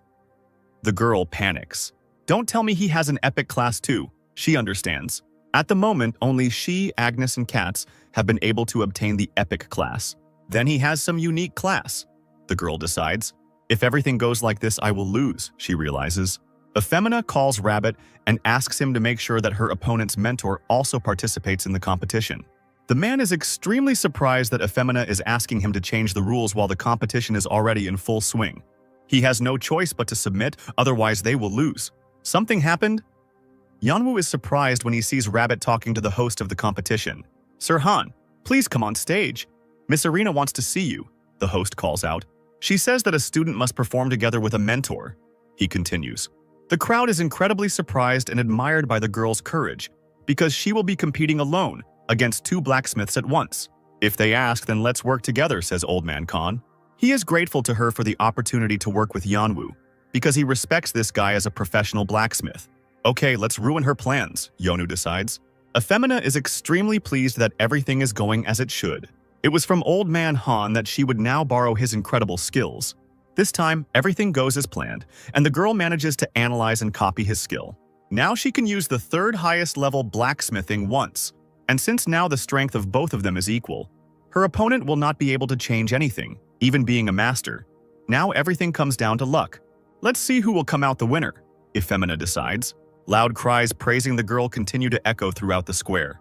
Euphemina turns around to see how things are going with Grid and Old Man Khan. They are still working on the outline of the blade. How sad, because I have already finished forging. She smiles. As long as luck is on her side, she will not lose. At this time, Yanwu receives a notification that the skill Legendary Forge Patience has been activated. Now his health, stamina, and agility are increased by 200% for 1 hour. So far, everything is going great and Old Man Khan's concentration is just at its best. Iron and fire, I feel their combination perfectly. Everything is just wonderful. Yanwu rejoices. The Legendary Forge Breath skill has been activated, the new sign reads. This is the moment when fire and iron come together. Yanwu smiles. Rabbit is watching the competition closely at this time. From his expression, it's easy to tell that he expected something completely different, and that Yanwu's success obviously doesn't make him happy. Unbelievable, I am so glad to be part of this event, admires Old Man Han. This is the horn of the Minotaur that we use to make the handle, and it costs a whole 10 gold pieces, did you know that? Yanwu tells him in response. They are interrupted by the enthusiastic cries of the crowd. Efemina has already finished her work and her dagger is ready. It is as incredible as its creator, and such a beautiful piece was created in just 3 hours. Yanwu doesn't want to admit it, but the dagger really turned out great, and the girl turned out to be quite talented. Should we now determine its characteristics? The host of the competition shouts at the top of his voice. After determining the characteristics, everyone will know that Efeminina has created a bewitching dagger of epic class. Its attack power is from 122 to 127 units, and it also gives an 8% increase to attack speed. This is a dagger created with grace and first-class blacksmithing experience. Its deadly beauty can stop the enemy's heart, because there is a possibility to bewitch the enemy. The requirements to use this beautiful dagger are level 100 or higher, dexterity of 200 units, and intelligence of over 30. Don't get distracted, concentrate on your dagger, Yanwu says to himself. Incredible, this is a dagger that can charm a person. Valmont admires. Old Man Han was also surprised. He didn't expect this girl to be able to compete with him in skill at such a young age. But that's nothing to you, right, Grid? Khan smiles. Of course, I just finished creating mine, Yanwu replies. It's a bit worrying, in case the audience gets a heart attack when they see it. The guy grins. However, his triumph is interrupted by suddenly opening doors. The guards, armed with strong, sharp spears, are already rushing towards him. Yanwu can't understand what's going on and what they need here at all. You are a villain, one of the guards shouts. We have received information that you are an accomplice of the criminal Kuroi, and we will arrest you immediately. What did you say? Kuroi was captured? Old Khan cries out indignantly. What a pity, Valmont grins. Khan realizes that it was he who set everything up and called the guards when he realized that he could not win. Why should I work with Kuroi? Let me go! Yanwu screams in impotent rage as the guards take him away. I've seen a lot of different things in 20 years of work, Rabbit thinks at this time, looking at the dagger made by Yanwu. But even Arena's dagger can't compete with such an object. Here we lose. We had to resort to such measures only because of that guy, because he created a truly amazing object, says Valmont, approaching him. We will lose public support if we declare a winner in this situation, Rabbit says. The audience is more than convinced of Arena's victory, or do you really think that I will refuse this forge? Valmont asks indignantly. He orders Rabbit to take the dagger with him, as they cannot allow its properties to be revealed. His name is worth remembering, because with such skills it would not be an exaggeration to consider him the greatest blacksmith on the continent, Rabbit thinks. At this time, Efeminina quietly approaches the dagger made by Yeon and is surprised at how incredible this object is, against which she has no chance. However, the audience is still on her side, which means the task was completed and it's time for her to collect her reward. Rabbit intends to keep his promise. Now her quest is complete. She receives 1,500 gold. The title, Competitor, the characteristics, Fighting Spirit, and Luck, as well as the skill, Dice. The Fighting Spirit characteristic means that the lower her health, the stronger the attack, and the more stable her mental state. And the Luck characteristic increases the likelihood that a happy event will happen to the girl. And that guy, it looked like he hadn't done anything to get arrested for. The girl turns to Rabbit. His personality was quite unpleasant for her, but she still wanted to know who he was. This guy probably didn't even expect to meet an ordinary person in a blacksmithing competition, Rabbit tells the girl. Your skill is terrible, but you move the same way as Han, which means you most likely have copying skills. Someday, Mero will be held accountable for all of its wrongdoing, so I want to leave this company and find another path to success. And Khan's forge can open it for me, all thanks to Grid's skills. Once he has enough connections and resources, his skills alone will be able to compete with medium and large companies. Even the best Begi merchant currently only has a small company. Is this Grid really that incredible? Efemin wonders. I have a proposition for you. Can you help me save this guy? Asks Rabbit. Is this a quest? Efemin is surprised. The new task is called Rabbit's Plan. She will need to help the man save Grid and destroy the Miro Company and Lord Winston. The reward for completing it will be 5,000 gold and maximum closeness with Rabbit and the inhabitants of Winston. As soon as this Grid appeared, I immediately managed to get a title and an S-rank quest. This is not bad, and I simply have to help. Efemin decides. Now, has everyone gotten their due? At this time, a question sounds in the forge. Since Kuroi has been arrested, the locals decide to take action right now and not leave all the solutions to the problems to Grid and Kuroi alone. Let's protect our future. This time we will gain freedom with our own strength. The villagers, led by Old Man Khan, shout. Suddenly, An arrow flies straight into the back of one of the residents. "I knew about this uprising," Valmont grins as he enters the forge.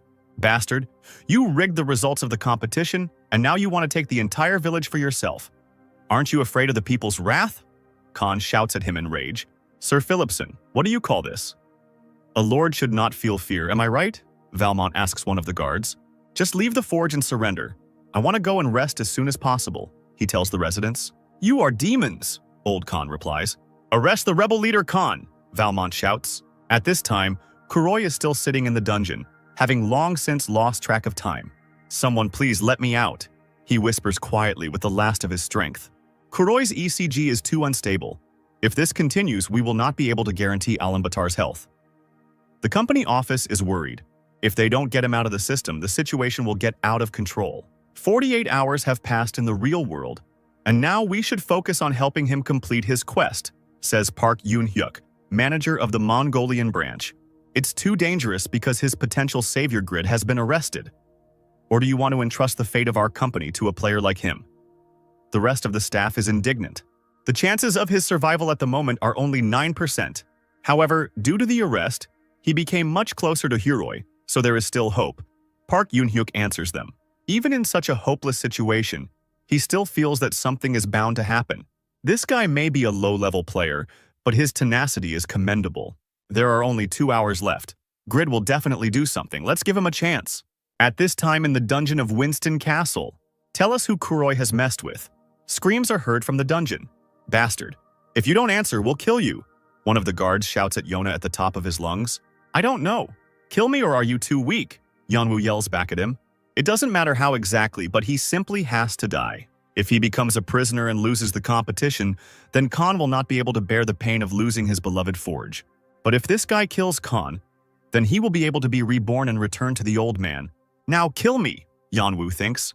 The second guard calms his comrade down, preventing him from killing Yona, because he knows that people like this guy have immortal bodies and killing them is pointless.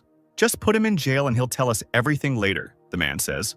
Yeonwoo understands that this is very bad, because if he is put in prison, Han will definitely be in danger. And besides, being locked up, he will not even be able to play. "I'll tell you everything. Just take off this gag," Yeonwoo decides. But he can't voice his decision because of the gag in his mouth. "Don't let him out until he starts cooperating with us," says the guard. And Yeon is taken to prison.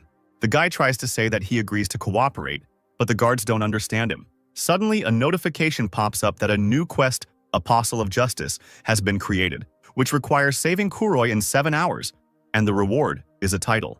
Yeonwoo remembers that he had already seen such rewards in the very quest that Kuroi showed him recently.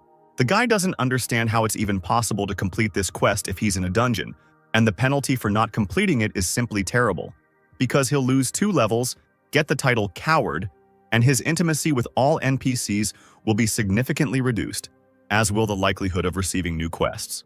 "I will never take this quest," the guy decides, but it turns out that it is impossible to refuse this task. 3 hours pass while he thinks, but no one comes to his aid. "I haven't won a cent in my 26 years of life. I should have understood what was behind the legendary class." Yeonwoo is upset. He is sure that the goddess of fortune has turned away from him forever. It was all the more unexpected for him to hear someone's voice quietly calling him. A feminina creeps along the dungeons looking for where exactly Grid was hidden. What is Arena doing here? Although what difference does it make? She is my last hope now, Yeonwoo thinks in despair. Where is this shameless guy? He hears the girl trying unsuccessfully to find him. There are only 2 hours left to complete the quest, and the guy needs to somehow attract her attention and help her find himself. So out of desperation, he begins to bang his head against the iron bars of the grate. The sound attracts Efemina's attention. After a short time, she finally finds his prison. "You scared me, but the main thing is that you're here." She rejoices. "Wait a little. I'll get you out of here," the girl says to Yeonwoo. And unexpectedly for him, she pulls out the very dagger that he made at the competition and gives the weapon to the guy, saying that he managed to do something amazing. Now I see that she is a very smart and kind girl. Yeonwoo is happy. "However, I have a condition," Efemine interrupts his joy. She asks Yona to make her a ball that can store as many spells as possible. Yeonwoo doesn't understand why she's asking him specifically, since he's never made such magical items before. What difference does it make? Let it be as she wants. In the end, it is he who decides. And also, don't call me a child. I have a name and it's a feminina, So call me that, the girl continues. So Irina was a pseudonym? Yanwu is surprised. Finally, the girl voices all her conditions, releases him, and gives him the dagger. But why do you need to save me? And how did the blacksmith even get in here? Yanwu asks, surprised. I'm not a blacksmith, the girl answers him. I am the owner of the hidden class duplicate, and I simply copied Han's skills during the competition. She smiles. A hidden class? But there are only 3 people who have it. Yanwu is amazed. Why would you reveal your identity to me if you used a pseudonym before? He doesn't understand, and the girl explains that now everything has changed and they have become partners. But you also have a hidden class with at least a unique rating, right? Ifemin asks the shocked guy. How did you know? Is it possible that you liked me? Yanwu answers, making the girl angry and blush. I don't know what class you are, but you should fight at full strength, Ifemin tells him. Otherwise they will kill us, the girl finishes, looking at the crowd of guards quickly approaching them. The girl had already managed to count them, and there were at least 100 guards. So she needed Yeon's help so that they could survive. I only have a dagger, how can I help you at all?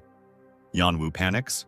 He looks at the stats and sees that it is a perfect dagger of a unique class, with an attack power of 242 to 264, with built-in skills of wind strike and fast movements. In addition, there is a possibility of instantly killing the target. Was he really that good? Yanwu is amazed. This item is created by you. You have reached 100% understanding of the item. A notification appears. You do not meet the requirements and penalties will apply. The attack power of the perfect dagger is reduced by 20%. However, half of the effects inherent to the item will be available. It's so cruel to be fined while being the creator of this item, which upsets Yanwu. Wasn't one of the conditions the highest level of dagger mastery? But you are a master blacksmith, not a killer, so how did you do it? Efemine is indignant. This child seems to have already looked at the description of the dagger, and now seeing her confused face is really cute, Yanwu thinks.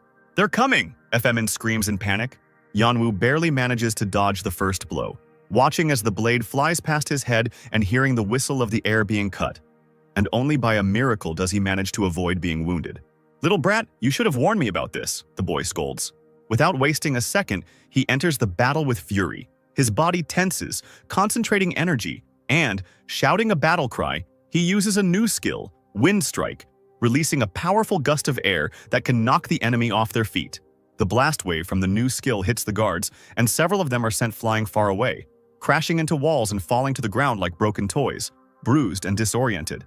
Are you going to watch like this, Efemine? The guy starts to get indignant, noticing that the girl is only watching the progress of the fight. My only goal was to free you. Now I can rest. Besides, my skills are very expensive, she replies. Don't be greedy in such a situation. The guy is indignant.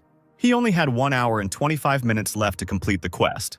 I don't have any time, and I won't be able to deal with them all, he thinks in a panic. Efemina, don't be stubborn. There is someone else we must save. Someone else? The girl is surprised. But I already saved the old man Han on the way here. Was he arrested too? Sure, thanks for that, but the one we have to save is another guy and his name is Hura, Yanwu says. I've only met this guy once, so I don't know all the information about him. I don't want to waste time on a stranger, it's quite a chore, Efemine says tensely. I don't want to participate in this either. Just listen to me, you impudent child. Yanwu explodes. Didn't I tell you? The girl begins in a calm voice. Don't call me a child, she finishes in rage. Spear of destruction, cries Efemine. The wave of her power spreads out like an invisible wall, and a significant portion of the guards turn to dust, their bodies flying apart as if they were struck by some unknown, all-consuming force, leaving behind only smoke and debris. A sudden flash of blinding light from her skill floods everything around her, momentarily blinding and disorienting her, and leaving her eyes dancing with colored spots for a long time, reminiscent of the recent blinding sight.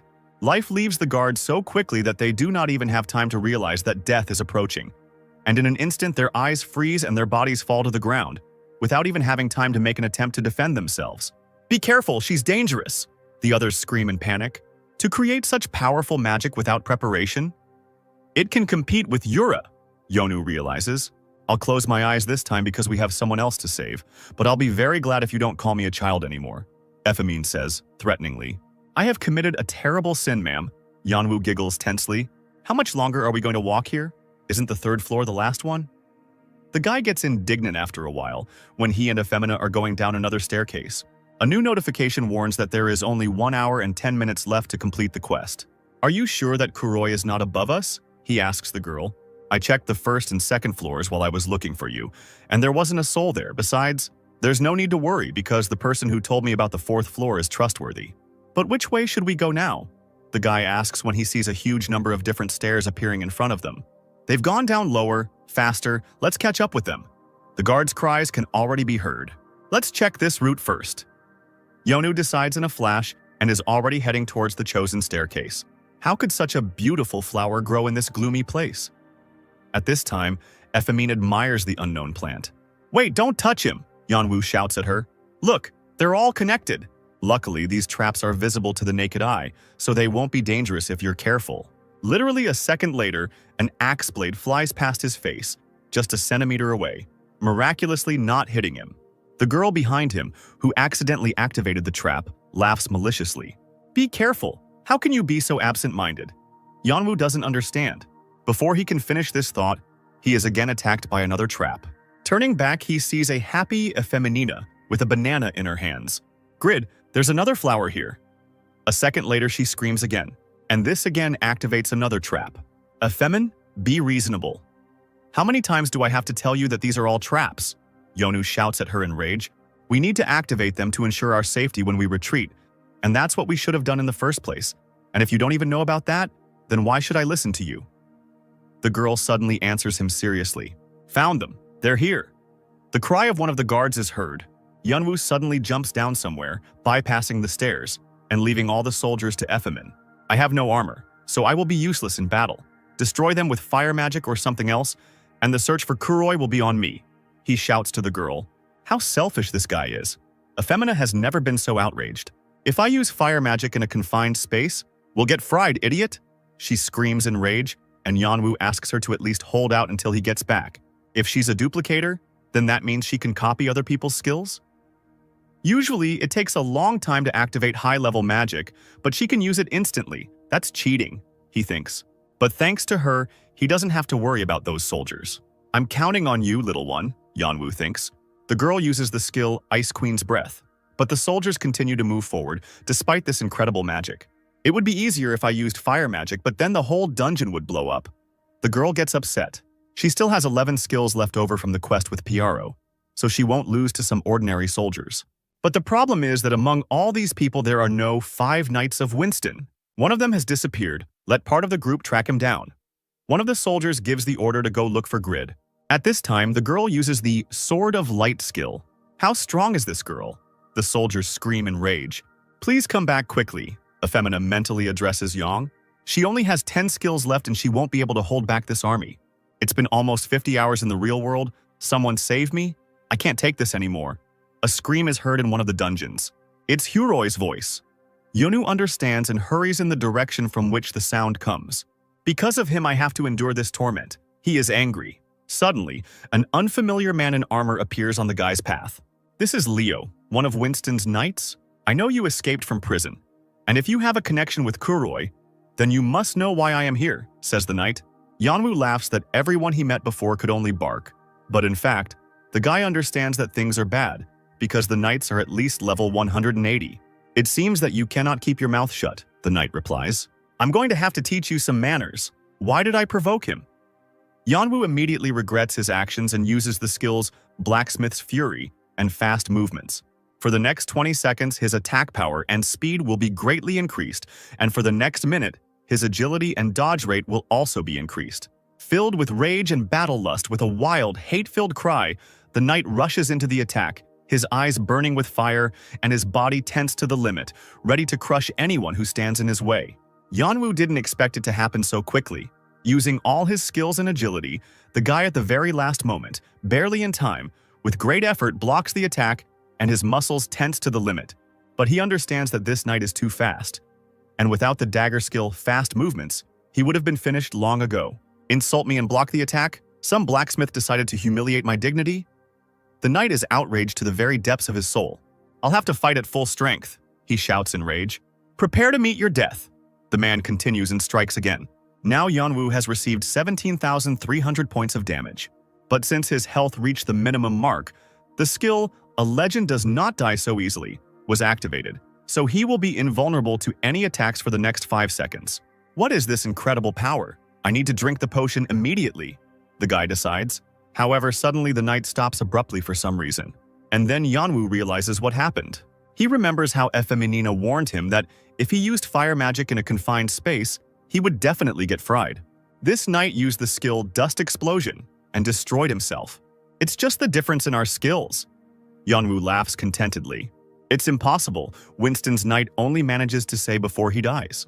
Yanwu defeated the knight and received the title of Night Killer for this, and also picked up the prison key. This guy is now level 45. At this time, Kuroi in his dungeon had already lost all hope of salvation. The silence that had fallen over the room was suddenly broken when the door opened smoothly, almost silently, and a figure entered the room, causing him to flinch in surprise and become wary. The bright light blinds his eyes, which have become unused to it during his time in captivity, and he does not immediately understand who exactly is standing in front of him. "I was planning to beat you up," says Yanwu, who entered the dungeon. "But you look like you're going to die," he finishes, puzzled. The quest is completed, a sign appears. "So you are my savior," smiles Kuroi. Now Kuroi has received the second class, Comrade of the Apostle of Justice, and a new characteristic, Courage, has been opened. He has also learned new skills, Unbreakable Justice, Sacrifice in the Name of Justice, Steel Will, and received the title One Who Overcomes Difficulties, and also opened a new characteristic, Perseverance. "The quest is complete," says the sign already at Yanwu's. He receives the title of Apostle of Justice. He has unlocked a new stat called Courage. All other stats get a boost of 10, and he has now learned a new skill called Unbreakable Justice. And his reputation in Winston has reached its maximum value, as has his intimacy with its inhabitants. "Mr. Grid," says Kuroi, dropping to one knee, "my name is Dam Alanbatar. I am a descendant of the Blue Wolves, and I will be faithful to you. Having accepted the title of Companion of the Apostle of Justice, I will follow you and someday repay you." What's wrong with him? Has he gone crazy? Yanwu thinks in surprise. A duplicator is someone who is able to copy skills and gain the benefits of each class, and may seem like the best class out there. With the right combination of skills, a duplicator can single-handedly take down a boss or become a one-man army. However, he can only copy 3 skills per day and only use them once, and he only has 9 basic skills that cannot be used in combat. And the duplicator also has horribly low physical abilities. Based on this information, a duplicator with a large number of skills can be considered the strongest in the game. But when all abilities are exhausted, Efeminina will become absolutely helpless. It's unbelievable, she single-handedly destroyed several hundred soldiers. One of the guys in armor is indignant. "The elite knights are still alive? I used all my skills, but they don't know about it. So they are afraid to attack me," Efemin thinks tensely. There was a massive explosion earlier, and since Grid hasn't returned yet, it can be assumed that he's dead. Although, even if he managed to save Kuroi, why am I so sure that he will return here? The girl ponders. What should we do if that guy Grid escapes? One of the knights asks another, to which he receives the answer that the Lord's Guard will be waiting for that guy when he leaves, and that they themselves should worry about that girl now, not Grid. "It's a shame to say it, but let's join forces," says the knight. "I won't be able to hold them back, I'm finished." Efemin understands. The remaining 3 skills have a fire attribute, and if I use them, I'll just kill myself. "Seize her!" The knights shout and rush to attack. I shouldn't have trusted him. Why did I even get involved in all this? The girl thinks in despair. She realizes that she can't cope at all. Feeling trapped, she realizes that she is being attacked from 2 sides at once, with no way to retreat, and her heart sinks as she realizes how vulnerable she is in this situation. The girl understands that she needs to use at least some basic skill, and she tries to use her own powers, but all to no avail. The knights realize that she has weakened and can no longer resist. "It turns out I worried for nothing," one of them laughs. "This is retribution for all the dead soldiers," he shouts. "Nothing personal, okay?" The knight continues, already raising his sword over Efemina's head. "We're not done yet, and I have a chance." The girl continues to resist. If she is unlucky, she will die. The girl decides to use the dice skill, but does not have time to do so. "Self-proclaimed proud knights attack a girl. How terrible," says Yanwu, who suddenly appeared. "Grid, and I already thought you left me." Efeminina rejoices. "You should have come a little earlier," she says, with a slight reproach in her voice. "If he is here, then has Leo, the rising star of the north, been defeated?" The knights are amazed. "I have no idea what stars you're talking about, but I met this guy named Leo, and you know, it was too easy to beat him. Yanwu grins. Did you think I couldn't do anything to you? Monsters and NPCs tend to avoid opponents that are 30 or more levels higher than them. But if they're that scared, how high of a level is this guy? Efemin wonders. He's just a pathetic blacksmith. One of the knights is perplexed. After defeating Leo, he became much more confident in himself, and we had better be extremely careful with him, says another knight. If you don't want to end up like that knight, then you better get out of here, okay? Yonu asks. At first I thought he was rather pathetic, but now I see that even knights are afraid of him, thinks Kuroi. He must have an unrealistically high level. Mr. Grid is simply incredible. How cool they were so scared. Yanwu mentally rejoices. You will be destroyed. Not by me, of course, but by Efemin. Yan continues to rejoice in his thoughts. Don't come any closer, bastard. Stay where you are if you want to live. The frightened knights shout at him. This is bad. We have already reached the stairs. One of them understands. Wait, don't be afraid. His strength can't be that great, scolds the other knight. Are you sure? Euphemina, show them what you're worth and destroy them with your magic, Yanwu says proudly. You know, maybe you can deal with them yourself? The girl says, smiling awkwardly. I can't defeat them, Yanwu says, dumbfounded. And while his mind refused to accept reality, the knights, without slowing down, like an angry storm, were already rushing straight towards them, sweeping away everything in their path and leaving not a second for reflection. How dare you ignore us? I will bring you to justice, pathetic criminal, one of the knights shouts.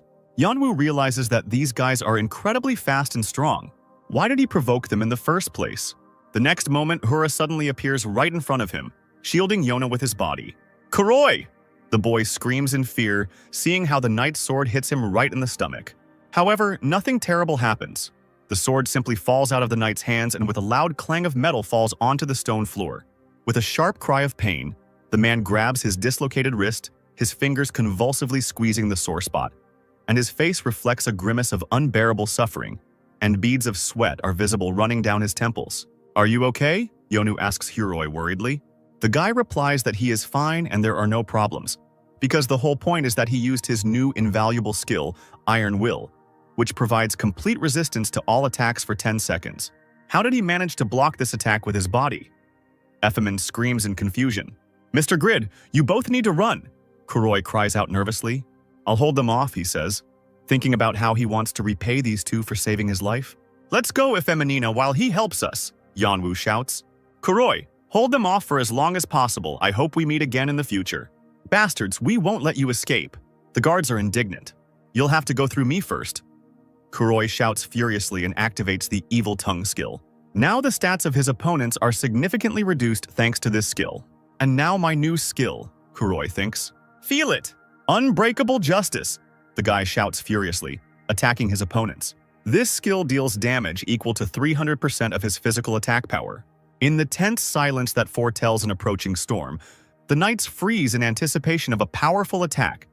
Their motionless figures like stone statues, contrasting with the internal tension that is about to burst out. And then Kuroi's fist hits one of them right in the chest. However, nothing happens. As expected, a useless skill for a speaker like me. Kuroi laughs nervously. So you were bluffing? Tie him up and take him into custody. The knights scream in rage. Since the quest is over, I can safely exit the game. And it looks like Lord Winston is finished, Kuroi thinks, allowing himself to be roped. He did everything he could and now he can finally rest. Mr. Grid, good luck, the guy thinks before passing out. Meanwhile, Yonu and Euphemia are already approaching the exit from the dungeons. After some time, they finally find themselves free. We finally got out of here, the guy shouts joyfully at the top of his lungs, to which Efeminina asks him to shut up, because they are still in enemy territory and shouting so loudly is just stupid. Now they need to somehow get out of the castle, because if the knights remaining below contact the Lord's guards, they will not be able to do anything and will end up locked up again. The air is so soft and warm and everything around is so green. Meanwhile, Yanwu admires in a fit of wild joy. I told you to shut up. Listen to me, or you'll die, got it? Euphemina yells at him in rage. Even in such situations, he behaves like a child, and the way he treats me is terribly annoying. And yet his class is much better than mine. The girl thinks upset. And those guys, are they enemies? Yanwu asks, pointing at the approaching soldiers. This is the Lord's Guard. Efemin understands. I can't believe all my knights were destroyed. Lord Winston Baron Lowe screams in rage. It's all because you wouldn't shut your mouth. Euphemina gets angry. If I let them go, the locals will definitely report me to Count Steam. We can't let that happen, Baron Lo thinks. Stop these rebels. He gives the command to his soldiers. Effemin, stop them. You can do it, right? Yonu asks hopefully. Is he seriously going to continue pretending to be weak? The girl gets angry. Since we are no longer in a confined space, she can use her remaining skills. Therefore, without a second's hesitation, the girl uses the skill Demon King's Firetail. The Baron's soldiers do not understand what is happening and where such a girl got such enormous strength from. The blow falls on them with such a crushing force that they do not have time to protect themselves, and their bodies, like rag dolls, fly in different directions, and only dust and fragments of their armor remain in the air. So powerful! The Baron is amazed and thrown aside by the blast wave. My entire guard was destroyed in one blow? He looks around the battlefield in disbelief. I feel uncomfortable, having used all the skills I have accumulated, and all because of one guy who likes to bother people. Effemin is indignant. But thanks to you, I was able to vent my anger, so thank you, Baron Lo.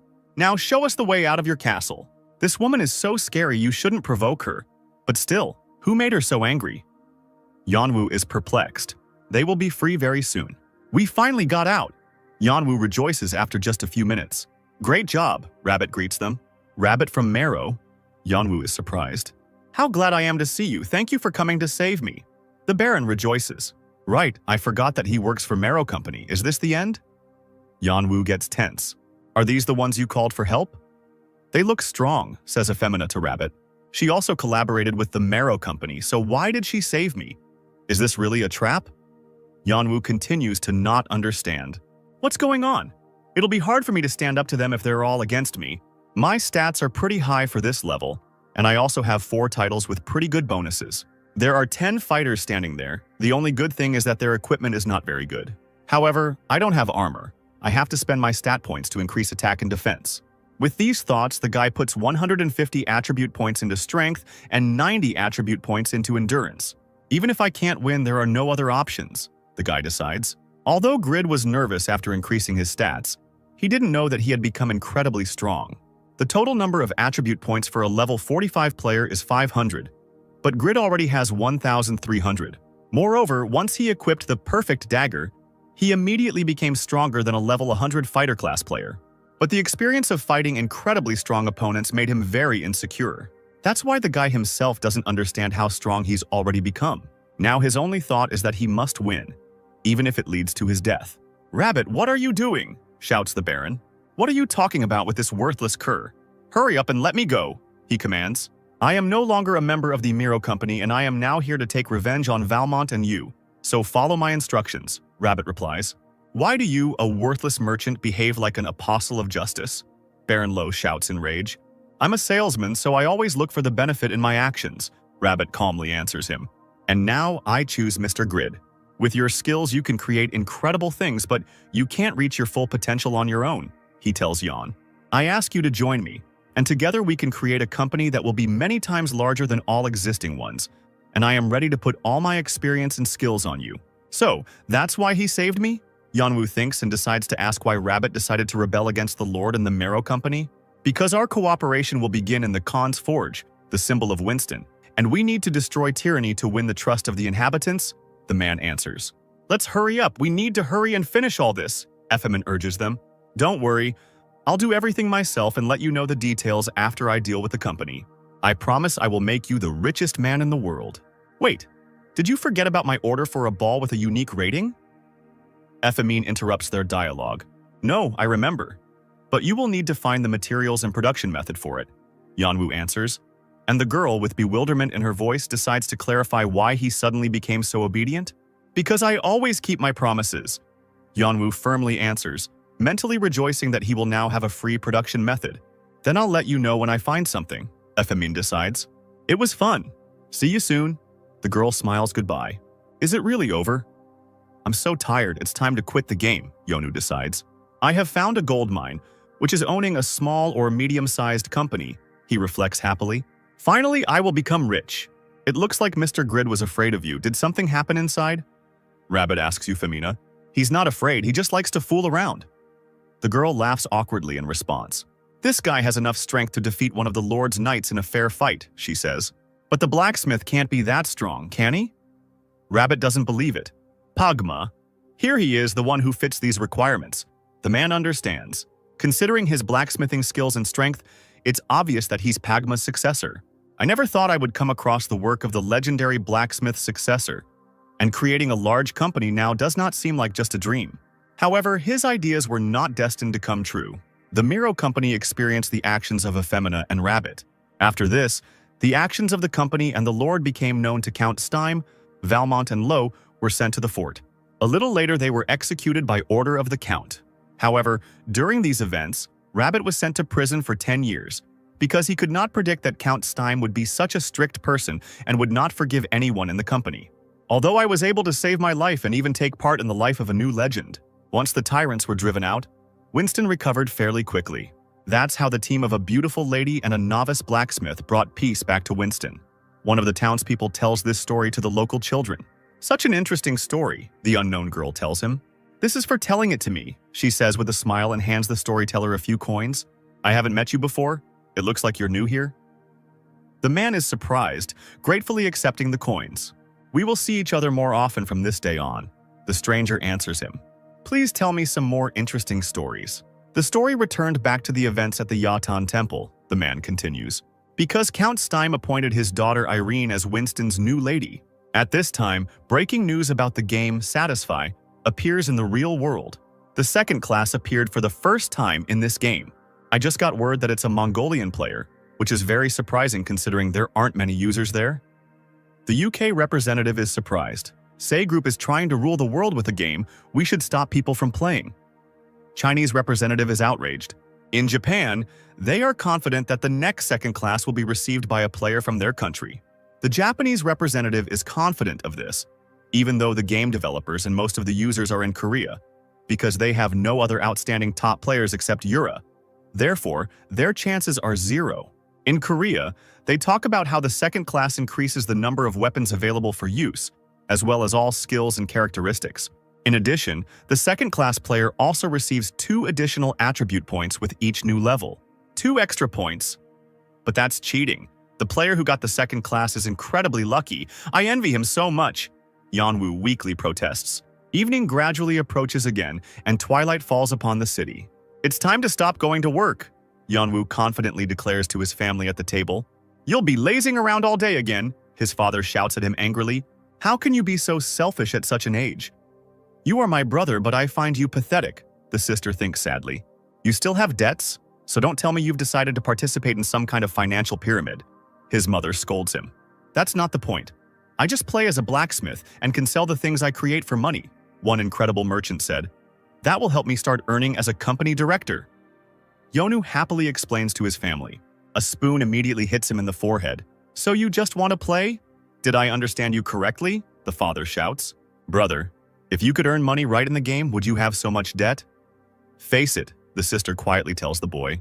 But I got the legendary blacksmith class, so everything will change from now on. Yona tries to convince them otherwise. Stop talking nonsense, tomorrow you'll go look for a job, the father says in a tone that does not accept any objections. Nobody listens to me, it's so upsetting. Yonu is sad. As I thought, the problem is money, he reasons sometime later. I need to earn their trust to stop working. Okay, it's worth accepting Rabbit's offer, Yonu decides. With the knowledge of the second person in a large company and Khan's Forge as my base, I will be able to achieve good results. And then, finally, I will be able to convince my parents. With these thoughts, Yeonwoo dives back into the game. Grid, you've come. Old Khan rejoices at him. It's so peaceful here now. It's good that we've sorted out all the problems. The old man rejoices, and Yeonwoo immediately asks if Rabbit has come. Khan understands that the guy is not yet aware of everything that happened and says that he has something. This is a letter from Rabbit. At this time, Rabbit, already in prison, reflects on the fact that he was ultimately not forgiven for the sins he committed during his work in the company, and therefore all plans for the future business were not destined to come true. He is confident that Grid, with Khan's skills and his own, can become the richest man in the world. And Rabbit hopes that one day stories of his exploits will be known throughout the world. Count Steam said he couldn't pardon Rabbit, says Old Han, looking at Yona with sympathy. Rabbit was therefore imprisoned for 10 years. Don't be so upset because I also have a favor to ask of you, Khan says with a laugh. I want you to manage this forge. I think you have enough rights to do so, after all. You protected it from the Miro company. Khan smiles. What? Yonu asks, amazed. I am already too old for such work, and I will be very pleased if my place is taken by Pagma's successor, continues Old Khan. He wants to give me his forge? Can an NPC hand over his business to a player? Yanwu thinks. I'll believe you if you sign the contract, he says to the old man. The Khan answers him with consent. Here, are you satisfied? He hands the young man the signed document. You have received the position of heir to the forge. Another game window appears. Is this a dream? If I work hard, I can become the owner of a forge. Yunwoo rejoices. Are you ready to become the owner of the forge? Let's start our training, says the satisfied Khan. Meanwhile, at the auction house. They are not here. I don't see them on the list. A female voice is heard. Why can't I find them anymore? These special Jaffa arrows I bought. If we imagine that blacksmith makes 1,000 arrows each time, could it be that he was recruited by another guild? This is Jashuka, and every player nearby can't take their eyes off her in admiration. Get out of here before I kill you, she says loudly to the most overly persistent guys. Turning away from them, the girl opens her guild chat. Listen carefully. If you do not find this blacksmith by the end of the month, you will be subjected to hellish training. Jashuka is angry. I want to try this workout, Regas responds enthusiastically. Stop talking nonsense. We haven't recovered from the last one yet, another guild member complains. Jishuku doesn't care that they have too little information. She is convinced that her guild simply must find this blacksmith, even if it is impossible. We must get it if we want to become stronger, she says confidently. Regas, do you like training? Then send me your location, the girl smirks. Vanter connects to the chat and joins the discussion. Why did you sleep for 7 hours? Your place at the top was taken, Jishuka yells at him. Leader, do you know anything about the village of Winston? Vanter asks. There was a competition between 2 players to produce items. One of the items created was an epic dagger, crafted in 3 hours. Jishuka understands that this is the same blacksmith because even the top blacksmith Panmir cannot make such a beautiful item. Everyone, head to Winston, Jishuka in command. The one who comes last will die. At this time, one of the players gets a game window with the notification, you killed the poisonous walker and received 534,500 experience points. The limbs of defeated monsters are scattered all around the battle site. The entire battlefield is littered with a huge number of dead bodies of terrible monsters. The player has no intention of stopping. You killed an armored walker. You received 617 experience points, reads another sign. The man wearily drops to one knee, ending the battle. This is the 3rd epic class Blood Warrior. The attack power and abilities of this class are specialized in hunting. This player, Katz, is level 216, ranked 40, and is the second son of Japan's top conglomerate named Jin. However, his ranking, which had increased at a tremendous rate due to the effects of the epic class and his efforts, had not changed over the past month despite his long hunt. Why can't I get to rank 1 despite all my efforts? Are my abilities really that insignificant? I just don't believe it. The guy thinks to himself. My older and younger brothers have achieved great success in our battle of successors. I can't lose to them in the game too. I need to get ready. I need to go to the hunting grounds with higher level opponents. I have enough money, so I need to stock up on potions to level up even faster. The player is wearing Great Sorrow armor, with a unique rating that returns 10% of the damage received and increases all stats by 5% when durability falls below 100. On his hands are the Black Wind Gauntlets, which also have a unique rating, adding 5% to attack speed and 10% to accuracy. I can't find high-level gear on the marketplaces. What do production class users even do? Katz is indignant. These lazy and useless blacksmiths. A month later, Rubezhny, the capital of Steim County, Efemina was also deep in thought, standing near the auction house. It seems like I won't be able to find the method to produce the magic ball, she says sadly. Finding a production method for high-level items was too difficult, so she couldn't find anything at all for the entire evening. The girl received 6,500 coins, but she had nothing to spend them on. At some point, she decisively stops, sensing something is wrong. She looks up, noticing the slightest vibrations in the air.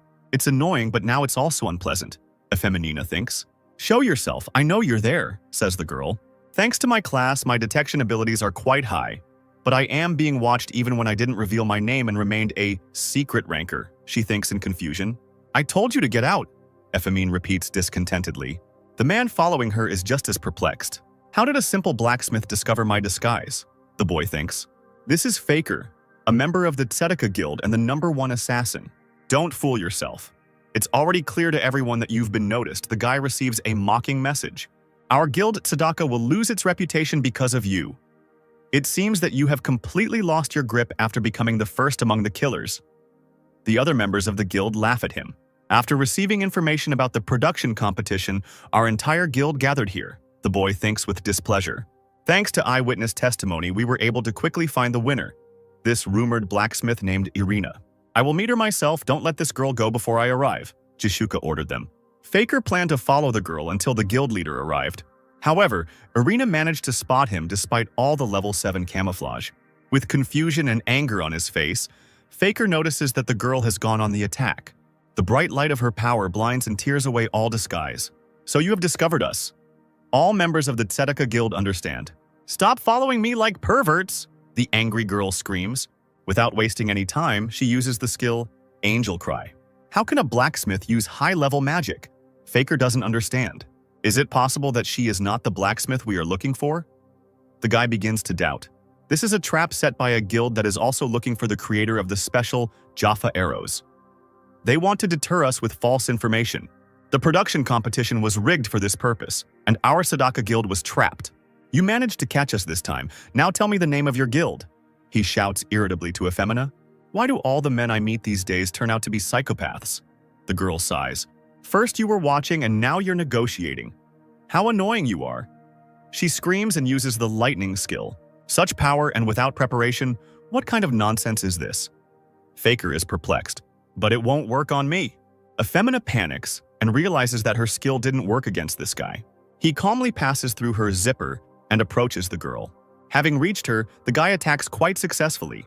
Effeminina thinks that this is the first time since receiving the duplicator class that another player has been able to hit her. This guy is very strong. As if to confirm her thoughts, the stranger soars into the air and several doubles appear around him.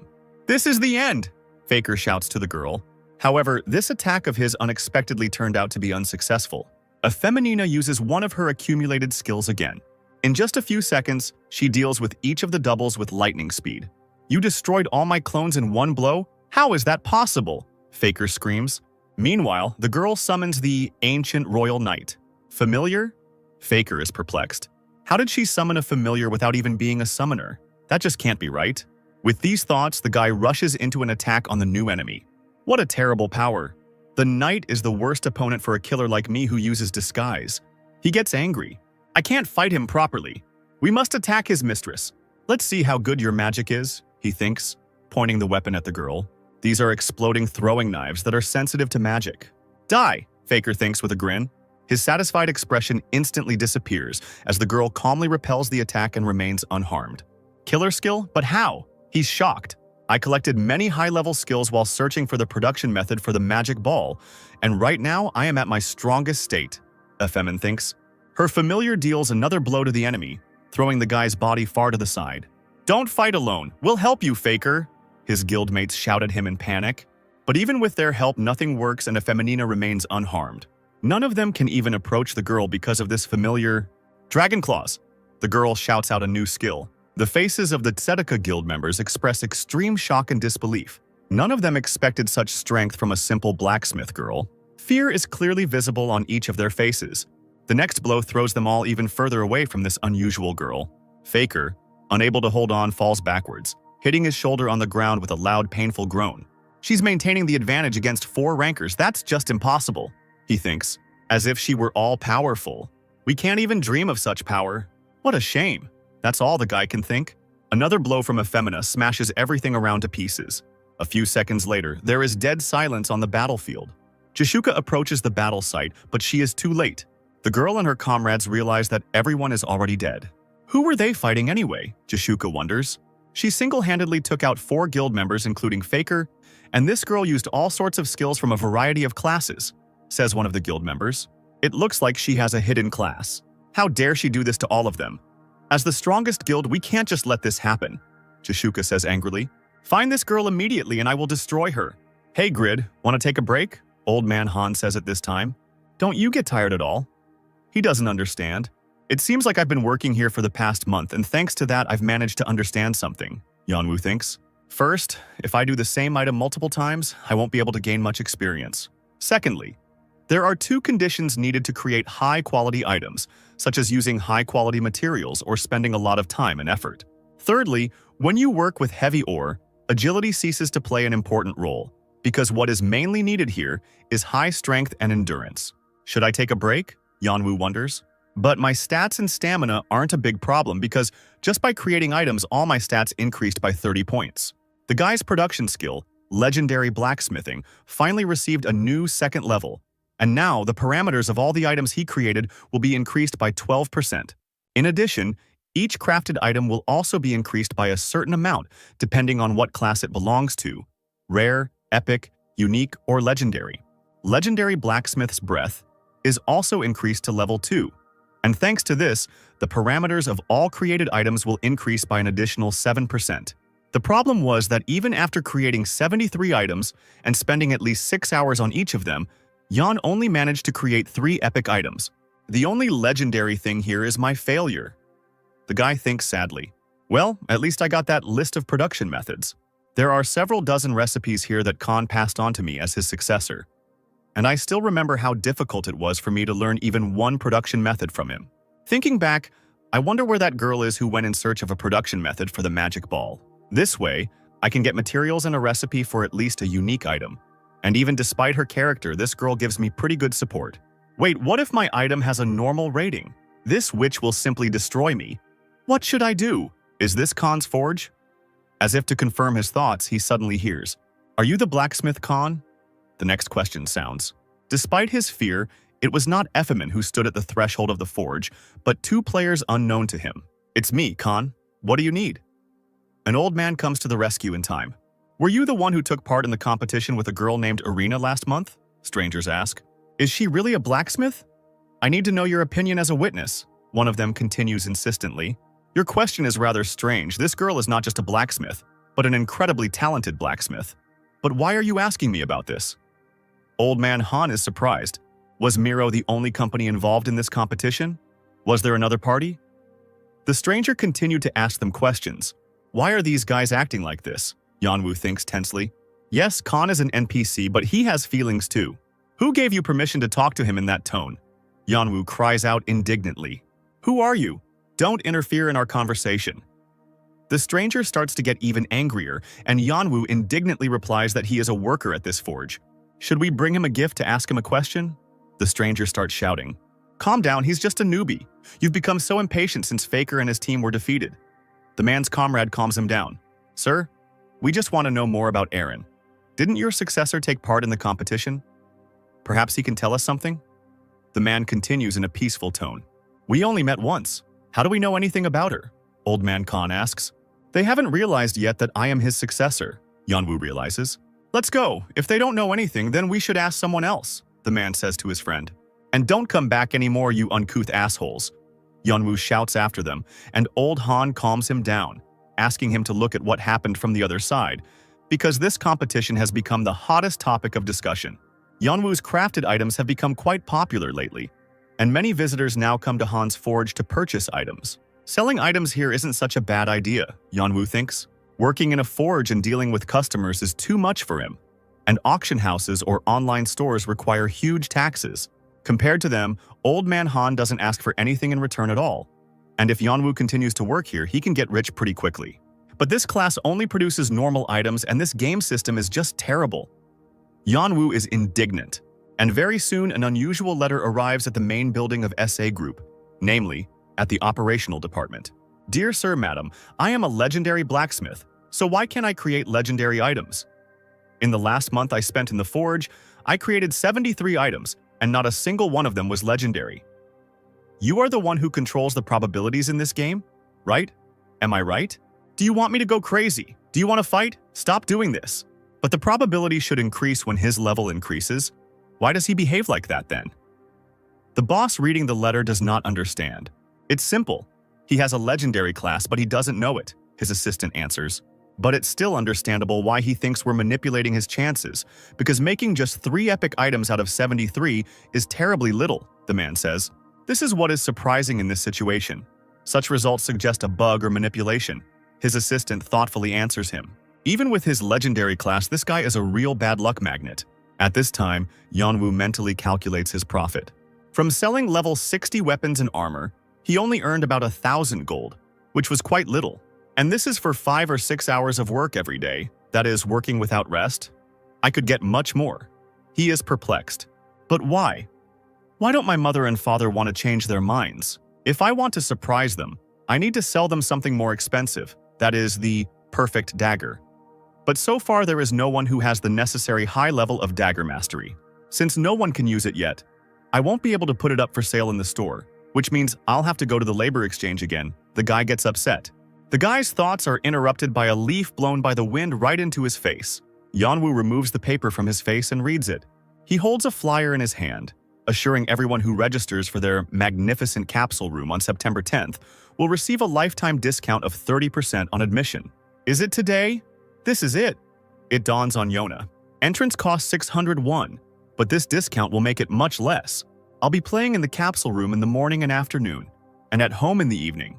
The guy runs as fast as he can to meet this amazing discount. From today on, this workplace will be mine. He rejoices. From now on, I will forget about the labor exchange. This day will be the day I become a full-time blacksmith. At this time, there was a real stir in the forge of Old Man Khan. Do you have any gear made by an unknown master? Buyers persistently ask. One of them tells his friend that mid-level users can't buy these items because they always run out quickly. They are a little pricey, but their performance is 20% better than any other gear of the same level. He raves. Excuse me, Sir Khan. Where can we find that master? We want to order from him. Another customer is straining himself. The old man is confused because he is not allowed to tell anyone about this. Even though Grid spends all his time and effort on producing items, the quantity of his goods is still very limited, and he doesn't want anyone to know his name. From that day onwards, many players asked Old Man Han the same questions. However, none of them even suspect how things really are. None of them could have imagined that the newbie working behind Khan was the very blacksmith they were all looking for. At this time, Yanwu holds another forged item in his hands with hope. I play 15 hours a day, visiting capsule rooms during the day. Thanks to this, the number of items I produce has doubled, the guy thinks. And today is the day of salvation. I made this armor exactly following Khan's method. It cost me 483 gold, which is equal to 20% of my savings, making it my most expensive item. I spent 20 hours on it because I didn't want to get a normal rated item again. So I'm counting on you. Please be legendary or at least unique. The guy rushes to check the rating of the item he just created. Delicate plate armor, with a small chance of repelling piercing blows, says the open characteristic. Rating: epic. This is the end, the guy thinks furiously. This rating is higher than the maximum possible for my production method. Amazing. Old Man Han is amazed. How much can we sell this for? Yonu asks, upset. Hard to say. We could put it up for auction and let the knights bid. I've seen one incredible suit of armor on parade before, but it wasn't nearly as good as this, says the Khan. Put it up for auction? The guy thinks. Since blacksmith's breath and blacksmith's skill were used during the creation of this armor, its characteristics are 30% higher than others, and this is not counting the additional options. And although most knights are level 180th and above, the characteristics of this level 120th armor will still be able to attract their attention. It's a good opportunity. You'll have to come to the castle to sell it. But there won't be a tax this time. What do you think? Old Man Khan asks. If there really is no tax, then I'm in. I've been at the forge for a while, so it's time to freshen up, so let's put it up for auction. Yanwu decides. Since there are still 2 days until the auction, shouldn't you do something else?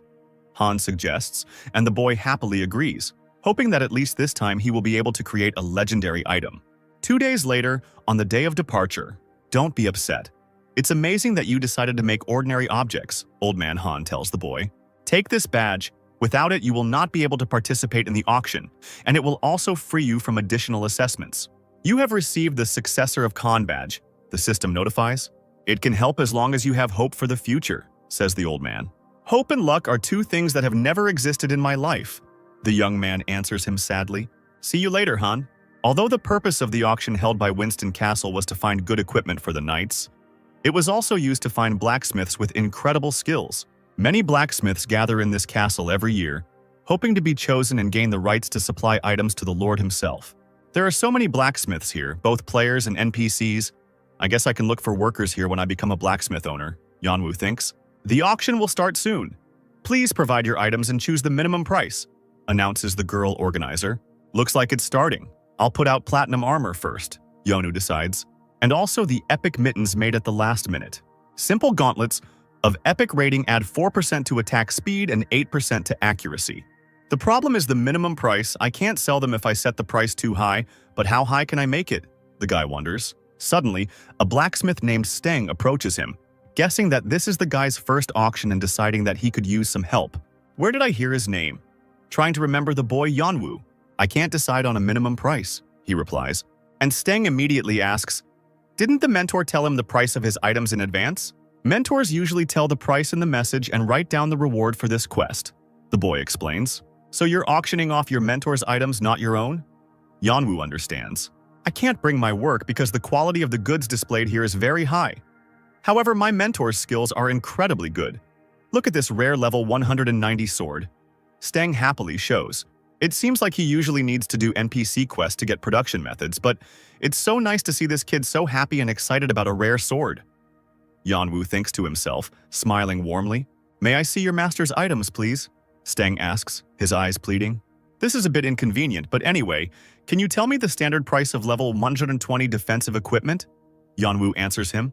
The guy is terribly upset by the refusal and replies that the price of ordinary items is, on average, 300 gold. What about epic items? Yanwu asks the boy. Your teacher was able to create an epic item? Even if their options are not that good, epic items have a value of 600 gold for gauntlets and about 1800 gold for armor. Steng replies, amazed. Yanwu realizes that even if he takes into account all the expenses, his earnings will be equal to 2 million won, which is incredible, because this is only his first week of playing in capsule rooms. At this rate, he'll be able to pay off his 10 million won loan. A little tense at the expression on this strange guy's face, Steng reminds him that the starting price needs to be set already. Okay, I've put the items and their prices up. Now all that's left to do is wait, Yanwu thinks.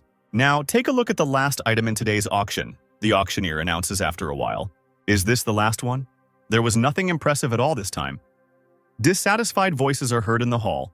These items only spoil Lady Irene's honor, but there are villages all around here, so nothing can be done about it. The quiet conversation of customers can be heard. It's good that at least the last item is good enough. The ward of the blacksmith Razvan brought us a long sword that harmonizes with magic, the girl announces.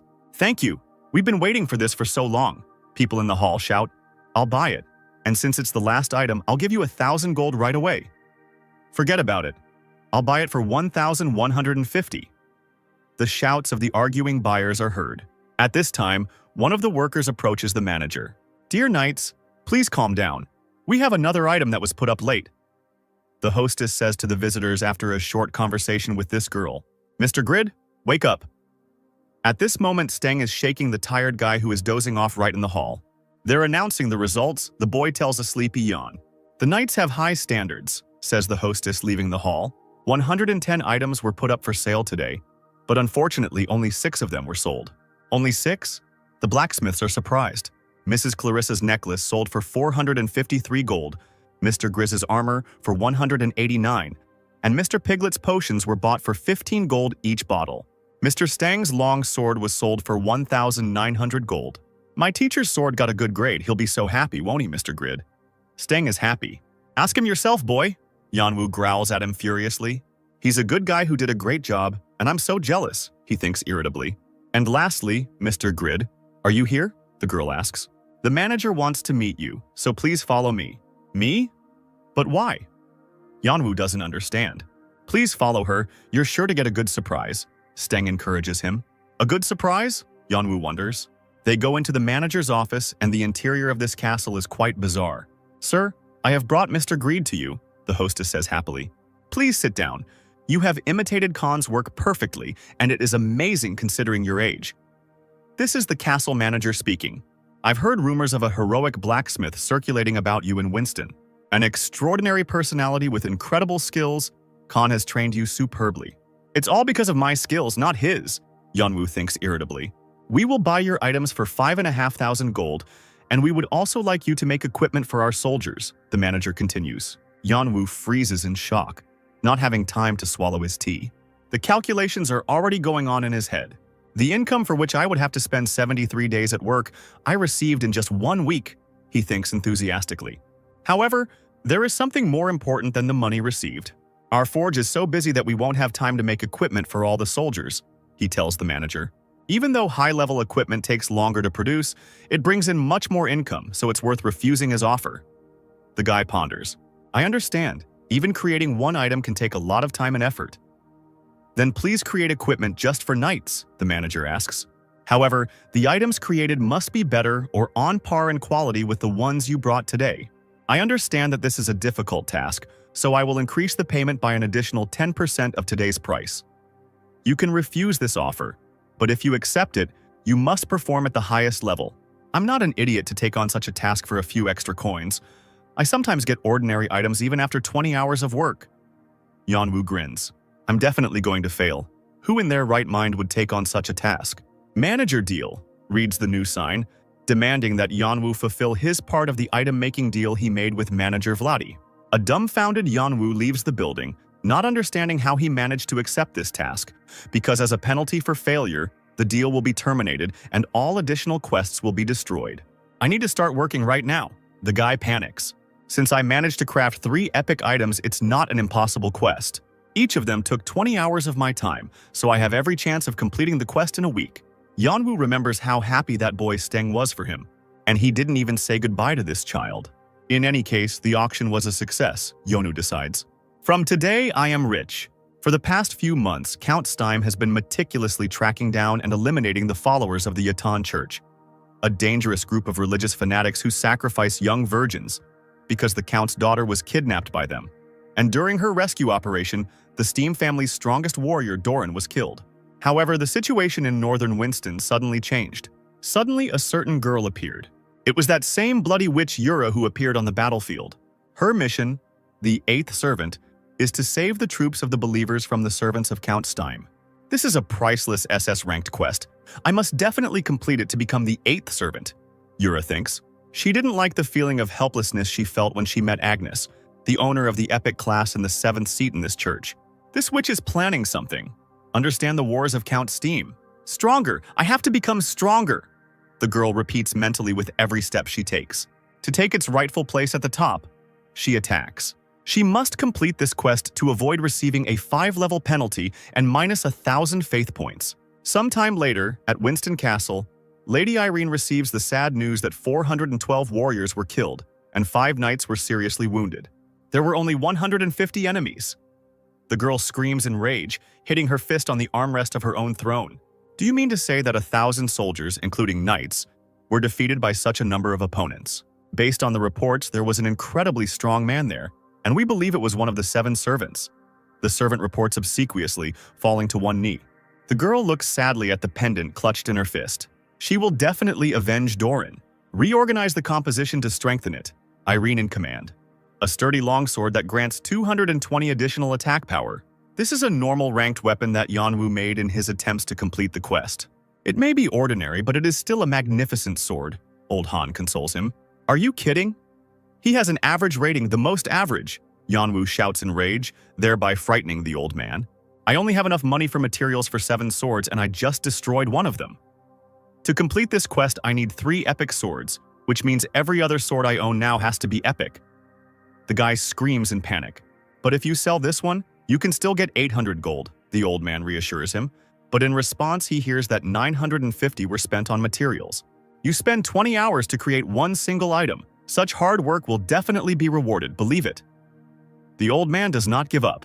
I think you're right, Yanwu sighs. However, the next sword again turns out to be of normal rating. You're a liar, Yonu shouts furiously at Old Man Han. Moderators, stop manipulating the possibilities. I will file a consumer rights lawsuit against you, the guy screams in despair. This is too bad for the legendary blacksmith, now I only have 5 tries left. Unique or legendary, funny joke, considering that even rare ones appear only occasionally. Calm down, concentrate. The guy calms himself down throughout the next period. In impotent rage, he makes a normal sword again. Whatever happens, he decides, getting back to work. A week later, on the table in front of Old Man Khan, lie 2 epic, 1 rare, and 3 common swords. You're 1 epic short, but even so, you did a good job. He praises the boy. Yanwu is busy making his final sword. I'm fine, my thoughts are clear, because it's the end for me anyway. He smiles tiredly at the old man. How can Pagma's heir show his weakness? Khan doesn't understand. This is my last blade. The chances of getting an epic rating are just 0, Yonu thinks sadly. My last sword. There is no need to regret what you have done. You just need to take a break. Suddenly, the newly crafted weapon blinds the guy with its brightest shine. What's wrong? Stop shining like that. You're just an ordinary object, he thinks, puzzled. Night had already come into its own, and if you looked outside, you could see several bolts of lightning flashing in the sky. A blinding light pours from all the windows of the forge, illuminating the darkness. Yanwu holds the hilt of the sword tightly with both hands. What's going on? He panics. I've already given up, so just leave me alone. Sword of Excellence. Legendary ranking. A notification appears. This weapon has maximum durability and huge attack power. It adds 6% to attack speed, 10% to attack accuracy, and also 10% to defense. By creating a legendary item, all your stats have increased by 25%. Your continental reputation has been increased by 1,000 points, and you have also received the title of one who creates only legendary items, the new plaque reads. Yanwu still looks at his weapon in confusion, afraid to even move. He turns to Old Man Han to see his reaction. Khan is no less shocked, and it seems that his heart is about to give out under such stress. With an awkward groan, the old man faints from an excess of emotion. Old man, don't die! I haven't completed my quest yet, Yanwu cries out desperately. At this time in the castle, Lady Irene again receives the sad news of the death of the second group. Her people believe that it is one of the 7 servants of the church again. So, the success of the capture will depend on whether they can defeat this enemy or not. However, we need reinforcements. We cannot set out right now, the lady's subordinate explains. We have no chance against them now, but despite this, one day I will definitely avenge Doran, says Lady Irene. The girl goes to the window and notices a strange boy on the street, splashing around in the fountain. I found the money, Yonu shouts happily. A gold coin. The first time I find money on the street, he rejoices. Lady Irene, are you there? Another man enters the room. This is Manager Vladi, and Lady Irene is glad that he has arrived so promptly because they have a very strange person in their garden. Have you noticed him yet? This is Grid. You need to meet him urgently, the manager tells her. Grid? Irene is surprised. The man accepted an order to make swords for knights after the last auction, the manager explains. He is also one of those who stopped the tyranny of the Miro Company. Blacksmith from Rumors. I planned to meet you, but some circumstances delayed me. The girl smiles. Just give me the reward already. But where have I seen this girl before? Yanwu thinks. Please look here. This is a sword made by this blacksmith, says Lady Irene's manager. As you can see, this is simply an incredible weapon. This sword has simply amazing power, Lady Irene. How much are you willing to pay for it? I clearly remember you saying that the better the item, the higher the price will be, Yanwu says hopefully. An incredible sword, the lady thinks. Sir Phoenix, if you have this sword, will you be able to fight the 7 servants? She asks. With such a sword, I can defeat them. The knight cries out. Well, in that case, there is no need to hesitate, Lady Irene decides. Manager, please buy this sword. The price is your choice. Your name is Grid, right? We should meet more often. Yanwu looks at the girl's neck in amazement, where a ring hangs on a string. Where have I seen him before? He wonders. What's the difference? In any case, Winston's new lord is quite good. I like her flexible and strong-willed decisions. Yanwu remains seated at one of the tables, awaiting the manager's decision. Please be quicker. I'm tired of forging items for you, the guy grumbles discontentedly. And don't try to fool me. I had to spend 1,000 gold on each item. We will buy this sword for 220,000 gold, the manager answers him. Yanwu freezes. We came to this price because we decided to make this sword a family heirloom for the Stein family, the manager continues. He is a little frightened by the lack of reaction of this blacksmith. Is that not enough?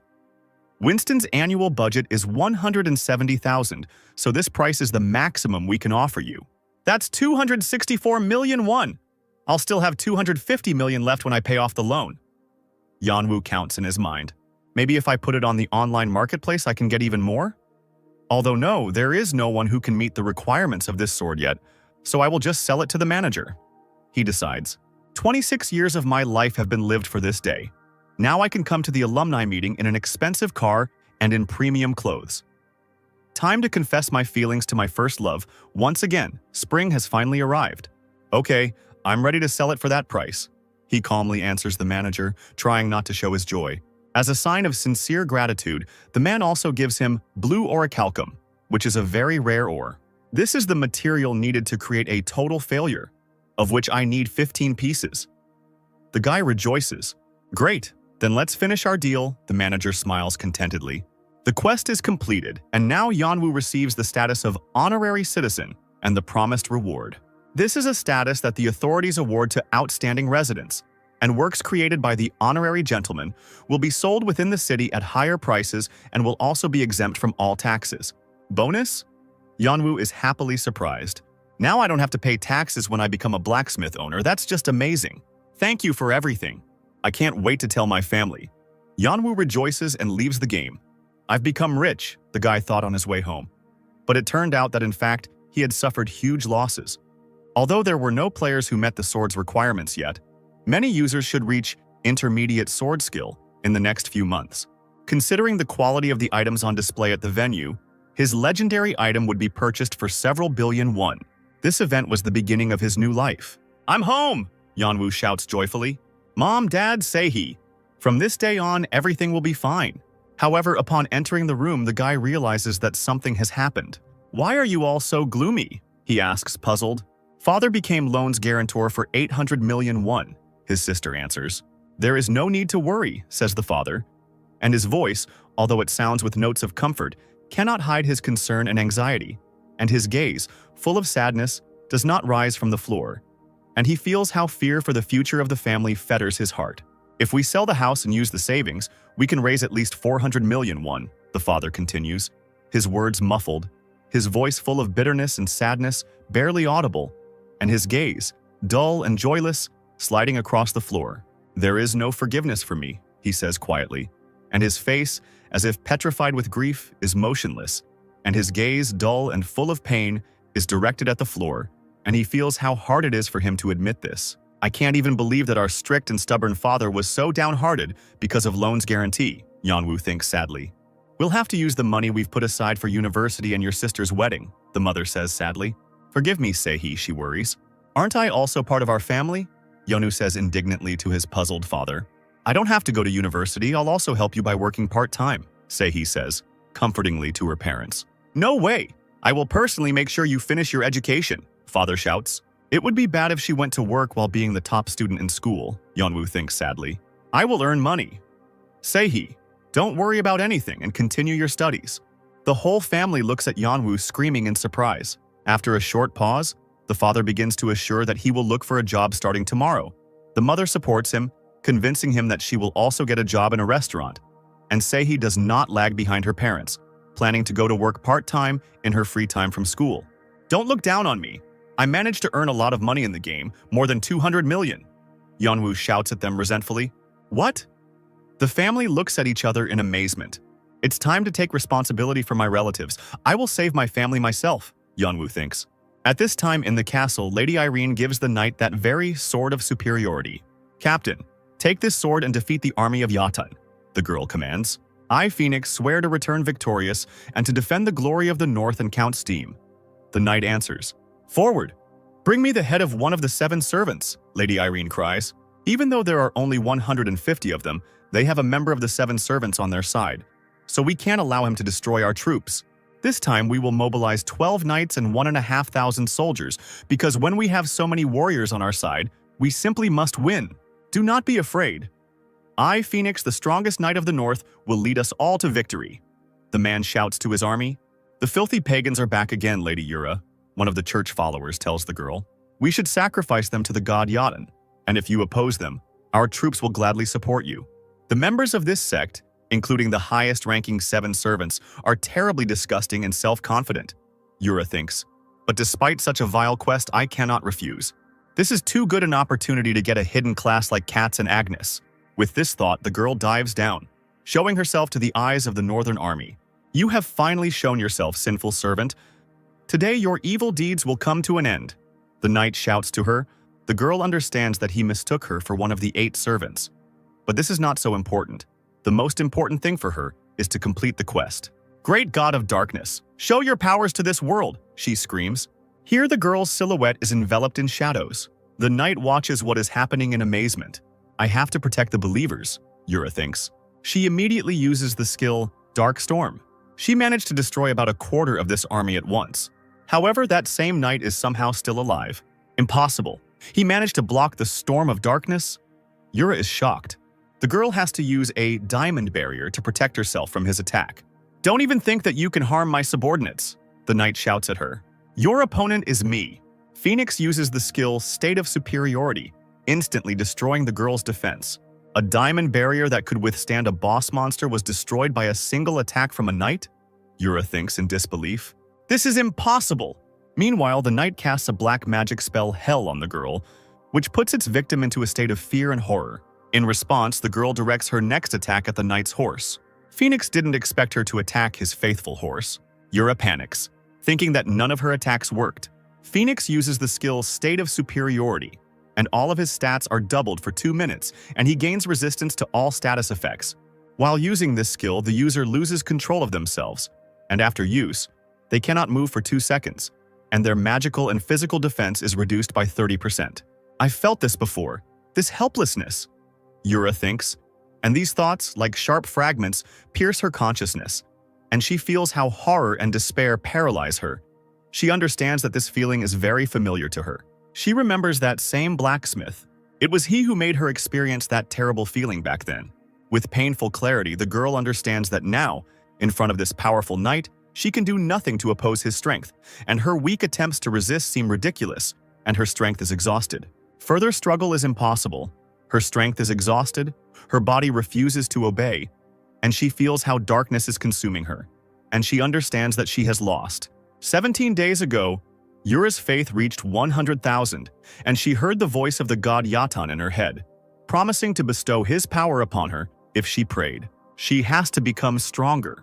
She needs strength to fight against people who can resist black magic, and she will definitely cope with it. At this time, Yeonwoo's family looks at the amount of money in their son's account in shock. "Have you become a participant in some underground business?" The father cries out in fear. "Brother, you didn't sell your organs, did you?" "Show me your belly," Sister Yeonwoo screams. "I was able to get them in the game. Just believe me and use them finally." The guy gets angry, realizing that it is difficult to comprehend that their unemployed son was able to earn such a huge amount of money in an instant. What pisses me off is the fact that after selling the Great Sword of Mammon and Mengel's armor, I was charged over 1,000,000 in taxes, Yeonwoo thinks. "My friend asked his son and he said that you need to be incredibly famous if you want to make that kind of money in the game." The mother is worried. "I also heard that there are less than 20 people in the gaming world who can earn that kind of money," he adds. "I've been nagging you for a long time about my views," my father says thoughtfully. "But if you really manage to make that much money in the game, then this can be considered a confirmation of everything you said earlier. I can only approve of your spending time on the game." Finally, I got their approval. Yeonwoo understands. "Thank you. We managed to overcome the crisis, so don't worry and do whatever you want, and your mother and I will return the 240 million won to you in the next 3 years, his father tells him. "Your father owes you a lot," the man sighs in frustration. Yeonwoo realizes that the remaining 600 million won is still too much of a burden for his parents. "No debts between relatives, father," he cries out. "It's time to pay them back for everything they've done for me. Of course, my debts will remain, but I'll finally be able to be useful to my family," Yeonwoo thinks resolutely. By the way, this is not 240 million won, but 240 million and 800,000 won. "Enough," he tells his father. The next day arrives unnoticed. "From now on, I'll give it my all," Yeonwoo thinks resolutely. "I should use the remaining 20,000 gold productively. And if I get a normal item with high user requirements, I won't be able to buy it even if it has additional options. It would be ideal if I could get a high rating, but the chances of that are too low. I would have to create level 140 items, and in that case, even selling a normal item would be enough to cover the cost of it. Have you heard the news? The Yatan Church extermination team has been destroyed again."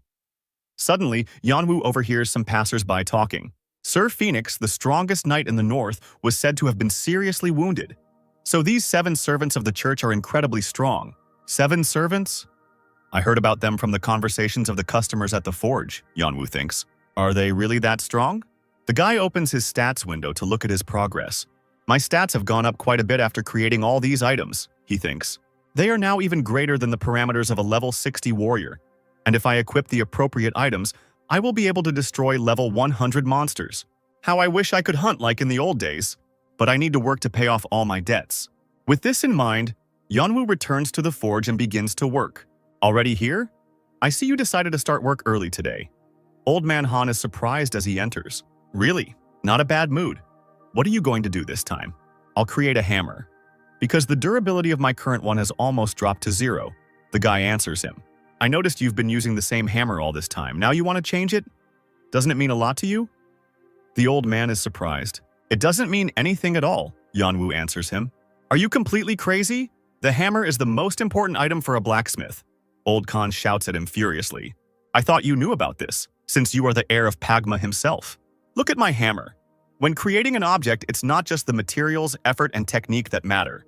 This is a rare-rated excellent blacksmith hammer, with a 10% chance of creating a rare item. Its durability is 166 units, and its attack power ranges from 40 to 50. You study the production method and materials needed to create the item, and a game window appears. Now Yanwu has learned this production method and will be able to make a good hammer. With a good hammer, you wouldn't have to go through such torment, says Old Khan. Why are you telling me this only now? Yanwu yells at the old man in rage, and the old man asks him to calm down and try to create such a hammer. Unknown. Master's Blacksmith Hammer is an epic-rated item with high durability and good attack power. The chance of creating a rare item is 17%. The chance of creating an epic item is 7%. And only Pagma's successor will be able to use this hammer. Old Man Han was right. There are even additional options. And this hammer can only be used by me, Yanwu says thoughtfully. And you are quite unpredictable. Lately, my mood has been elevated thanks to you. The old man smiles. Anyway, Grid, I have a favor to ask of you. Today is the anniversary of my son's death. Would you mind going with me to his grave? Yanwu is taken aback by this unexpected and touching request, and his face expresses a mixture of surprise, sympathy, and awkwardness. And his heart is squeezed with empathy for the old man's grief, and he does not know how to react to such a proposal. But Yan can't refuse this grief-stricken man who seeks comfort in his presence, and he, with difficulty suppressing his own awkwardness, nods. And they, immersed in a heavy silence, go to the cemetery, and each step is weighed down by grief. This place gives you strange emotions. The atmosphere of the cemetery, filled with silence and sorrow, has a depressing effect on Yanwu, and he feels as if he has entered an alien, sad world full of lost hopes, and he tries to understand what the old man is feeling. Khan is the only person who accepted me for who I am, both in reality and in the game. He is my only friend, and I should fulfill his request, the guy thinks. This is the cemetery where all my ancestors are buried, and here is the grave of my son Oliver, says Khan. He was also a great blacksmith, and I think he could have become as great as Sir Albertino someday. But due to illness, he had to leave this world. It's been 10 years now, and I still miss him, and not a day goes by when the thought of swapping my life with him doesn't cross my mind. Oliver, do you see him? This is the heir of Pagma, the blacksmith, whose stories I have often told you. This guy saved our forge, and now we work together. Thanks to him, I stopped drinking, and I want him to be the one to inherit our forge. Listen, Grid, my son says he envies me. How good that I brought you with me. Yanwu looks at Old Man Han's sad face with pity, barely holding back his tears. The creators of this game should have made it more moderate. Why was it necessary to give feelings and emotions to NPCs? He wonders. Mr. Oliver, this is Yanwu speaking. Your father is my best friend, and I will turn your favorite forge into the best forge in the whole world. So look at me, along with this old man Khan. Grid, Khan says, touched. The gust of wind appears too suddenly and unexpectedly. The connection between you and Khan has strengthened, and a new notification appears. Suddenly, a bluish glow appears around the graves. The spirits of Han's ancestors, disturbed by Yanwu's influence on him, emerged from the ground. Han, look at this! Yanwu screams in panic. How did you manage to fall asleep at such a time, you crazy old man? Nice to meet you, heir of Pagma, friend of our heir. An otherworldly voice is heard. Rest assured, we are the ancestors of Khan, and we are here to reward your sincerity. Reward? Yanwu is surprised. 130 years ago, I witnessed someone pierce the sky, the voice continues. What is he talking about? Yanwu wonders. I was so amazed that I couldn't resist my feelings and captured it. One of Khan's ancestors speaks again. I drew what I saw on the northern cliff of the Kaisan Canyon. This is where you can find Pagma's fencing. The quest Heir of Pagma has been updated. This is the first-class quest Pagma's swordsmanship in Kaisan Canyon in southern Winston. The reward for completing it is Dainsleaf, copy. Now I remember this is that class quest, Yanwu thinks. Those drawings will help you learn Pagma's fencing. The voice of the ancestors continues its story. I hope you can become a greater being than Pagma, our heir's friend. Yeonwoo, with his head bowed, listens attentively to Oliver, and his gaze, concentrated and serious, does not move away from the face of his interlocutor and his tense body, as if preparing to perceive important information. I can trust you with my father, Oliver says as he appears, his voice filled with trust and hope, quiet but firm, and his gaze, full of anxiety and hope, seems to be begging Yeonwoo for support, and he shows that he does not doubt his strength and nobility. Of course, Yeonwoo smiles at him, and his smile, although tense, radiates a firm determination, and his gaze, full of deep concentration, expresses his readiness for any danger. He's in good hands. These words, spoken with confidence and calm, sound like a promise, and they seem to dispel the anxiety that hung in the air.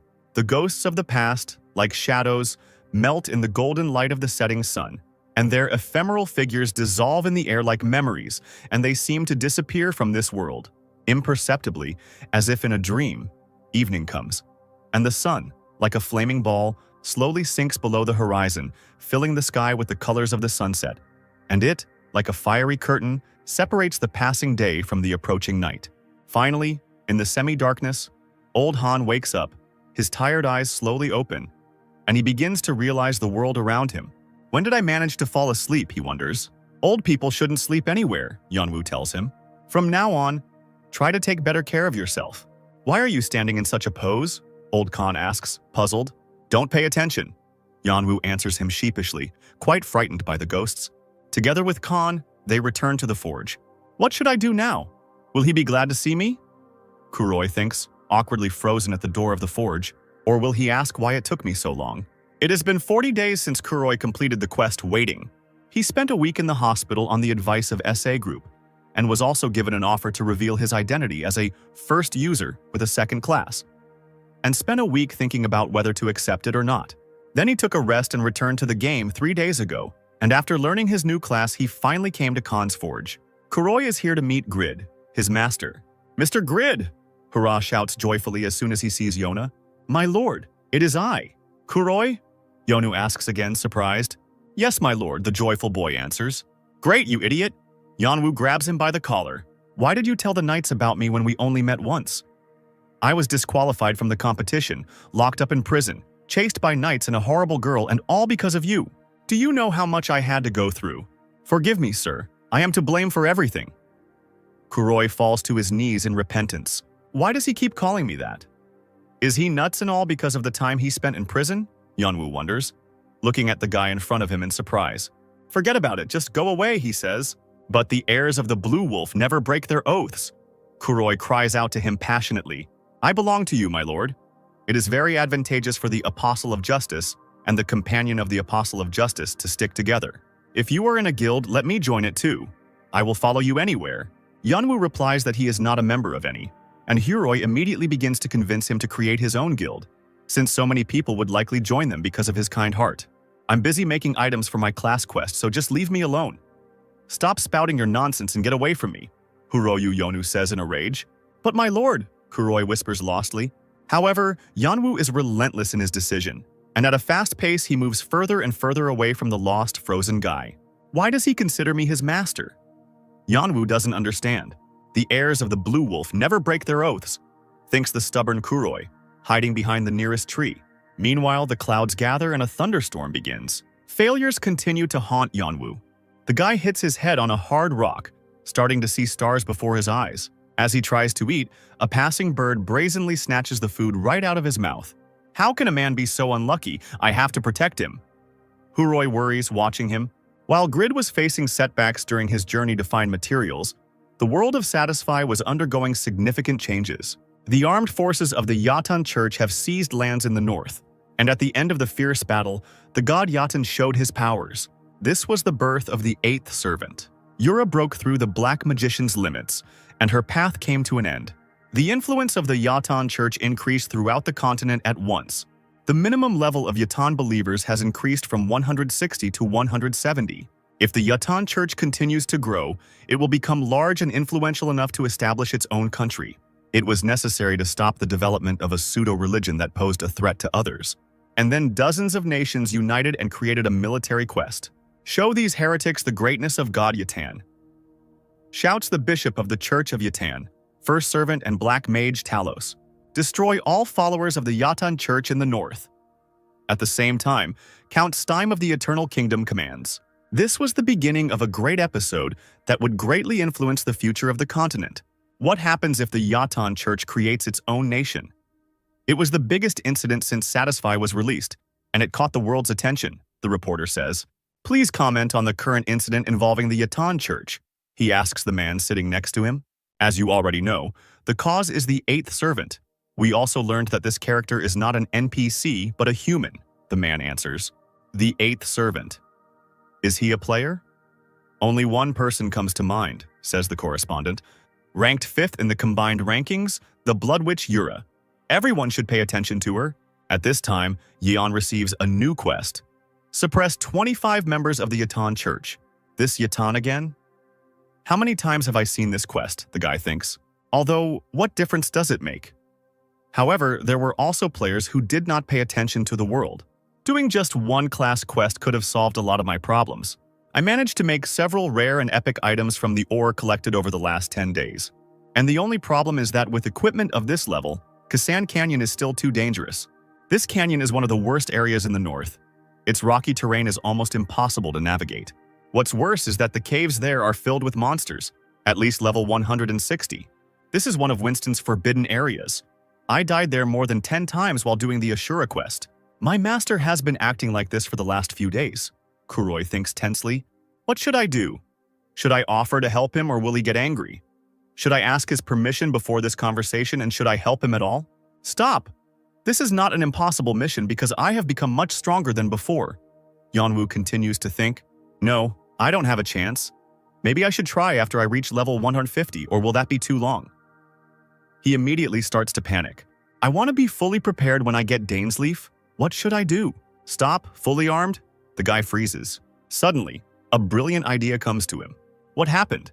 Kuroi tries to understand. I'm an idiot, Yeonwoo thinks. A total failure is terribly absurd, especially after the 10 deaths in Kasan Canyon, when the world was in turmoil due to a war in one part of the continent. Now I know it like the back of my hand, and since I learned blacksmithing, I can create something. When the legendary blacksmith's creation skill levels up, the user will gain 3 new crafting slots. Now I can create an item that can withstand the monsters in the canyon. I can even try to make a complete failure, the Eternal Kingdom. Kasan Canyon, one of the 5 forbidden zones, is also a location with countless caves containing monsters of level 160. I had to die there a lot of times while doing Ashura's quest. But I'm still too weak at my current level, Yeonwoo thinks. But I don't have time to level up because I need to earn money to pay off my parents' huge debt. I have no choice but to use item creation. I need to make an item that suits the characteristics of Kasan Canyon. No need to worry about fatigue, because despite the rough terrain, I can recover thanks to my stamina. The only problem is the level 160 monsters that hide in their caves and attack travelers passing by. I need to create a Sword of Excellence level item. It is simply impossible for me to create another such beautiful item. Think.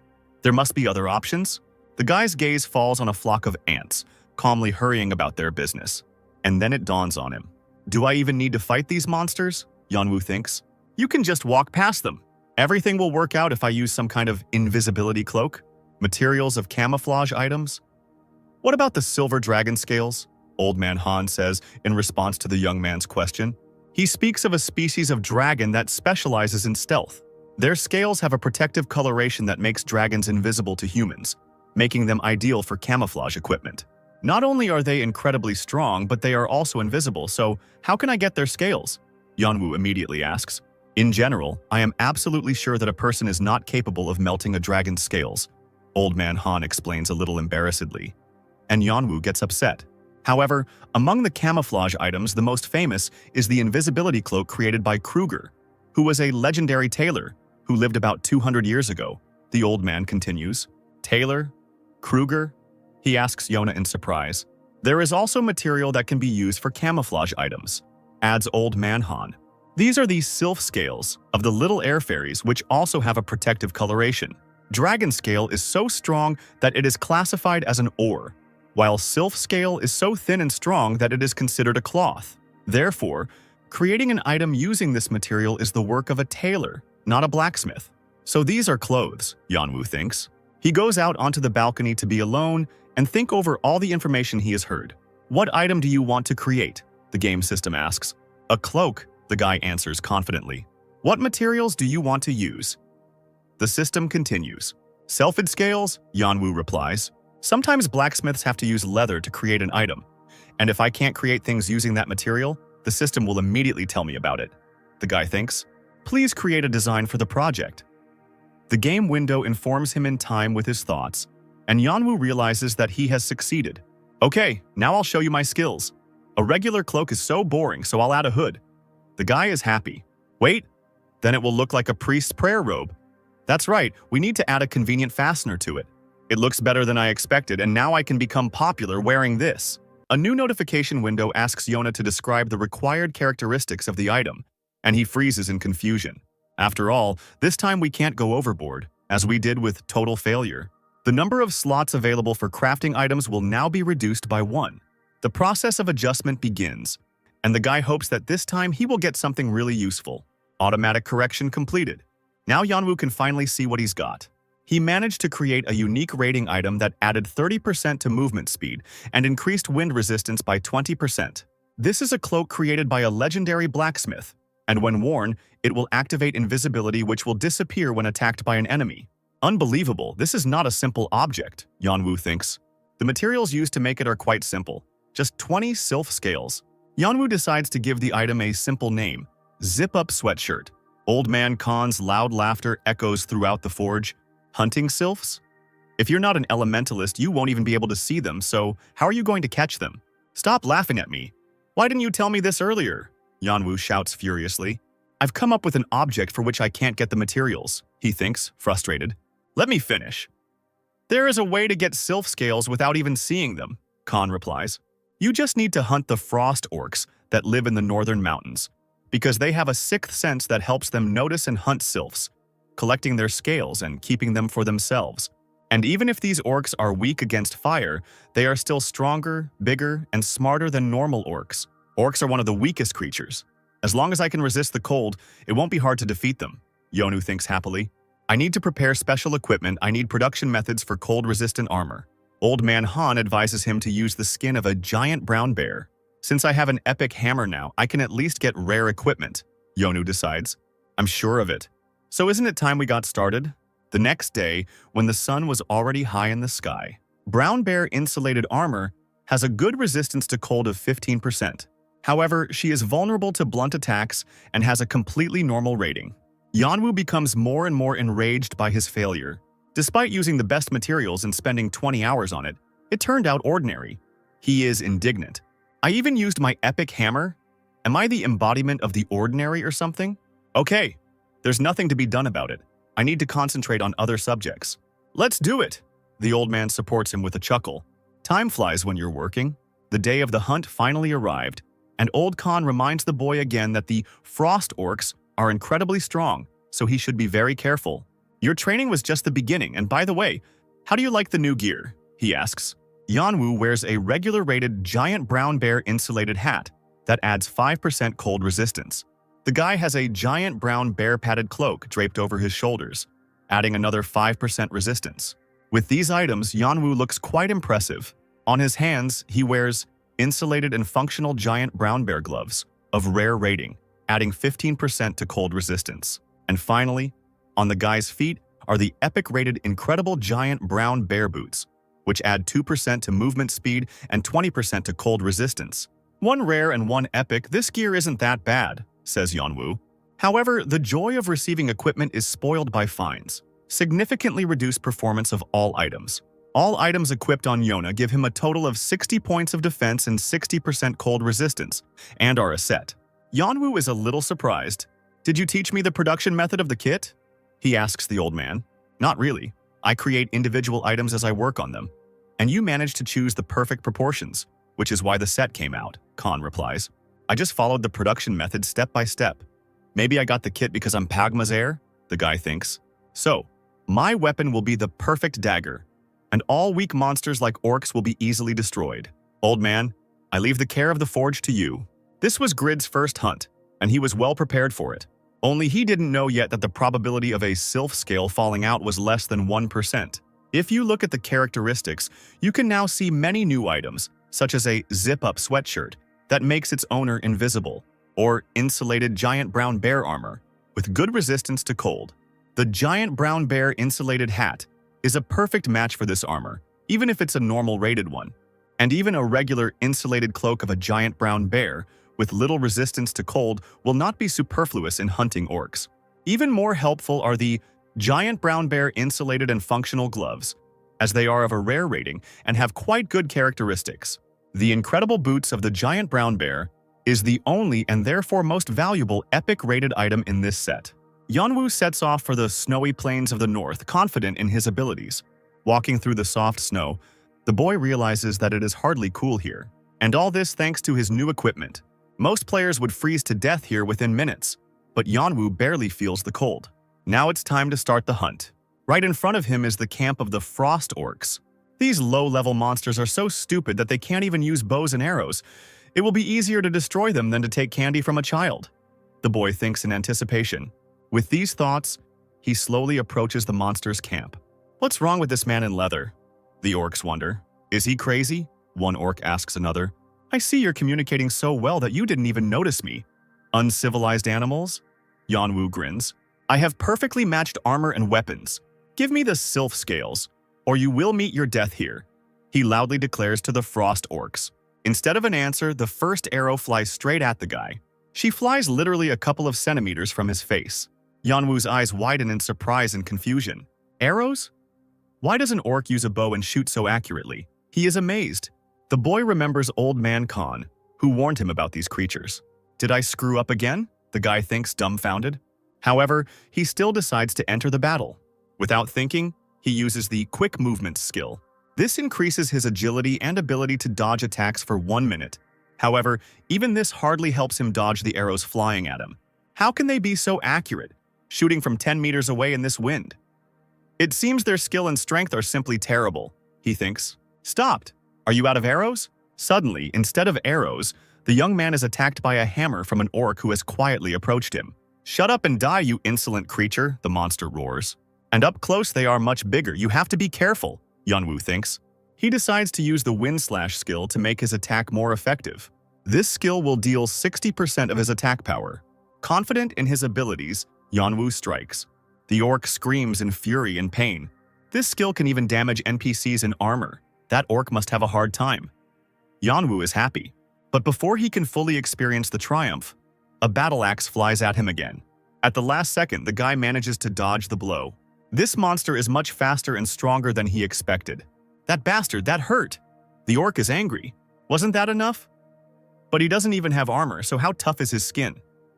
Yeonwoo is amazed. Why is this NPC so strong? Even if their strength isn't much different from mine, it's still impossible to kill them all before dawn. I need to use skill combinations.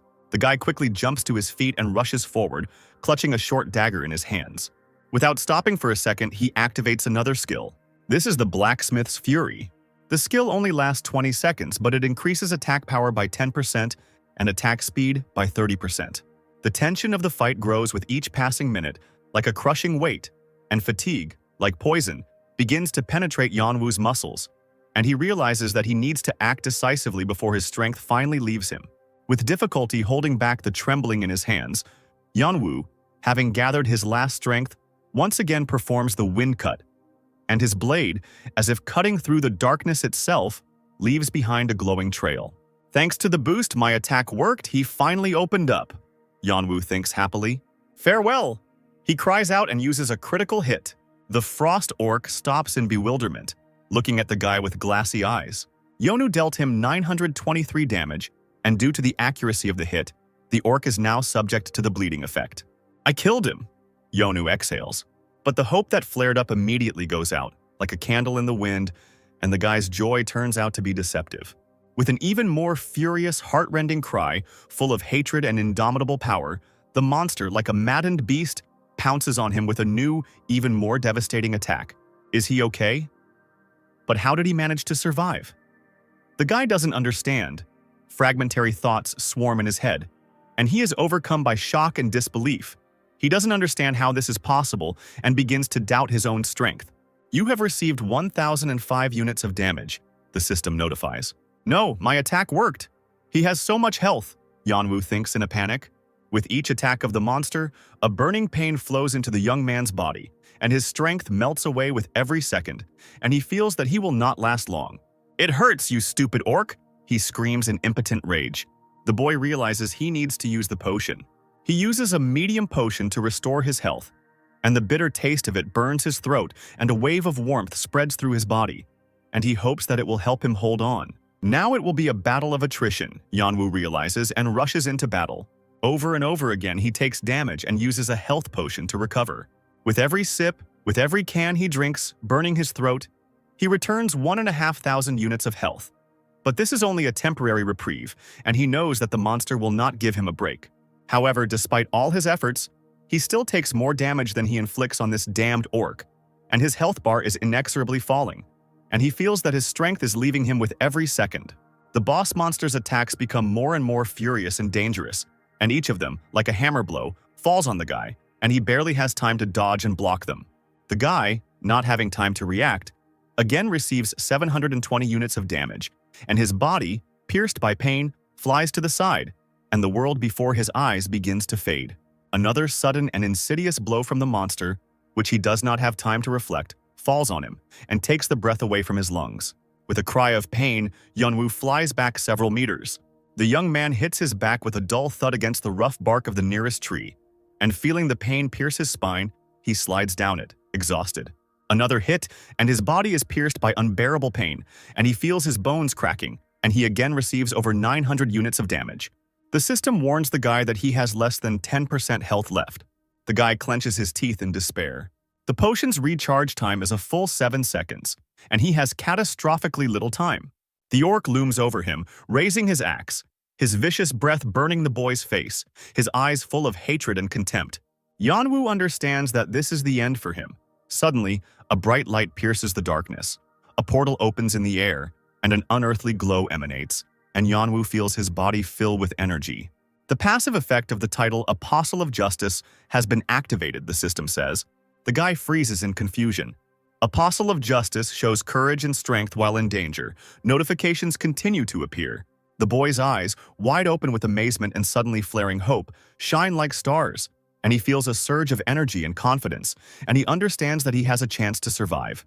The Apostle of Justice is harder to kill until his opponent is dead. Isn't that the same title I got when I saved Huroi?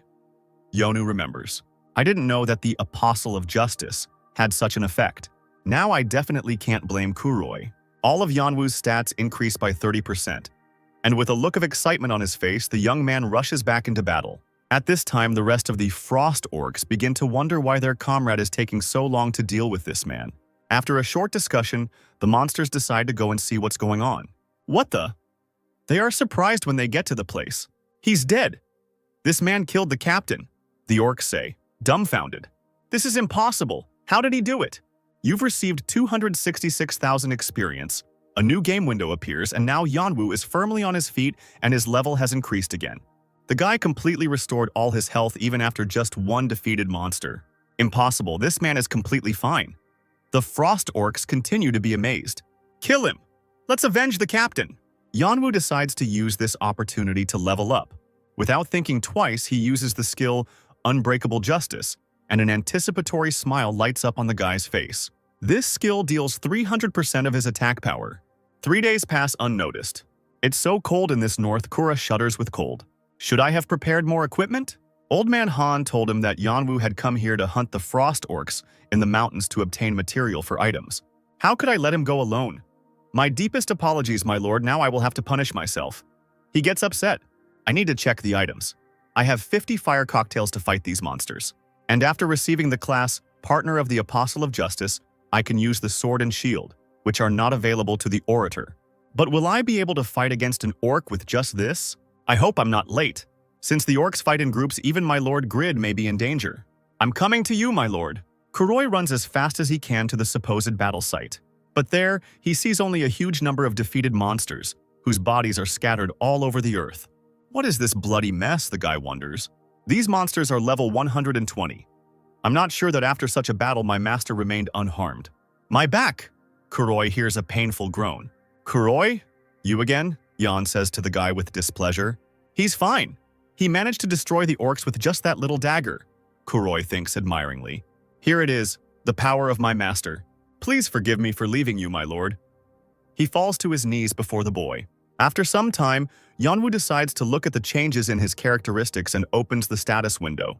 He is already at level 83, and he managed to get the last 38 over the past 3 days. I reached the level I had with the warrior class in 3 days, although those who buy expensive equipment reach levels 100 in a month, so it's quite normal.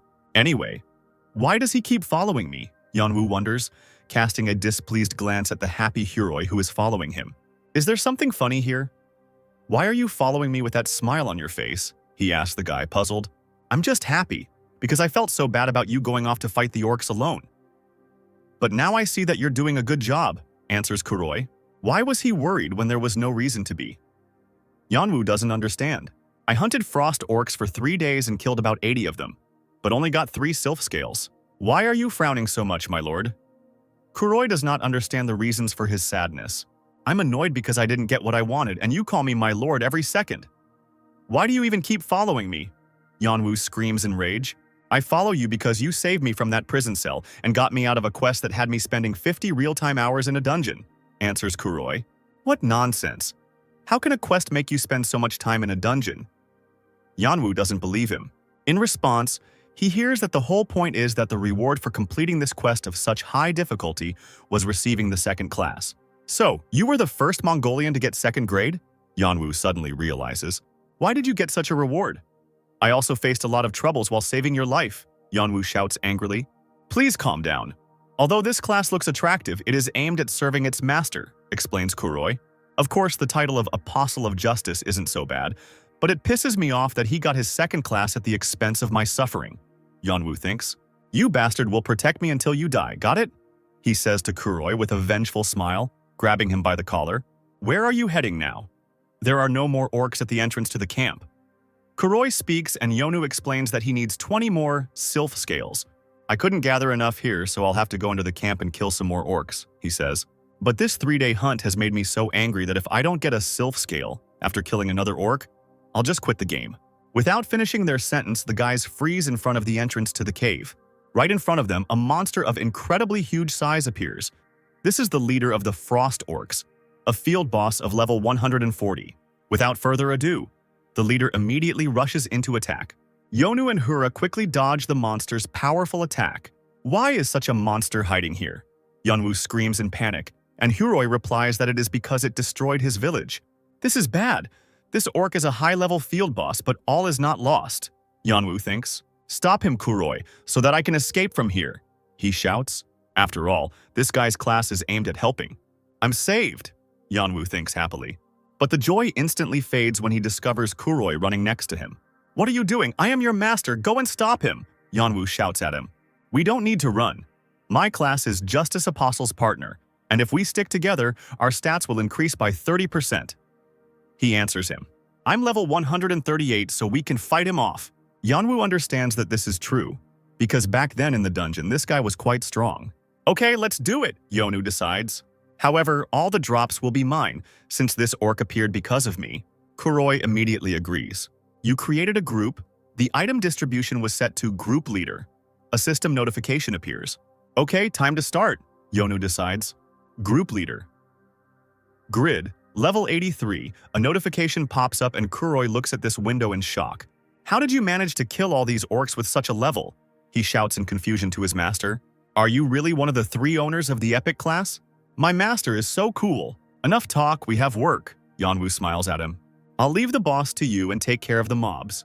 He is truly amazing. His actions are impossible to predict, admires Kura. I have to live up to his expectations and show your devotion. Provocation attracts the enemy's attention. The Frost Orc boss attacks again. Right now, my lord, shouts Kuroi. I've never seen anyone swear more than me. Yanwu smirks.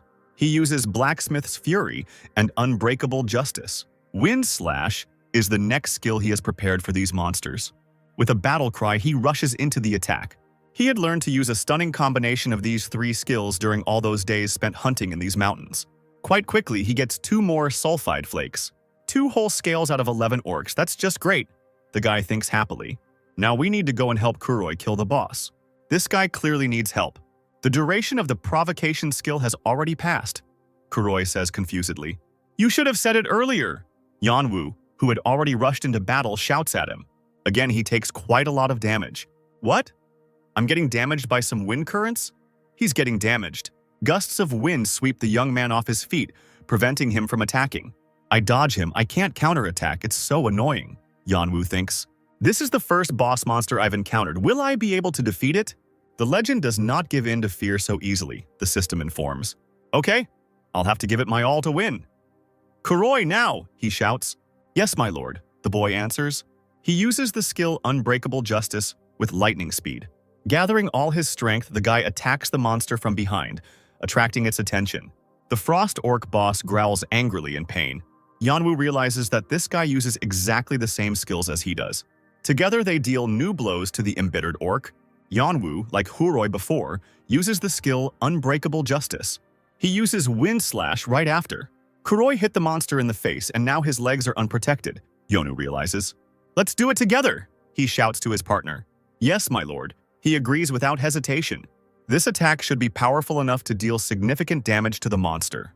When enraged, the Frost Orc boss lets out a painful cry. We can beat him, Yonu encourages. Even though Kuroi irritates me, he is good at coordinating with me, he realizes with surprise. However, despite all efforts, the monster still remains alive, and its vitality seems unnatural, which makes Yan anxious and he begins to doubt the success of their plan. His huge, sinewy hands, like steel pincers, still grip the hilt of the weapon tightly, and he is ready to unleash all his fury on them, and he does not intend to give up.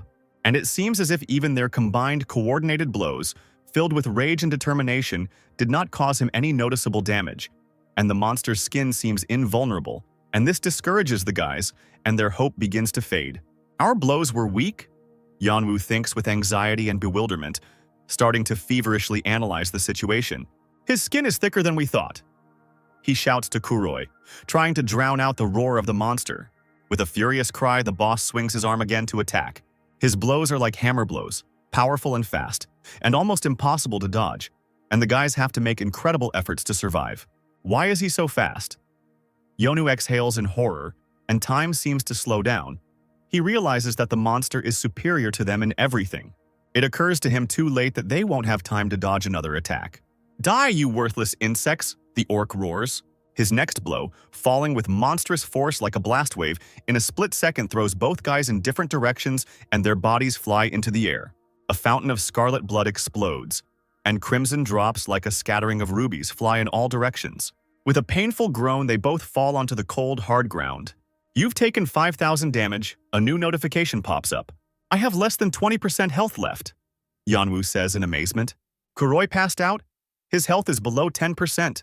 Usually players get knocked out for 3 seconds when they lose 40% of their health in one hit. But I don't have that because I'm immune to all debuffs, like Pagma's Air. But Kuroi is now completely defenseless, and the boss of the Frost Orcs is already preparing for the next attack, and every second counts. Without a second thought, Yanwu, overcoming pain and fear with desperate determination, rushes straight at the monster.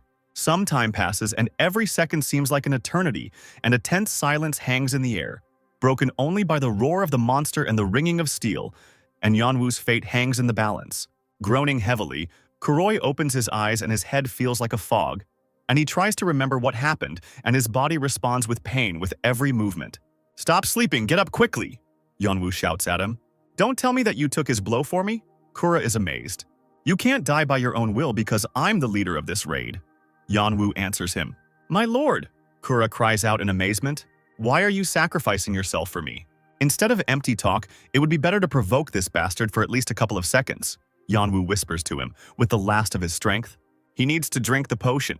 Activates the skill, A Legend Never Dies So Easily, which makes Yanwu immune to all types of attacks for 5 seconds when his health is low. Not only did I fail to protect you, but I also set you up, my lord, Kuroi says, upset. I have failed you. Stop talking nonsense. Distract him. His axe is about to hit you, Yanwu shouts. You may drink the potion in peace, my lord, replies Kuroi. Please don't worry about anything. I will always protect you. With lightning speed, the boss monster unleashes its attack, and the power of its attack seems inhuman, and the air around it seems to be compressed. Yeonwoo is sure that even if Huroi had tried to block this attack, he still wouldn't have survived. However, at the most critical moment, when it seemed that all was lost, something strange and inexplicable happens. Even the fierce orc boss, whose rage knew no bounds, suddenly freezes in bewilderment, and his evil eyes widen in misunderstanding, and he feels that something has gone wrong, and he is losing control of the situation. "I cannot give in when the enemy attacks my master," Kuroi says decisively. The skill, Steel Will, has been activated. For 10 seconds, this skill provides complete resistance to all attacks. At this time, Yeonwoo quickly drinks his potion. He remembers that last time, Kuroi also blocked the opponent's sword with his body to save him, and he can't figure out what kind of defensive skill this guy has. "I don't have to worry about the miss because it's just huge," says Kuroi. "Try this." With a furious cry, the boy launches a firebomb straight into the monster's face. "That's right, firebombs!" Yeonwoo screams. "Frost orcs are weak against fire. This is a very good move." Kuroi tirelessly continues to bombard the orc with firebombs. And now, finally, persistence and tenacity bear fruit, and the first crack appears in the orc's armor. And this means that their tactics are working, and victory is near. "My lord, it is time to unite," shouts Kuroi. As one, both players, full of determination and fury, simultaneously pounce on the wounded orc, their blades flashing through the air like lightning. Yeonwoo feels jubilant and relieved that this time their combined attacks finally break through the monster's defense. This orc is definitely taking damage. However, his body is too resilient, and he is much more resistant to fire than they thought. "If we don't deal him mortal damage, we ourselves will become dead," Kuroi thinks. "He can't move because we fried him, now he's just a piece of meat." Yeonwoo rejoices. "Stand still, I will grant you a quick death." "My lord, do not stand still. He still has enough strength to attack." Kuroi screams in panic. The monster grins evilly. "What?" Yeonwoo turns around in surprise. Before he can understand anything, the orc's huge paw is already flying straight into his stomach. He is slammed straight into the wall, and the guy exhales convulsively. "My lord!" Kuroi shouts to him. "Bastards." The frost orc boss grins.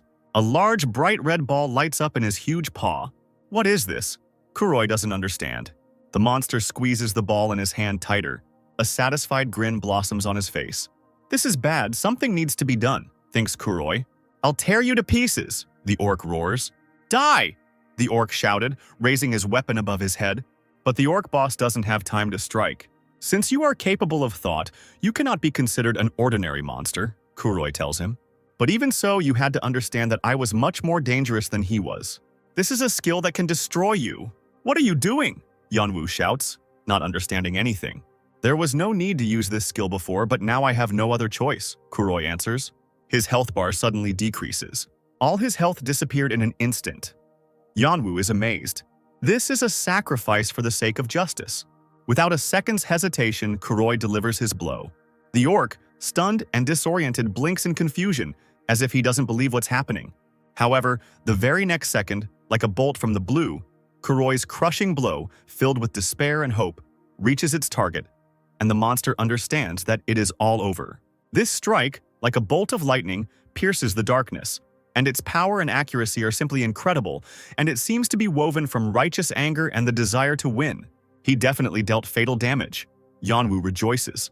The orc, shaking with his entire huge body, lets out a terrifying cry, full of pain and rage, and this cry echoes throughout the surrounding area. With the last of his strength, Kuroi raises his head to look at him. The stunned orc has to strain hard to stay on his feet. But nevertheless, he manages not to fall. He regains his balance and roars in triumph. "As I thought, this is not enough," sighs Kuroi. "My lord, you must finish him off. Now everything will not be as before," he screams. "Isn't that so? What is he talking about?" Yeonwoo is surprised. Kuroi, with hope in his voice and a weak smile on his face, promises that now everything will become clear, and gathering his last strength, says, "Exit." But the monster's axe, whistling through the air, is already flying straight at Kuroi, sweeping away all hopes of salvation in its path. Yeonwoo, stunned and helpless, has no time to react, and his body is frozen in terror as he sees the axe approaching his friend, and he can't do anything. The orc boss's weapon reaches its target. Kuroi clenches his teeth from the bright flash of pain. "I leave it to you," he whispers helplessly. "My lord." The system notifies that a group member named Kuroi has died, and the orc stops, satisfied. Yeonwoo calls out to him from behind. "I didn't understand what Kuroi was talking about," Yenu begins. But I know that it was all done for me. In a rage, he rushes straight at the monster again. Now we need to aim at the weakest points of this monster. The guy examines the orc's body with his gaze to find the most vulnerable places. Having decided on the location of the strike, Yunwoo uses a wind cut. The orc growls in pain. The damage he takes has increased? Yunwoo understands. He remembers Kuroi's sacrifice for justice. It was a skill that completely exhausted his health. Could this lower the boss's defense? However, the orc has no intention of retreating. Even though he has one foot in the grave, his punches are still dangerous. I need one last attack to finish him off, but I'm going to die now, Yonwoo thinks tensely. It looks like the orc boss will win this time. But before Yonu can finally give up, hope appears. The Apostle of Justice shows his strength at critical moments. All stats are increased by 30%. The time for charging Unbreakable Justice is over. With renewed strength, Yonwoo attacks the orc and uses this skill. The entire space around is again filled with the sounds of battle. The orc raises his weapon for another blow, but it immediately shatters into pieces from Yonwoo's attack. The guy exhales tiredly. The monster in front of him freezes without any signs of life. A second later, he falls to the ground like a motionless, dead lump. You have destroyed the Frost Orc leader. A notification appears. It doesn't immediately dawn on the guy that it's all over, but the monster is actually truly defeated. And when he realizes this, a bright smile lights up on his face. The guy throws his head back and screams jubilantly. It was his first successful boss raid. Reflecting on what happened sometime later, Yonwoo realizes that even though the raid was successful, he still had not collected the required number of scales. Then he decides to at least recount all the items dropped in battles. In front of him is the Frost Orc Chieftain helmet, with a unique rating, which adds 10% to health and reduces critical hit damage by 20%. And when assembling the entire set, it opens up the ability to control all the Frost Orcs. Red Lightning Ball summons red lightning from the sky, increases the attack power of the item struck by lightning, and gives the item the lightning attribute. In addition, on the table in front of the guy are 2 Blessed Weapon Enhancement Stones, 3 Blessed Armor Enhancement Stones, and 7 Sulfide Scales. The orc skin is useless, so Yonwoo decides to throw it away, and the rest of the items can be sold for a very high price if they are put up for auction. But it was a big surprise to receive the Blessed Enhancement Stones. If the enhancement with a normal enhancement stone fails, its rank will drop by -3. But if it happens with this stone, the rank will only drop by -1, and these stones are worth 12 times more than normal ones, about 1,200 gold. High-level players only use these stones to upgrade their equipment. If it weren't for Huroi, I wouldn't have been able to get all of this, so it's a bit weird to take all of the items for myself, Yonwoo thinks. But there's nothing to be done about it. I feel guilty before him. But what can I do if it turned out this way? Are you that happy with the items you got from hunting? Old Khan smiles at him. Thanks to me, he has a second grade, so I'll take these items for myself. Yonwoo answers inappropriately. Are these dropped objects? I've never seen anything like that. The old man is amazed. Khan immediately notices the Frost Orc skin that the boy threw away. This leather is of excellent quality. If I use it as the inner part of the armor, it will be able to nullify the influence of the outer part of the armor, says the old man. Give it to me, Yonwoo immediately says, and Han is indignant in response because the guy himself threw away this skin. Then I'll give you this skin, and you'll make me armor from it, and I need to go to the store, Yonu decides. Won't I be the loser in this deal? Although I don't have many chances to work with such material, the old man thinks. Yonwoo goes to the store to try to buy 10 item upgrade stones there. The price of these stones will be exactly 1,000 gold. It can't be helped. I need to be prepared for the canyon. Sulfide scales aren't the only problem, Yonwoo thinks. I need to go through Kasan Canyon to find a fresco containing Pagma's swordsmanship. It was difficult for me to fight against ordinary orcs, but there are many others who are much stronger. So, I just have to improve my subjects. Now I need to find a quiet place to work. Yonwoo steps back to begin improving the perfect dagger. But before that, he thinks about the fact that his family is now having problems. Can he even spend that much money to upgrade items when they are all in this situation? Improving to +5 is not very difficult. I think this will be enough for me, he decides. It's an investment in the future, so everything is fine. Let's do it! Having made up his mind, Yonwoo begins the process of improvement. He successfully improved the perfect blade by +1. To do this, he had to use his accumulated trophies. The guy spent 1 weapon enhancement stone on this upgrade. Gradually, the improvement reaches the second level. The guy spends another stone. The process continues, and now the third level is approaching, and minus one more stone. The improvement has already reached the fourth level. Yanwu watches the process with satisfaction. More and more stones are disappearing. You have successfully upgraded the perfect blade by +5, the new notification reads. The guy smiles happily, tightly clutching the handle of his updated dagger in his hand. This is the perfect blade +5 unique rating, adding 11% to attack speed, 20 points to agility, and giving a small chance to instantly kill the target. He's become much better. Yanwu is happy. The improvement is huge, since his initial stats were already high, and the success rate when improving to +6 or more already dropped significantly, so I better stop. Great! Time to go back and hunt even better this time. Should I improve it at least one more time? A 6 improvement is rare to see, I just need to do it once. Upgrading to +5 doesn't change the appearance, but at +6 the item starts to glow. That would be just awesome. Calm down. Your family's well-being is at risk, so don't take any risks. The guy tries to talk himself out of it. But it's quite achievable. Am I not the heir of Pagma? At this time, in the shop, a young man is trying to buy himself some potions. Like a hurricane, Yanwu rushes at him, pushing him away and loudly demanding 10 enhancing stones from the seller. How it dropped to +2 despite all the stones spent on it, this is crazy. Yanwu stomps his feet furiously after a while. I can't accept this. I need to get a +6 on this dagger. They said the upgrade chance is increased for Pagma's heir, so why is this happening? I'll get a +6 no matter what the cost. Yanwu gets down to business with zeal. People passing by him look at his updated weapon with admiration. I've never seen anything like this before, it's so cool. One of the passers-by admires. Look at the blue glow.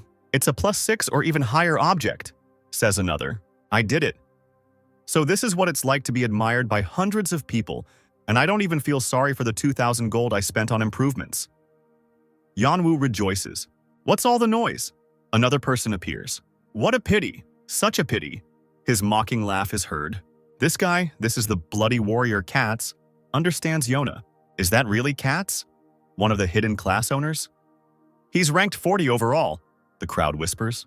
You love this +6 so much, you're pathetic. Cats laughs, grabbing Yona by the wrist. How can you talk like that to someone you just met for the first time? Yanwu is indignant. I just thought it was funny that someone was trying to brag about such a pathetic item. Cats answers him with a grin. I thought I'd show you what a real weapon should look like. I wouldn't feel right if my weapon didn't look like this. It's good that you don't have such problems, he continues, drawing his sword from its sheath. This is a +8 object. The people around whisper in amazement. He's just incredible, Yanwu thinks. So what? Why should the number of your improvements affect me? Yanwu asks.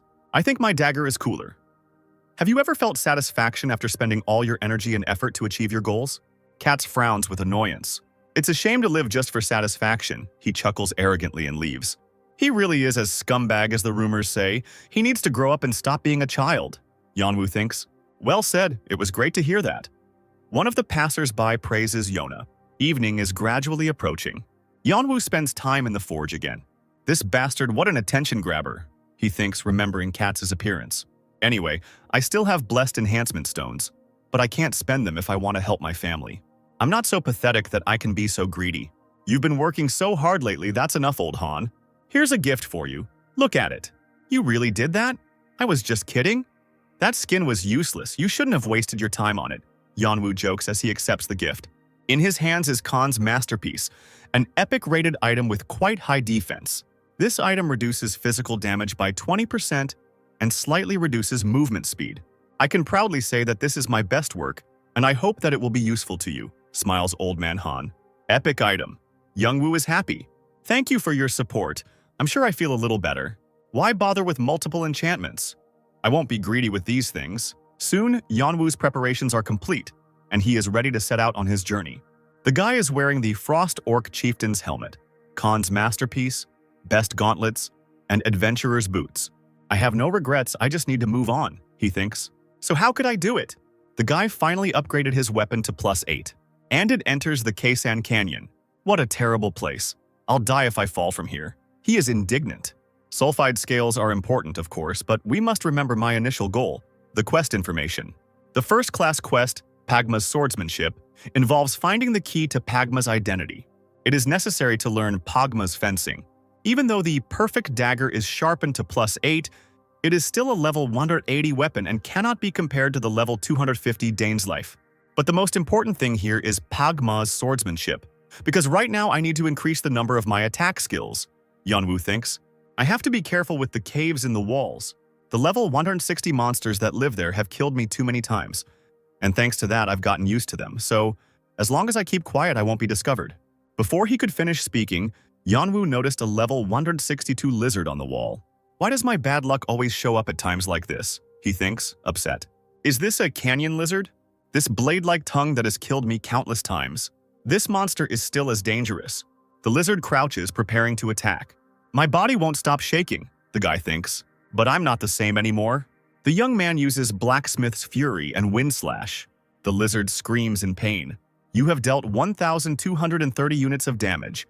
A notification appears. He took a lot more damage than I expected. The guy is happy, but the defense of the canyon lizards should be higher than that of the frost orcs. Apparently, the blade upgrade greatly increased the power of the skills. I can defeat him. Yeonwoo immediately applies Unbreakable Justice. With a hoarse growl, the lizard falls and dies. You have destroyed the canyon lizard. The game window appears. You have received 329,000 experience. I defeated a level 162 monster so easily even though I'm only level 85. I'm so cool. Yeonwoo laughs. The boy's joy is interrupted by a loud growl behind him. He looks around and sees several level 185 canyon humanoid lizards. I see you're not happy to see me, he thinks with annoyance. With furious cries, the monsters begin to attack. I'm not the same as I was before, you bastards, the young man screams. But his very first blow with the updated perfect dagger ends up on the shield of one of the lizards. Yeonwoo starts to panic. The lizards continue to attack him with renewed vigor. Yeonwoo takes quite a lot of damage in a short period of time. Their defense is much greater than that lizard's. He understands. They also have thick skin and protective gear. I would have died if I hadn't put on Khan's epic armor.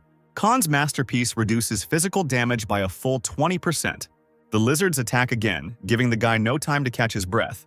Armor is useless if I can't respond to their attacks, Yeonwoo thinks in a panic. Now I will stop them. He decides and uses the skill Unbreakable Justice. The lizards growl angrily and defeatedly. Next, the young man uses a Wind Strike, and this also works. The lizards fly away in all directions. I managed to immobilize them. I can do it. Yeonwoo rejoices. He activates fast movements, and now the chance to dodge an attack will be 30% higher, and agility will increase twofold for a minute. The lizards continue to roar and attack furiously. Yeonwoo casts Blacksmith's Fury, costing 50 mana. Now attack power has increased by 10% and speed by 30% for 20 seconds. While both buffs are active, we must kill them, Yeonwoo thinks decisively.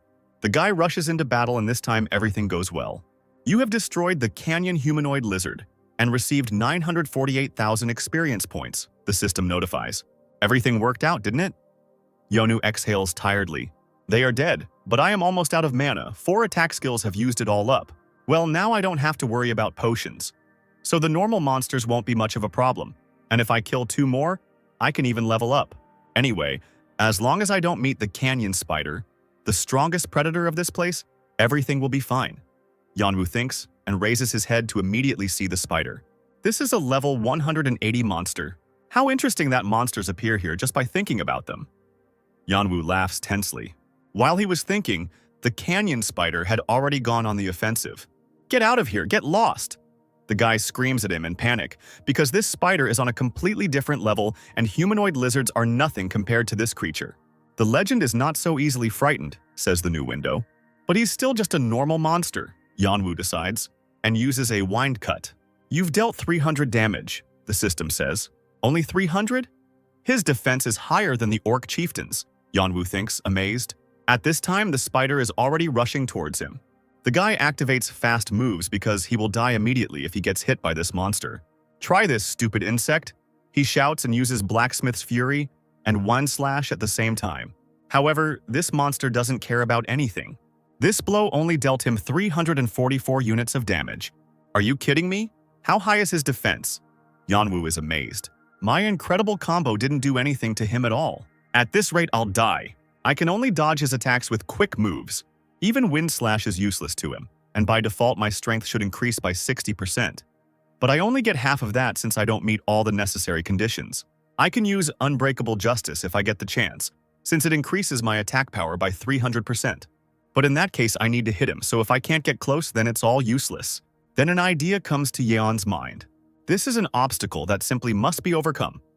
I have no choice, he decides, rushing forward. I'll put everything on the degree of freedom and satisfy. Wind cut. Now, before the wind/shot, I'll add Unbreakable Justice. Yeonwoo resolutely rushes into the attack. The spider watches him with bewilderment. The monster doesn't expect such a blow at all. The entire space around is illuminated by a bright light from the skills used by the guy. With a loud scream, the spider flies back several meters, thrown back by the force of Yeonwoo's blow. It worked. The guy is happy. The new skill combination was successful. The combined skill Wind of Justice was created. The system notifies. This skill deals 320% of the attack power to a target up to 6 meters away. I created a completely new skill. The guy rejoices. At this time, the spider growls furiously, falling on its back. Now that he can't move, I have to end this, Yeonwoo screams. With renewed strength, he rushes into battle. He has activated the Best Gloves effect, and his attack will be performed twice. Take that, you worthless mob, the guy shouts.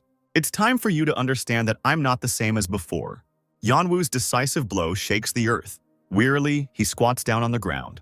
The spider makes a death rattle. You destroyed the canyon spider and received 387,500 experience. The system is happy. Yeonwoo smiles happily. His level has been increased by 1 and he now belongs to the 86th.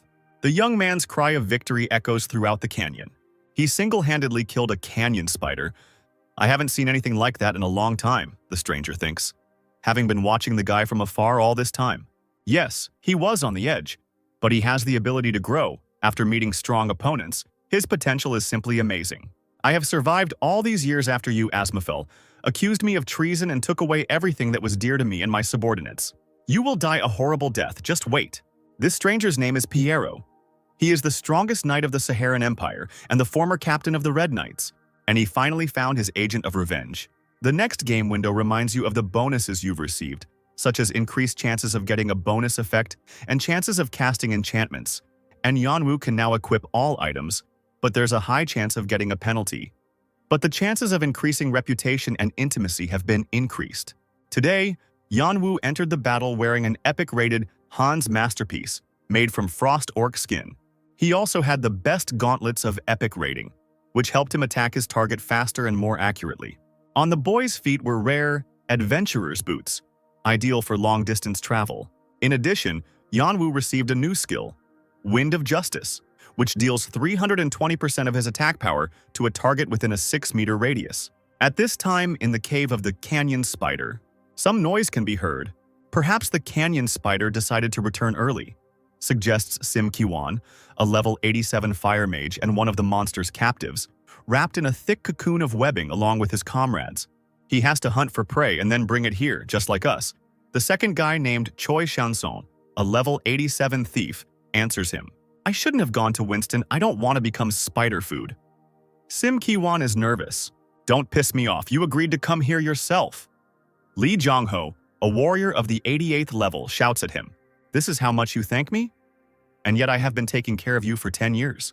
Why do you talk to your friends like that, Lee Jongho? Choi Chansung is indignant. It's not as funny with you idiots as it is with Shin Yeonwoo, Jongho replies. Remember him? He gave us money in high school whenever we asked and let us beat him without saying a word. Shanson was the only one who didn't do anything to him. That punk. I heard that Yeonwoo plays this game too, Kiwon says. They talked about it at the alumni meeting, but he's only level 70. This idiot is still a weakling even in the game. Jongho laughs. Instead of empty talk, you'd better try to get out of the web. Shanson is nervous. Shut up. Do you think I didn't try to get out? These threads are too strong. My strength is useless against them. Jongho curses. At this rate, we'll die of hunger, sighs Kevin. Suddenly, the boys hear a strange noise again. Judging by the size of that spider, it must have lived here for about 10 years, which means it definitely has a place with treasures. Yeonwoo thinks as he approaches. Why were the items he dropped so bad? He was so strong. The other players listen in shock to Yeonwoo's conversation with himself. I can't hear you from this distance, but did that guy really say he killed that spider? Asks one of the guys. It seems like he has a high level and will help us if we are polite, says Jongho. "Excuse us, please help us," they start shouting in chorus. "What's that over there? I can't see it. Are those players captured as food?" Yonu tries to figure it out. "He's here!" Jongho rejoices. Just looking at the spider's victims, Yeonwoo suddenly turns around and leaves. What's wrong with him? What a terrible guy. They shout after him. "Lee Jongho? What is that idiot doing here?" Yeonwoo frantically thinks as he runs away. "I still remember how he humiliated me when I came to my high school reunion. These people took my money all through school and they will do the same when they see me in a game. I don't want to go back to those days. Now I am much stronger and I don't want to become weak again. That's right, I'm not the same as I used to be. Maybe we should just go out?" Kevin thinks at this time. "Wait, he's coming back. High-level players like to look down on others," says Jongho. "See? He's back. Need help?" Yeonwoo asks them with a grin. "I'm glad he's back, but why is he so scary?" Jongho worries. "These bastards are tired and my face is covered by a helmet. This is the perfect time for revenge," Yeonwoo thinks. "You can't get out of the web," he asks the boys. With these words, he easily cuts one of the web threads with his improved dagger. "He's improved by at least +8. He's definitely a high-level player," Kevin shouts. "So you're a high-level player. Can you help us?" Jongho asks. "These bastards are only being polite because they need my help," Yeonwoo smirks. "I will help you if you give me all your savings," he replies. "What? All your savings just for cutting the web?" Kevin is indignant. "Aren't you nuts?" Jongho is indignant. And then he gets a powerful punch right to the jaw. His health bar is immediately emptied by 2/3. "You idiots think your lives are cheap?" Yeonwoo scolds. "I hit Lee Jongho for the first time." The guy mentally rejoices. Jongho glares at him, gritting his teeth in rage. "You're a crazy idiot. Do you think you can do whatever you want just because you're in a game?" Jongho screams in rage. "Where do you live? I will find you and kill you." "He's already had enough of me," Yeonwoo thinks. "In Argentina, idiot," Yeonwoo says before hitting again. "You'll regret this," Kavan shouts at the guy. "Sim Kiwon, who bullied me while hiding behind Lee Jongho. It's time for payback." Yeonwoo rejoices. "I never thought I'd have this opportunity. This game is just the best." Yeonwoo thinks as he continues to generously shower the players with more and more hits. He is distracted by Chanson's voice. "Just leave us if you don't want to help. Why go so far?" he says. Yeonwoo remembers that this guy was a little different, and even once apologized to him for his friends. But he's still the same as them. "Keep barking, stupid dog, and I'll help you," he says to the boy. "I don't need money. How do you like that? Aren't I kind?" "I don't need your help. I'd rather die than accept it," Chanson replies. "What?" Yeonwoo is surprised. "Just kill us. Do you think we're going to listen to a psychopath like you?" Everyone else is screaming. "It's no longer fun to beat them up, and if I kill them, I'll be caught and sent to prison. And my reputation will suffer," Yeonwoo thinks. "Then die, I'm leaving," he says to the guys. He's leaving. He wasn't lying. The players are talking. "Do you know how much pain I've suffered because of you? Do you think I'm just going to leave you here?" Yeonwoo smirks to himself. "I will gather all the canyon spiders here, and you will die the most painful death possible." "I thought he was going to save us, but he just up and left," says one of the guys. "It was to be expected. He would have just continued beating us up if we had relied on him," says Jongho. "What are we going to do now?" Chanson asks. "We can't get rid of our status because that bastard could still come back," says Kevin. "We can't let him bully us again," Jongho decides. They have no choice. Evening is gradually falling over the canyon. At the entrance to the cave, Yeonwoo's mocking laughter can be heard. "Hey, idiots!" he shouts.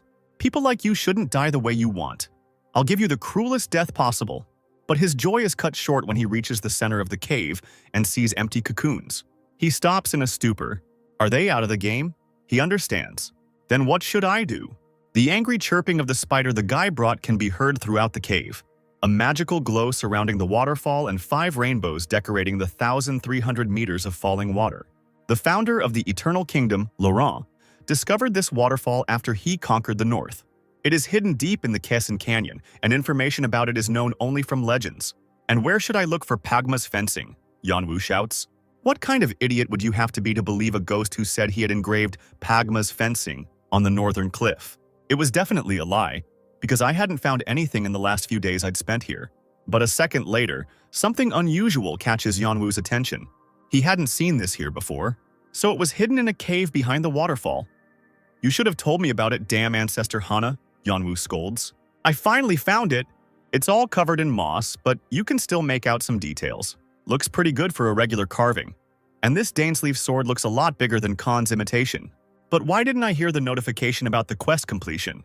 Don't tell me I have to learn all these moves? Although I only have a little time left, okay, I'll do it. 3 hours pass. Why isn't this working? I've been doing these moves for the past few hours. Yeonwoo stamps his feet in anger. This will kill me. My stamina is almost at 0. Yeonwoo looks down and sees another moving image. You have learned Pagma's fencing, and the class quest has been completed. A notification lights up. It was necessary not to repeat all the movements, but simply to see them. Yeonwoo understands. When the skill is not active, it adds 20% to physical attack and 10% to critical hit. And when it is active, a total of 5 sword techniques can be used. Wave deals 155% of attack power to all enemies within 1 meter and reduces their movement speed. Mana cost is 350, cooldown is 120 seconds. Containment means that no one can get close for 3 seconds. The mana cost is 300. The recharge time will also be 300 seconds. Link deals 500% of the attack power to one target. Mana cost is 350. Recharge time is 100 seconds. Murder deals 1,500% of the attack power to one target. Also imposes the effect of bleeding and despair on it. The mana cost is 1,200. The recharge time is 500 seconds. The stamina consumption will be equal to 50%. Supremacy doubles attack power and basic attacks now deal area damage. Mana cost is 1,800, cooldown is 3,000 seconds, and duration is 30 seconds. Unbelievable, this skill is both passive and active. These skills are incomparable to combat abilities. Yeonwoo is happy. Wait a second, what's with this absurd mana consumption? Some of these skills aren't even worth my max mana. It's annoying, but I have to go. Now I need to pump up intelligence to 400 to use murder. Why should I spend points on intelligence at all, when the main stat of a blacksmith is strength? I don't even have time to increase my stats because of my debts. Yeonwoo is distracted from his thoughts by the sound of splashing water. Where are you going? Shouldn't you give us your life? One of the water people of the 175th level asks him mockingly. The water people of Keisan Canyon. They are known for their incredible strength, and here there are 4 of them. Yeonwoo panics. Then we need to test our new skills. He grins. Pagma's fencing, he cries out. The young man resolutely raises his perfect dagger over his head. My body automatically performs those complex movements. He understands with satisfaction. The guy enters the battle in anticipation. He grins happily as he uses the containment skill for the first time.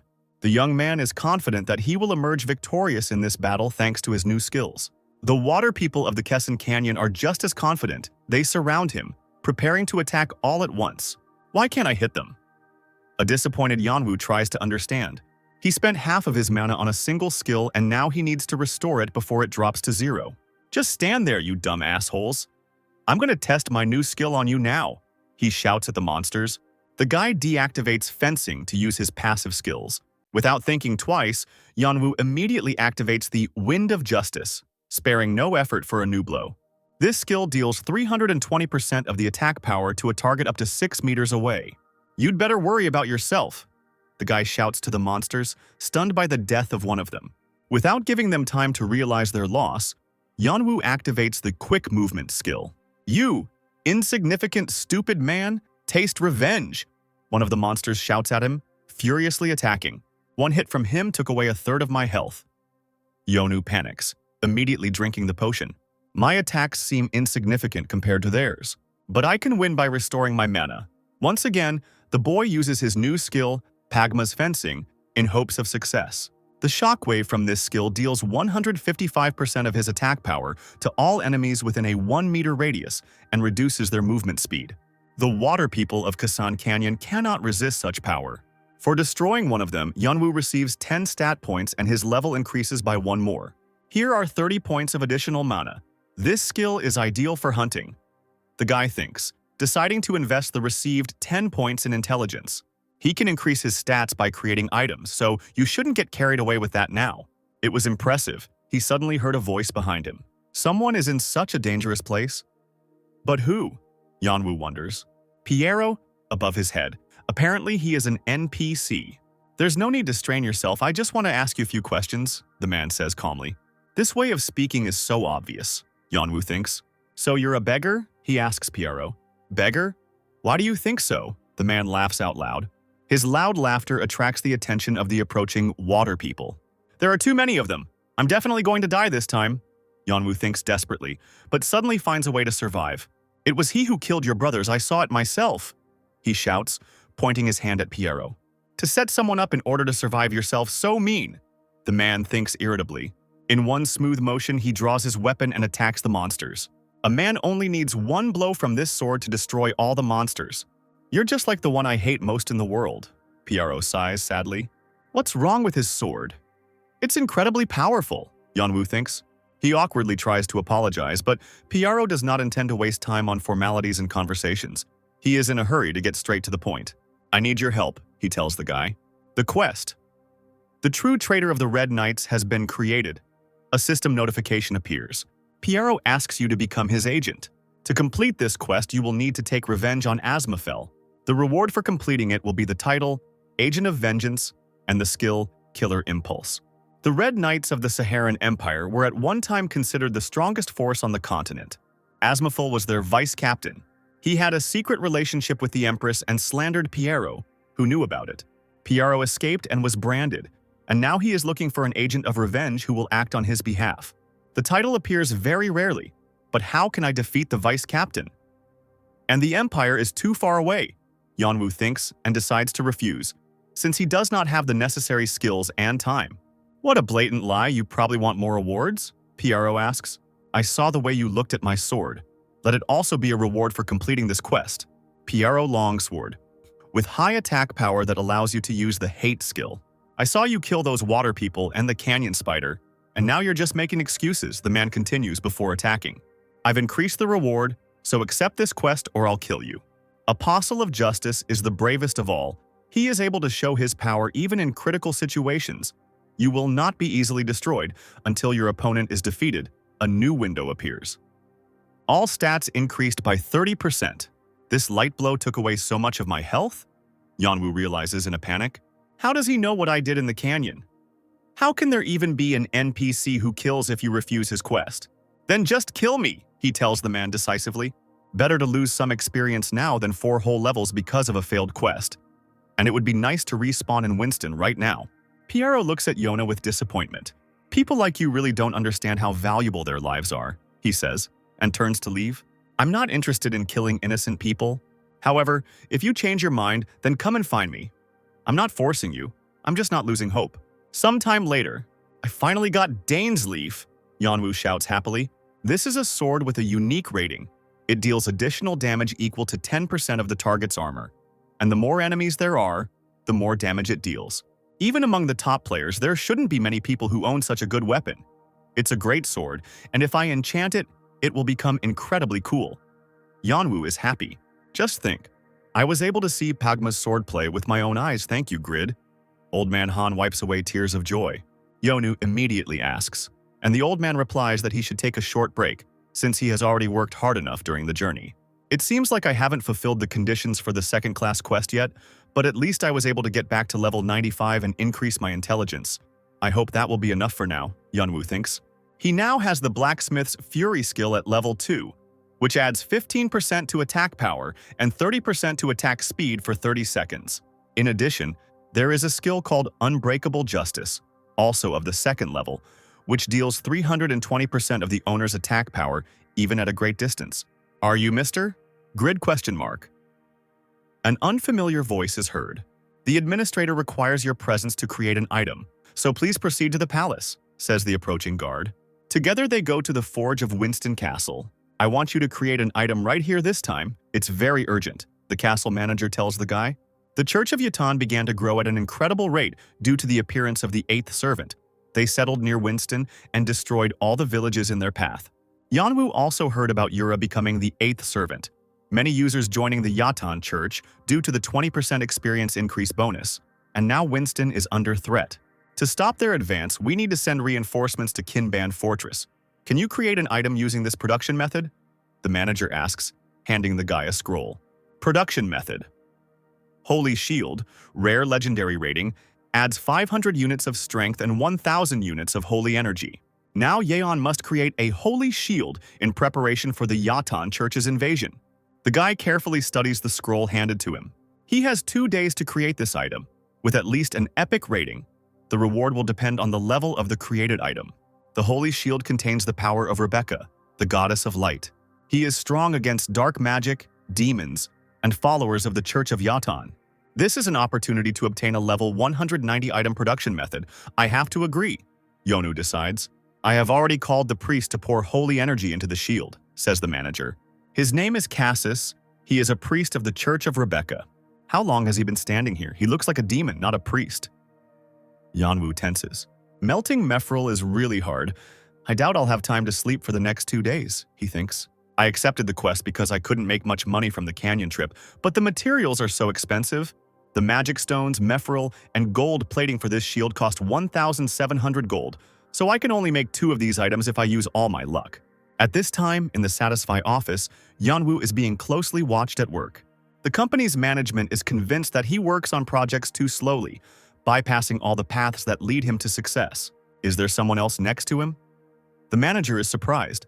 Looks like Morpheus. I wonder if there's Isabel in there too. Apparently not. The man was surprised. He had never thought that this Shinyon would create exactly this kind of development of events. 2 days of work pass unnoticed, and the day of showing the results arrives. The priest prayed with all his might during this time, without knowing sleep, trying to attract luck to the blacksmith's side. The goddess Rebecca rules over light, and light in turn represents all positive energy, such as good luck or success, says Cassis. If prayers worked, there wouldn't be so many bad moments in my life, Yunwoo answers him irritably. In any case, do what you can because all my savings went on these 2 shields. Yunwoo manages to get some sleep before the priest completes his mission. Goddess Rebecca has heard our prayers, says Cassis. A joyful Yunwoo grabs the shield and sees that it is only a rare rank. You are simply a devil. Why did you decide to give me such cruel hope? He looks up at the priest. The priest replies that Rebecca blessed the second item and hands it to the boy. This is a perfect holy shield of legendary rank. It has a high chance of completely blocking dark magic, as well as skills such as Holy Light and Holy Smell. Yanwu's eyes widen in shock. I did it, he cries out in delight, raising the created shield above his head. All thanks to the blessing of the goddess Rebecca, says the tired priest. Thanks to prayers? Anyway, get ready to give me all your money, administrator. Yanwu grins. Excellent work. The money will be sent to you later, and now you can go back, the administrator tells him. Our financial situation is very bad because of the war. Then give me back the shield. I spent my money on it, so it belongs to me, Yanwu shouts furiously. To this, the administrator orders the guards to send the guy to prison. You are behaving inappropriately, Mr. Greed, so don't think I will be polite to you in this case, he says. The owner of this shield is not someone we can go against. What are you talking about? Are you seriously going to do this to an innocent and decent citizen? Yanwu screams in anger. Suddenly, the priest uses the light of purification. Everything around is illuminated with a warm, bright glow. The manager's expression changes abruptly and his gaze becomes cloudy. Slowly, he begins to fall backwards. The man falls to the floor with a loud bang. As I thought, something is wrong here, concludes Cassis. Only members of the Church of Rebecca can use the Holy Shield. But Winston only requested a priest from the church and did not ask for a paladin who could control the shield. They definitely wanted to steal it. You brainwashed the administrator, right? A pagan from the Atan church? The priest addresses the man who was given the shield. Looks like I made a mistake. But even if so, will an ordinary priest be able to stop me? The pagan grins. The priest understands that an ordinary acolyte would not be able to hold this shield so easily, which means that he is a high-ranking believer. I knew this would happen. A clear female voice is heard through the roar of the unexpectedly destroyed door. What would you do without me? Says Isabel, entering. Another NPC? What's going on? Yanwu thinks. Mr. Heretic, why don't you start explaining why you took the holy shield? The girl addresses the pagan. Her eyes are burning with fury and determination, and in her hand the girl holds the shining Spear of Lifel. The heretic freezes in shock, looking at the weapon and not believing his eyes. What is Rebecca's daughter doing here? He doesn't understand. Answer me, demands Isabel. This wasn't part of the plan. I need to run now. The pagan panics, already heading for the exit. Want to play hide and seek? The girl grins in anticipation. Yanwu thought to himself during this unexpected situation. What the hell is going on here? Is this a quest to get the stolen shield back? When will the notification appear? However, as the company's president predicted, the quest was never created, and Grid realized this only after 30 minutes. At this time, in a small town in the Eternal Kingdom, namely, in an estate belonging to one of the best guilds, Lord Pedro, Chris, great swordsman, third in the overall ranking and the master of the giant guild, carefully looks at the armor in front of him. This is a great item made by a craftsman with no reputation. Find this blacksmith and recruit him to our guild. He's in charge.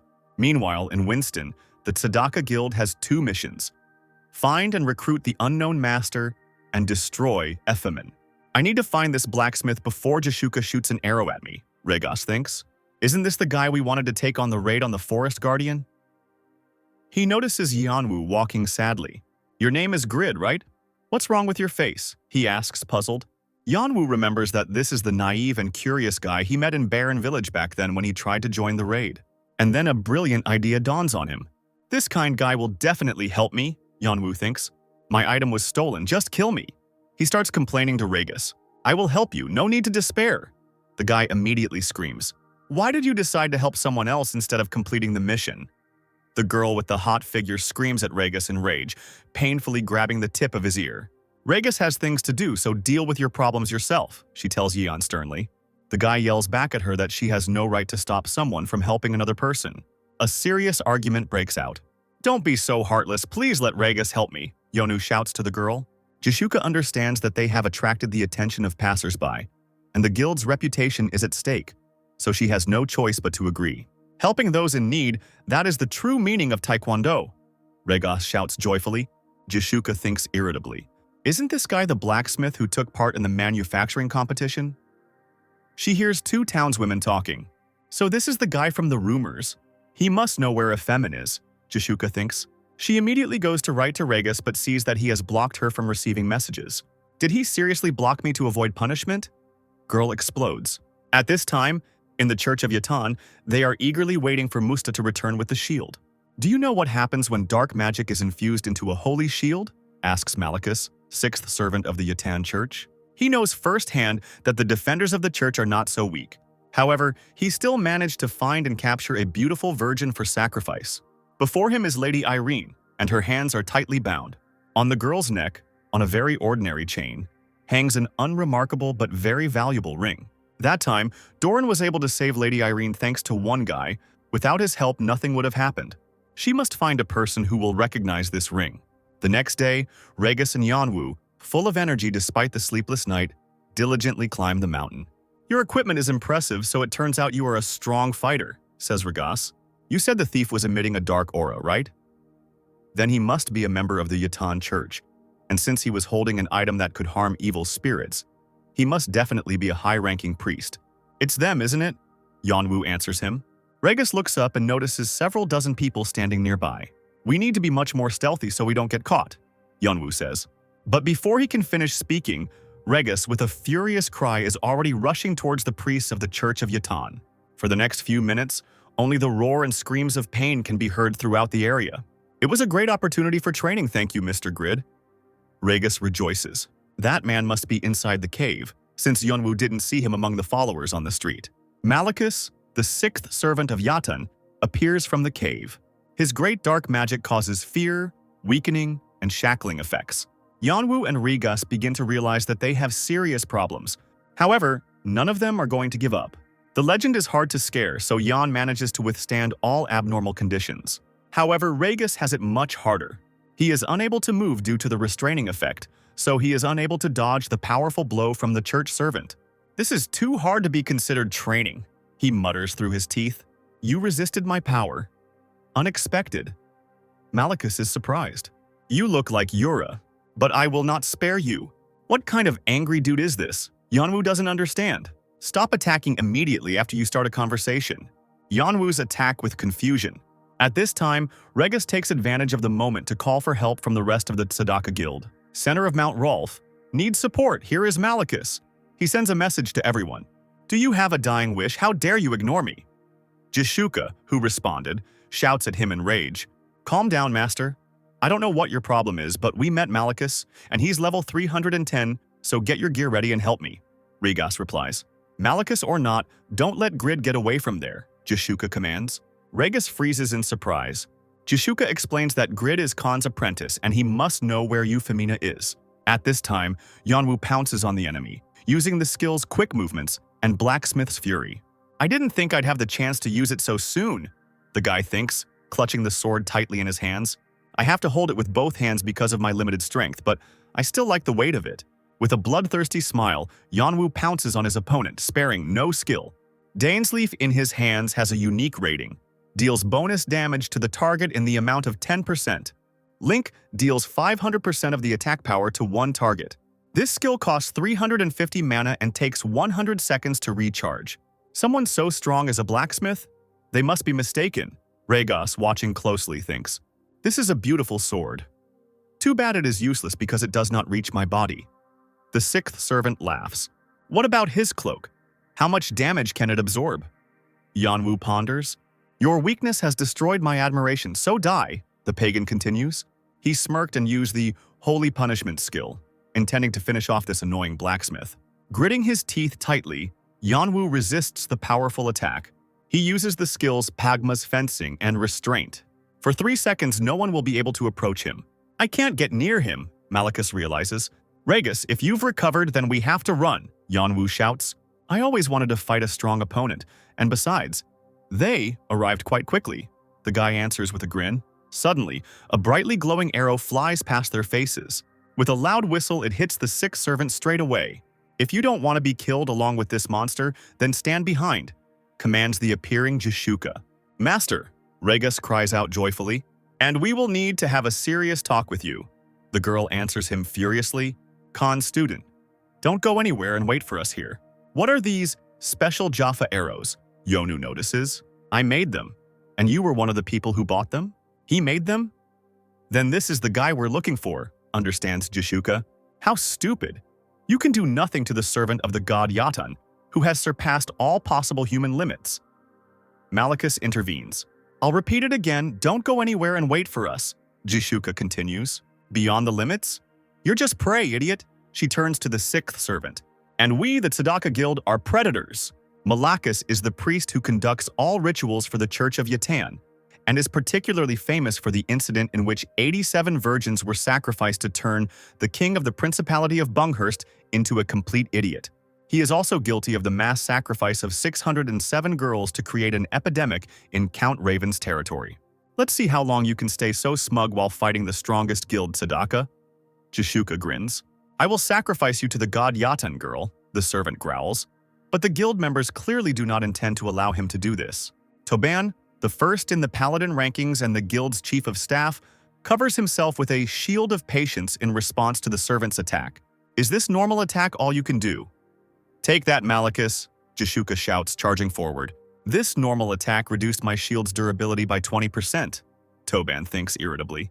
I know you're acting like you don't want to make others nervous, but a level 130 black mage is far from an easy opponent, master. This pathetic archer calls my attack weak, laughs Malicus. Rhaegos appears behind him. That's why I'm here, he says with anticipation. My body can't resist a fight with a strong opponent. Gathering his strength, Rhaegos uses the skill Infiltration. This attack knocks down the sixth Yatan church servant. With a loud crash, the pagan falls to the cold ground. Don't move so carelessly, making me waste my arrows, you taekwondo-obsessed idiot, shouts to a pleased Rhaegos Jishuka. Our opponent is the weakest of the 8 servants, and since we are all above level 200, we have every chance of winning. I'll go ahead, decides Vantner, the first in the ranking of the Guardian Knights, who is ranked 66th in the overall ranking. At this time, the unsuspecting Rhaegos receives a vile blow in the back. Yatan's 6th servant pierces his chest, spraying blood everywhere. Rhaegos! Vantner screams in panic, unable to do anything. It's time to end this circus, says Malicus. You, a worthless thing, decided to go against the will of God? Malicus released his magical power. Powerful dark magic power inflicts fear, weaken, and bind effects. The 6th servant of the Yatan Church released his magic in all 4 directions. With every second of exposure to dark magic, the members of the Tzedakah Guild receive more and more damage. Just one hit knocks them down instantly. All my guild members lost over 30% of their health in just one hit. The girl panics. Malicus has true power. He has dark magic, weakening effects, various defensive spells, and in addition to this, incredible regeneration ability, and a huge amount of magical power. Everyone protect the master, Toban shouts to the others. However, Jishuka confidently commands to protect not her, but the blacksmith grid. Even if everyone dies, he must survive, the girl screams. To everyone's surprise, The blacksmith turns out to be completely fine. Now that I look at this sword and armor, is it possible that he is not a blacksmith? Jishuka wonders. Again? What kind of tricks does he use to survive? Malicus wonders. I have absolutely no idea what's going on, Jishuka shouts in frustration, once again commanding everyone to join the fight. She quickly drinks a health potion, restoring her strength. Vantner at this time again attacks the sixth servant of Yatan. This black fabric of his cloak is blocking all my attacks. The man suddenly understands. Then I just need to attack faster. How ridiculous, your speed and attack power are not enough. Malicus smirks. At the same time as Vantner, another member of the Tzedaka Guild attacks, using his comrade as his shield. I barely managed to put up a defense. The pagan is amazed. This servant was able to react to my sudden attack, thinks Pawn, who belongs to the 243rd level, first in the ranking of spearmen and 26th in the overall ranking. Stop using me as your shield, you insolent bastard. Guardian Knights are supposed to protect their allies who deal damage. It's standard practice. Vantner yells at him in displeasure. You're terrible at absorbing damage. Stop putting all your points into strength. Useless defensive class, Pawn replies. Malicus watches their squabble with irritation. Shut up, you worthless bastards. Finally, the servant can't take it anymore. Pawn grins back. At the last second, the guy manages to dodge the tentacle flying at him. Directed magic. How interesting, he thinks. He immediately uses the supersonic spear skill, attacking the servant again. Malicus stands calmly in place, confident in his abilities. Unexpectedly for Yatan's servant, the guy manages to break through 3 whole layers of his shield. How humiliating to be stunned by an ordinary traveler, thinks Malicus. Try to block that. Vantner joins in with a weapon throw. However, the servant easily blocks his attack. Why don't my skills work as well as Pawn's? The man doesn't understand. You have become too bloodthirsty for a Guardian Knight, the boy answers him. A Guardian Knight who focuses on strength develops quickly and fights well in PvP battles, but then he cannot fight strong opponents, so he does not reveal the full potential of his class. I can't reset my stats because there are no such items here. Vantner is nervous. More importantly, my supersonic spear was ineffective against him. And that was because my level 190 weapon had become too weak for my current level. Even though it is a unique item, it also has its limits. I'm not the only one who understands the true value of a blacksmith who shocked the world with the arrows he made. Am I right, Master? Girl, it seems you still haven't figured out where your place is, says Malicus. Look carefully. Everyone else will be in the same position in a few seconds, the pagan continues, holding the shackled Regas in his hands. Regas, are you out of potions? Did you fight him without using healing to help the others? Vantner shouts. I wanted to get closer to them. It would be a good workout, the guy replies, breathing heavily. Have you finished your speech? The minister gets angry. Players lose a lot of experience when they die, says another guild member. It can't be helped. His magic power and defense are too high. Mr. Regas fought him too carelessly. It's his own fault, Jishuka says tensely. The girl doesn't know what to do. Put everyone in danger to save him, or, on the contrary, save everyone by letting him die? What are you doing? Her thoughts are interrupted by the blacksmith's indignant cry. Do you know how much money is here? With these cries, Yunwoo suddenly attacks the 6th servant of the Yatan church. Let him go immediately, the guy commands. This stubborn bastard. The pagan is angry. Yunwoo realizes that the church minister will not give up so easily and goes on the offensive. He uses skill after skill, putting the servant into a state of shock. The guy's eyes glow with confidence and determination. This is a dance that makes your heart flutter with every movement. His enormous pressure, coupled with the beauty of his fencing, seem to stop time. How can I, who fear only the god Yatan, feel such a feeling? The servant does not understand. I can kill him in a second, in 1 second. So how did it happen that this weak man appeared before me and stunned me? Out of shock and surprise, the servant releases his victim. Regas, are you okay? Yonu asks worriedly, catching him. How can a person who is not a member of the guild be so strong? Regas wonders. I knew that his words about self-control at that meeting were not a lie. To think that someone from the guild would show me respect when I only used one sword technique? Yanwu is amazed. This guy will definitely do whatever I tell him. Too late, Yanwu remembers that the binding effect only lasts for 3 seconds and they need to get out of here quickly. Who are you? Malicus wonders. The pressure I felt from you disappeared as if it had never been there. He's incredibly angry, we can't escape, Yanwu thinks. However, unexpectedly for everyone, an explosion occurs. Now hurry up and go away, shouts a girl named Yahello, who appears and ranks 2nd in the ranking of magicians. Yahello, An international singer? Is she in your guild too? Yeonwoo shouts in disbelief. I'm your fan, I like your song so much. Behind! The girl shouts to the distracted Yeon. At the last second, he manages to dodge another blow from the Yatan church minister. Hurry up and get out of there, Jishuka shouts at him. Malachus growls angrily. He directs his dark power after the fleeing boys.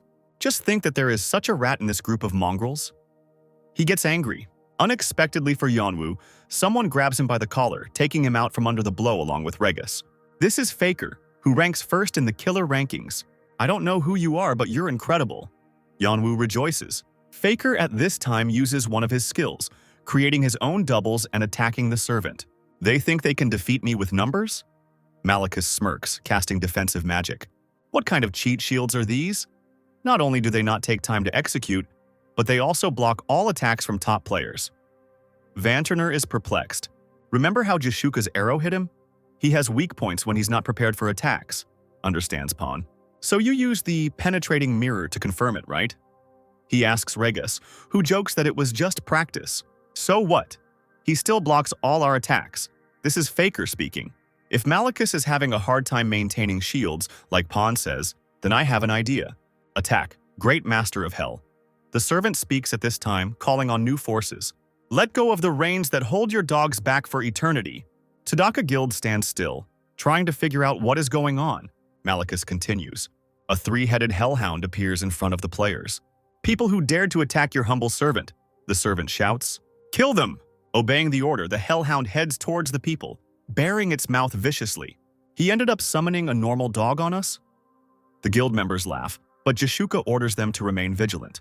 And she turns out to be completely right. Each of this monster's 3 heads emits its own special power that kills unwary players in one hit, with one movement and at such speed. Jishuka is amazed. Everyone gather, let's attack! Protect Grid at any cost! Based on his swordsmanship, he is not a blacksmith but a sword dancer, the girl thinks. But since he was able to recognize those arrows, we must protect him. Master, the attack squad will deal with this dog, Vantner shouts. I can't get close to Malachus, but I can take this bastard. With this cry, the man rushes at the dog with an axe, but again he fails. The man is sure that his sword passed right through, so could it be that this beast simply ignores the damage? Vantner gathers his strength again and launches a new attack. A skinny dog like you shouldn't look down on the protection of a guardian knight, he shouts. Are my axes starting to rot?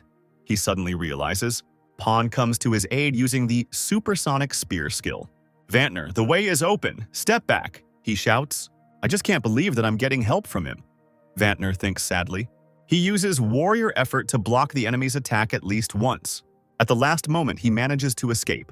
Vantner put all his points into strength, but he's still a guardian knight, and there's no doubt that his physical and magical defense are the best in our guild, Pawn thinks. But the fact that this monster was able to withstand the ultrasonic spear is simply amazing. He's at least level 300. You've had so many chances, but you're not focused at all, says Toban. It may be a high-level monster, but it still takes damage. And if we buy some time, the people standing behind it will be able to attack it with their strongest skills. Keep him in place, Toban, Jishuka commands. My best shield is starting to break. What kind of horrible monster is this? But if I hold on, then everything will work out, the guy thinks. What wonderful travelers. How strange that they managed to restrain the merciless dog. The attendant thinks to himself. Moreover, they might even be able to defeat him, or at least one of them. The guild members understand that they cannot cope with such a number of monsters. Looks like this is the end. Jishuka lowers his hands. We have no way out. We have lost. I'm sorry, but we failed this raid. Weaklings, do you now understand the full power of the Yatan Church? Nothing has ever amazed me so much since I became a high priest. Malachus laughs evilly. However, something very unexpected happens for everyone present. The monsters walk past them calmly. Why the hell are these dogs retreating? The players don't understand. I completely forgot about him in the midst of all this chaos, Yeonwoo's voice is heard. In his hands, one of those 2 recently made shields shines brightly. This shield isn't as good as its stronger version, but it's proving incredibly useful right now. This is a rare rank holy shield, and all demon and Yatan followers will be weakened upon seeing it. It's him again, Malachus roars.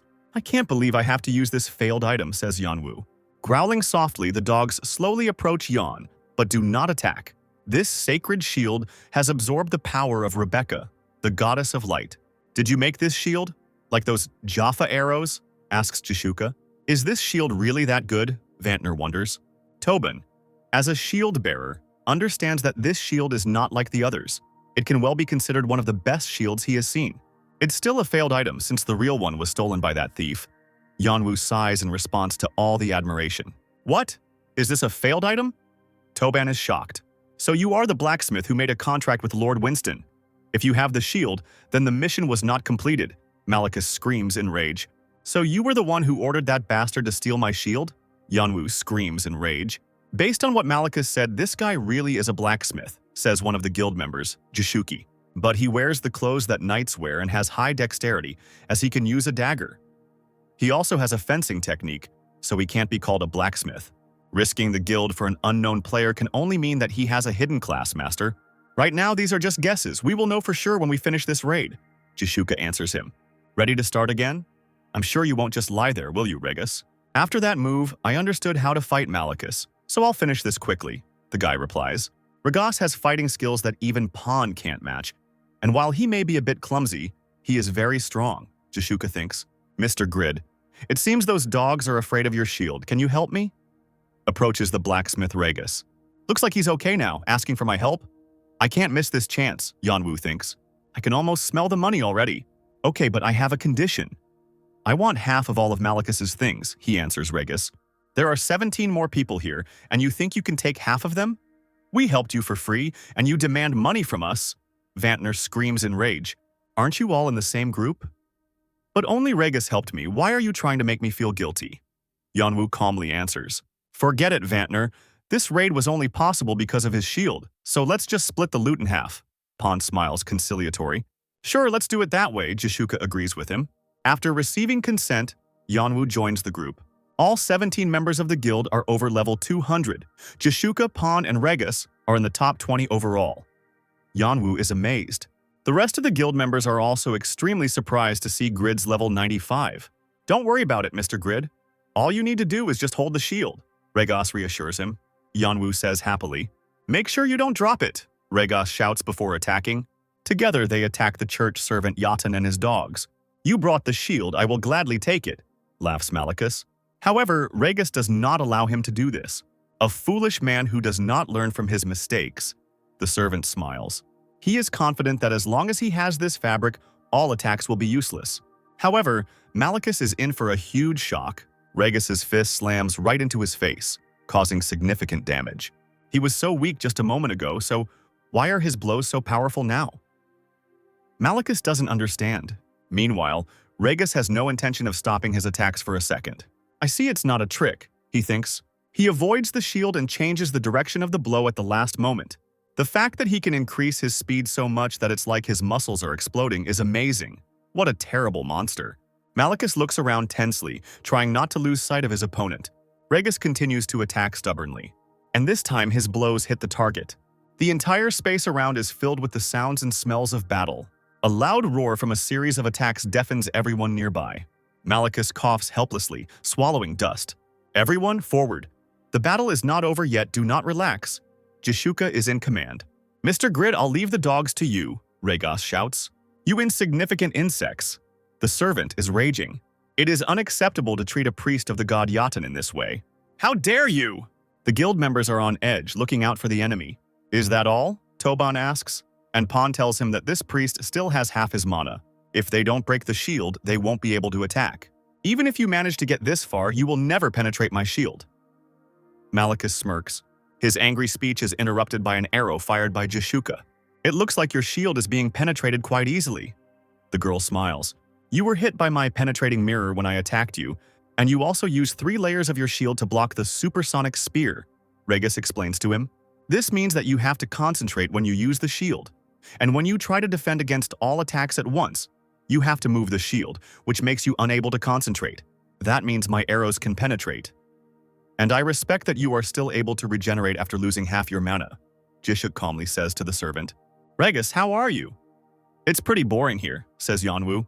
How wonderful you are, mortals, says Malicus. That was a great shot, girl. However, I think you should take my magical power into account. With these words, Malicus applies the holy punishment. Everything around is engulfed in darkness, interrupted only by flashes of red light. Ragas and Jishuka watch in shock. All guild members take massive amounts of damage from the blow of this dark force. Some of them die after the first attack. Die. This is the power of Yatan. This is a divine command, Malachus shouts. At this rate, we'll soon be killed. I can't let the guild members die like this. Jishuka thinks tensely. We need to kill him right now, so I'm going to use my strongest attack, using 100% of my mana at once. The girl decisively launches the most powerful skill, Phoenix Arrow. What power? Yanwu thinks. Girl, that was incredible. Malachus wheezes. However, I just regenerate again. This is my victory, insects. Jishuka falls to the ground exhausted. Vantner, we're the only ones who can still move. We need to kill him before he gets his health back, Toban shouts. Together, they attack decisively. However, even their joint efforts do not produce results. No matter what they do, their attacks remain unsuccessful. What's going on? Why is everyone lying down? Do something. Yanwu panics. We were hit by a massive attack. Only the two of us remained. Pawn and Regus answer him. How can they even be the best guild, especially when I help them so much? Yanwu thinks indignantly. And then he notices something. I was so focused on the group members that I didn't notice. This is a group boost. Okay, enjoy this one last time. Malachus laughs at this time. Pawn and Regus's blows do absolutely no harm to him, and he smirks contentedly. He has incredible regeneration. We're too late. The players understand. Yatan church servant looks at them with arrogance. And at this time, Yanwu is already flying towards him, tightly gripping the hilt of his sword with both hands. This attack was too unexpected for the priest, and this time he can't be saved. Perfect control system notification appears. The effect of this option has been activated. Now the enemy will be hit twice. I am the messenger of the god Yatan, Malachus cries out in amazement. Yanwu uses Pagma's swordplay and murder instead of answering. Malachus only has time to scream indignantly. It all ends in a split second. The raid on Malachus has been successfully completed. Yonu, along with the Tzedakah Guild, defeated the sixth servant of the Yatan Church.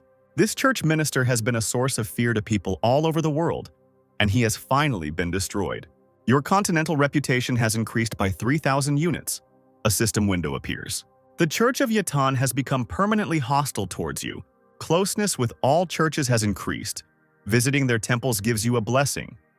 In the Church of Rebecca, it is 2,800 units. In the Church of Dominion, it is 1,500 units.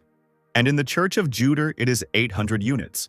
The Church of Yatan weakens after losing its priest. Until a new priest is chosen, the church's powers will not be able to increase. You have received 1,531,050 experience points. Your level has been increased. The leader of the group, Jishuka, received 382 gold, 8 Blessed Weapon Enhancement Stones, 10 Blessed Armor Enhancement Stones, and 3 High-Ranking Magic Stones. Malachus's Cloak, Malachus's Mask, and Dark Magic Orb. What just happened? How did a measly level 95 defeat a priest? Jisha can't understand. Who is he anyway? The group decided that the leader would receive all the items? Are you trying to trick me? Yanwu frowned suspiciously. We will keep our promise, don't worry, Jishuka answers him. You are simply incredible even though your level is low. So amazing. It was so impressive. The surviving members of the Tzedakah Guild vied with each other to praise him. You were so cool, Mr. Grid, Yahello says admiringly, making the guy blush in embarrassment. Are you trying to distract me so that I forget about the items? Give me my part right now. A second later, he explodes with anger. Okay, if everyone has recovered, then let's divide the loot, Jishuka calmly answers. Today they received the Malachus Cloak, with a unique rating, adding 200 points to intelligence, and possessing the skill Bloody Smell, due to which all monsters and animals will attack its wearer, not paying attention to other people. Mask of Malachus also has a unique rating, reducing the casting time of a spell by 20% and giving 5% to resistance to all attributes. Dark Magic Sphere is again a unique rating, giving 14% to magic damage, 20% to the power of dark magic, and allowing you to store 4 spells inside it. The cloak isn't very good despite the fact that it increases intelligence. Its blood smell option is a bit peculiar, says Pontavantner. This mask is pretty cool, right? It increases resistance to all attributes and reduces the casting time, says Zednos, the #1 win mage.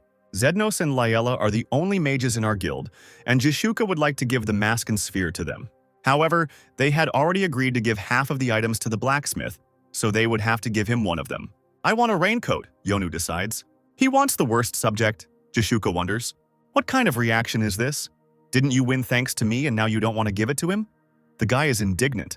I don't believe that Mr. Grid made the wrong choice, but because of the benefits to our guild, no one will tell him about it, Regis thinks. I have to tell him the truth. The cloak is the worst item out of the three, so think again. Jishuka is ahead of it. It looks like I worried for nothing. Our master deserves respect, Regis thinks contentedly. Why do they say the cloak is the worst? He has the intelligence needed for my swordsmanship? Yanwu is perplexed. Plus, it can attract monsters with its bloody scent, which means it's the perfect item for hunting, since this cloak goes well with a blacksmith like me who needs to level up quickly. I still want the cloak, the boy says decisively, and it was the perfect strategy for someone who wanted to level up quickly, and it was a confirmation that Grid had grown. We'd like to take both the mask and the sphere.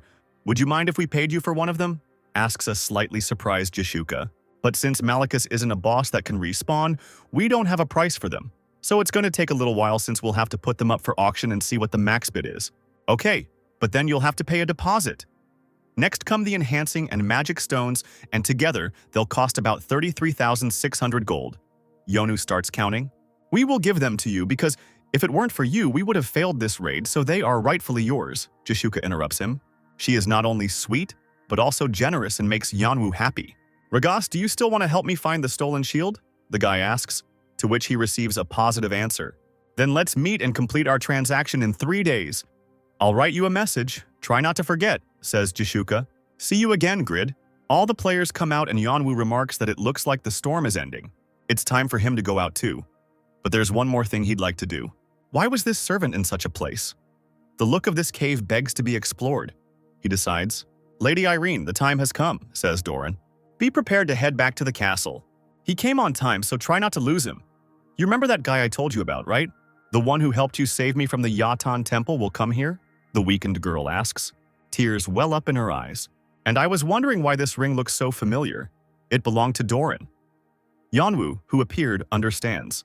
So you were the Count's daughter, whom Doran saved. We meet again, Lady Irene. Are you the one who created the Sword of Superiority, Sir Grid? Irene is puzzled. I didn't understand why Lady Irene wasn't in the castle when it was attacked. Malicus must have just kidnapped her, Yanwu thinks. The quest has been created. A notification appears. Escort Lady Irene, kidnapped for the second time, to the castle. It is necessary to arrive at Winston Castle together with Lady Irene. And if this task is successfully completed, he will receive Doran's ring as a reward. In addition, the intimacy with the lady will reach the maximum. And in the case of maximum intimacy with an NPC of the opposite sex, the probability of increasing the special event will be significantly increased. In case of failure, the lady will die, intimacy with the Count will fall to a minimum, and the entire northern part of the Eternal Kingdom will fall into chaos. Another automatic quest, Yanwu thinks, but I can finally get Doran's ring as a reward. It has a unique rating. This item adds a whole 1,000 units of health, increases resistance to dark magic and poisons by 10%. This is the best item that holds the memories of my time with Doran. I'll definitely put it up for auction, Yanwu thinks happily. The one who killed our Lord Malicus is inside. Suddenly, screams are heard from behind. It will be hard for you to move on your own, so hold on to me tightly, Yanwu says, picking up Lady Irene.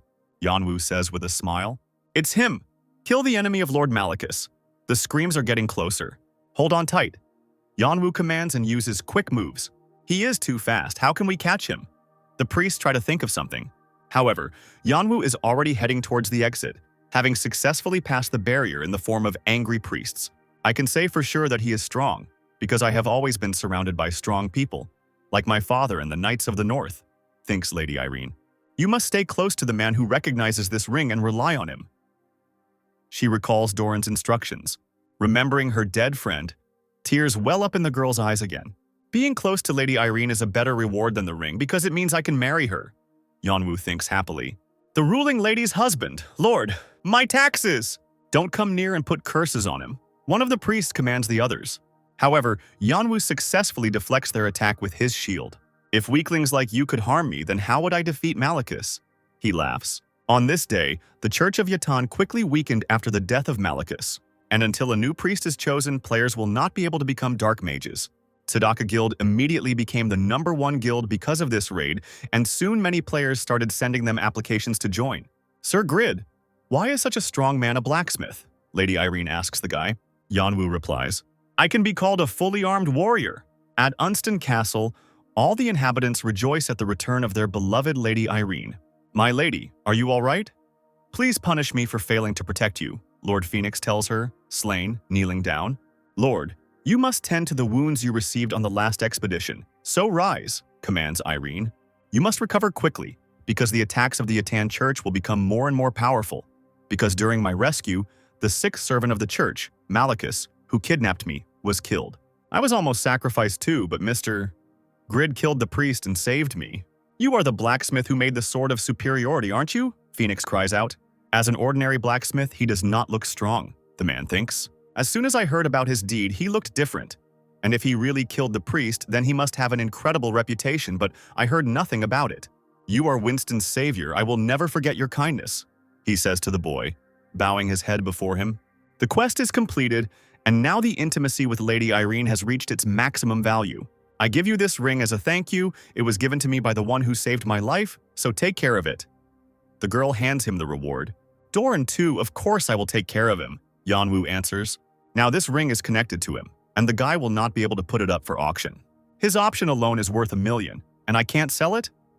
His options are useless to me except for restoring health.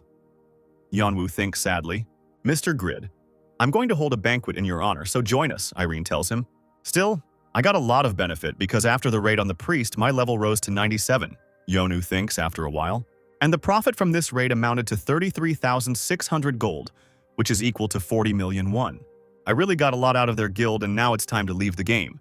Back in real life, Yanwu invites his sister to a restaurant. She suggests to her brother to go to another place because they will spend too much money here, but the guy boasts about the money he earned and does not want to leave this restaurant at all. I don't think you can make that much money every day, his sister tells him. You're too mature for a schoolgirl. Should my sister really eat bad food at the school anniversary? Yanwu complains. Just eat. Let me be a big brother for once. This is a guy from the Atan Church. I didn't think I'd meet him in real life. Thinks a girl entering a restaurant. Thank you for agreeing to the interview, Miss Yura. This restaurant has quite a good reputation. The girl who came with her tells her, Sorry, I remembered that I have plans, excuse me, Yura says unexpectedly and leaves. I couldn't find out his real identity despite all my efforts, but I met him here. She is amazed. The only person who made me, who was ranked 5th, feel defeated. A girl dials someone's number and asks the person she's talking to check the guy having lunch next to her and send her all his details. Yanwu, who doesn't suspect anything, says to his sister at this time. Their conversation is interrupted by a call from an unknown number. Hello, is this Shin Yanwu? The person on the other end of the line asks. The boy immediately recognizes Aken, his first love, who meant a lot to him. What happened? He asks, surprised. Nothing special, I was just leafing through my senior yearbook and I saw you. Would you mind having a beer after lunch if you're free? Eat faster. He immediately turns sharply to his sister. What's going on? I was afraid to tell her because I never stood out and now she actually called me herself. The guy is perplexed. But now everything is different. Now I'm rich. Yanwu, you look really good. Has it really been 2 years since we last met? After a while, Aken smiles at him. She's still so sweet and beautiful. I think my heart will just burn from being here with her, Yanwu thinks. How long have I waited for this moment? This time I need to show her all my feelings. You've really changed, the girl tells him. I spent over 1 million won on this suit. But what if she's taken aback when I confess to her? What should I do then? Yanwu thinks nervously. You always worked hard. I knew that you would succeed in this life, Aken answers him. Does she really feel the same as me? Yanwu wonders. You need to be braver, just say it. Do it. He tries to gather his strength. I love you, Asian. For a very long time, he says, finally making up his mind. I always wanted to say this. It came out a little garbled because I have no experience with dating, so sorry. The girl looks at him in amazement. Why are you making such a serious face? She smiles. Now I'm happy, but can you give me some time to think? Yanwu answers. It was so unexpected I think I should go and fix my hair, says Aken. Now I can relax a little, and if everything goes well, we can start dating. Shouldn't I ask her if she wants another drink? Yanwu thinks. I need to go to the toilet while she's gone. I can't break this atmosphere. The guy asks the waiter where the toilet is and heads there. Should I get more serious? Or should I not go any further yet? He thinks on the way. It was so terrible. He was no longer a schoolboy, but he still didn't understand that he had terrible taste. Suddenly, he heard Akin's voice in the hallway. But you know what's the worst thing? He confessed his feelings to me. The girl laughs. You can bet I'll break up with him on our next date. I've never seen such a dumb virgin. How funny. I can't wait for our next meeting. Yeonwoo simply leaves the restaurant and goes home. I thought I had changed compared to the past and poor me. He thinks sadly, sitting on the bus. No matter how much I earn or how I dress, I'm like a used cigarette. I am a useless person. The next day, old man Han immediately notices that something is wrong. He looks downcast today. Did something happen? He thinks, looking at Yona. I need to work to pay off the debt. I just need to not think about anything else. Yeonwoo thinks lostly, trying to force himself to do at least something. He is distracted by the sound of an incoming message. This is a message from Jishuki, a girl inviting him to join their guild. Now the guy feels much better. We need your skills, and I, in turn, promise to supply you with the necessary materials for crafting. I didn't think that all the guild members would come here. I showed them my crafted items in sword dance, so they realize that I have a hidden class, right? Yeonwoo ponders. It will be much more profitable for you to work with us, because you will gain fame, which is much more valuable than any money, Jishuka persuades him. I live here in Han's Forge and I don't want to move to another place. Do you agree with that? Yeonwoo answers. I'm ready to move the guild base here, so no problem. You're much more important than that. The girl answers him. It's impressive, I agree, Yeonwoo decides. He is now a member of the Zedaka Guild. There are currently 18 people in this guild. Their reputation is more than 600,000 units. The guy is very surprised that this guild does not have any alliances or territories, but it has quite a lot of enemies, even such as the Fire Dragon Trok. If you're a guild, you need to get territory from kingdoms and collect taxes, he says.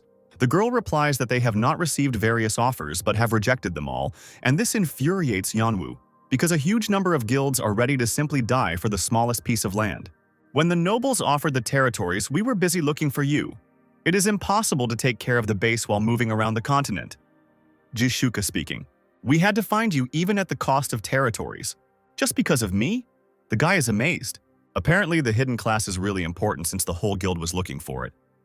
Yeonwoo grins. There are very few blacksmiths in this game who can make high-level equipment, and there are no advanced blacksmiths here, Toban tells him. We weren't looking for a hidden class, but a blacksmith who creates epic items. Of course, we're interested in your class, but if it's a secret one, we won't ask you about it, explains Jishuka. Drink some tea while you talk, old man Khan approaches them.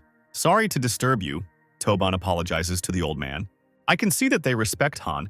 They are stern but nice people, Yeonwoo thinks. You are not like the others, he tells them. They see the real me. The guy decides and tells the guys that they have come to the right place today. We have a blacksmith. The Tzedaka Guild rejoices. Yeonwoo asks them, even if you bring them, I will not work for free. He is indignant, and Regis replies that helping the blacksmith is what the guild will do first. Then who should I help first? Yeonwoo asks quietly. The guild members immediately begin vying with each other to ask the blacksmith for various items. Our master will be the first, Toban decides. And after the master, there will be me. Immediately, the dispute flares up with renewed vigor. Toban, is this Ruck and Jip? Yeonwoo asks, pointing at the guys behind him. Yes, it's us. The young people are shining. The rough guys go last, the blacksmith upsets them. And don't dream of getting an item from me until you apologize to Khan. All three immediately fall to their knees before the old man, asking for forgiveness. If you're finished, then first I want you to make Ponu's spear, Jishuka intervenes. He is one of the few who deals a lot of damage in the guild, and his importance is very high. We have already prepared the production method. Can you learn it?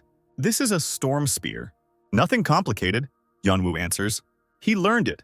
Just imagine that he has the 4th level of advanced blacksmithing. The guild is amazed. Even among the hidden classes, he must be one of the best, Jishuka thinks. It's not as good as the Sword of Excellence, but it's still not bad, Yeonwoo muses. I'll go and buy the materials. Regis and I will find the stolen shield, so focus on creating it. This is Pon speaking. Just like in creating the Sword of Superiority, Yeonwoo is confident that his breath will be very important. Can you help me fix the thing? He is distracted by Vantner, whose weapon has been damaged after a clash with Malicus's dogs. Let me take the anvil and fix your axe, suggests Old Khan. He is confident that if they repair items, they will be able to earn the trust of customers. In front of Yeonwoo are double bloody axes of unique rating, which significantly increase the damage dealt to the target. Let's get started, the guy decides. Aren't these axes' attack power lower than other items with the same rating? Yeonwoo asks. Vantner replies that this is true, but he continues to use the weapon because of its options. "Why do you call me Mr. and not Pawn?" the man asks unexpectedly. Yeonwoo only remains silent in response. He carefully examines the weapon entrusted to him. "So that's what it is," says the guy. "Looks different somehow." Looks at Pawn's updated axes. "Here you go, mister. Vantner." He hands the gun to Yeon. "Have you done it yet?" The man rejoices. He freezes as soon as he looks at his weapon. A surprised cry escapes from his chest. "Look at these specs," he says. His battle axes have had all options greatly increased. In addition, quite unexpectedly, a new skill, genuine conversion, was even added. "Impossible!" Toban cries out. "I found the hidden function of the object using evaluation." Yeonwoo smiles. "This axe can change its attack by pressing a hidden button." Vantner rejoices. "Does this mean that all objects have a hidden function?" Jishuka wonders. "Not everything. I have to do an evaluation to find out," Yeonwoo answers her. And again, all the members of the guild rush to persuade the blacksmith to work on their weapons. Yeonwoo wonders how much he should ask for his assessment. "Quiet, I heard you," he says. "In honor of joining you, I'll take just 30 gold. Pull out all the items you have. You guys are the last ones," he reminds the guilty guys again. At this time, Regos and Pawn are busy searching for the necessary materials. However, Pawn doesn't have much money. Regos would like to help him, but he doesn't have that money either. Suddenly, they find guys from the giant guild behind them.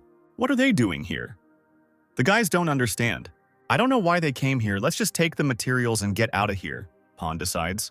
"All the tendons we need from the auction belong to these guys." Regos understands. Meanwhile, in the forge, Yeonwoo is busily conducting an evaluation. Returning Pawn and Regos are perplexed and ask Vantner what is going on here. In response, the man proudly shows them his updated weapon. Grid found a hidden ability with the help of evaluation. He happily tells the guys. Therefore, all the guild members give him their items to check. But so far, hidden abilities have only been found in 3 items out of 300. Yeonwoo increased the guild's strength in just half a day. 10,000 gold for a few hours of work. Yeonwoo happily counts the profit.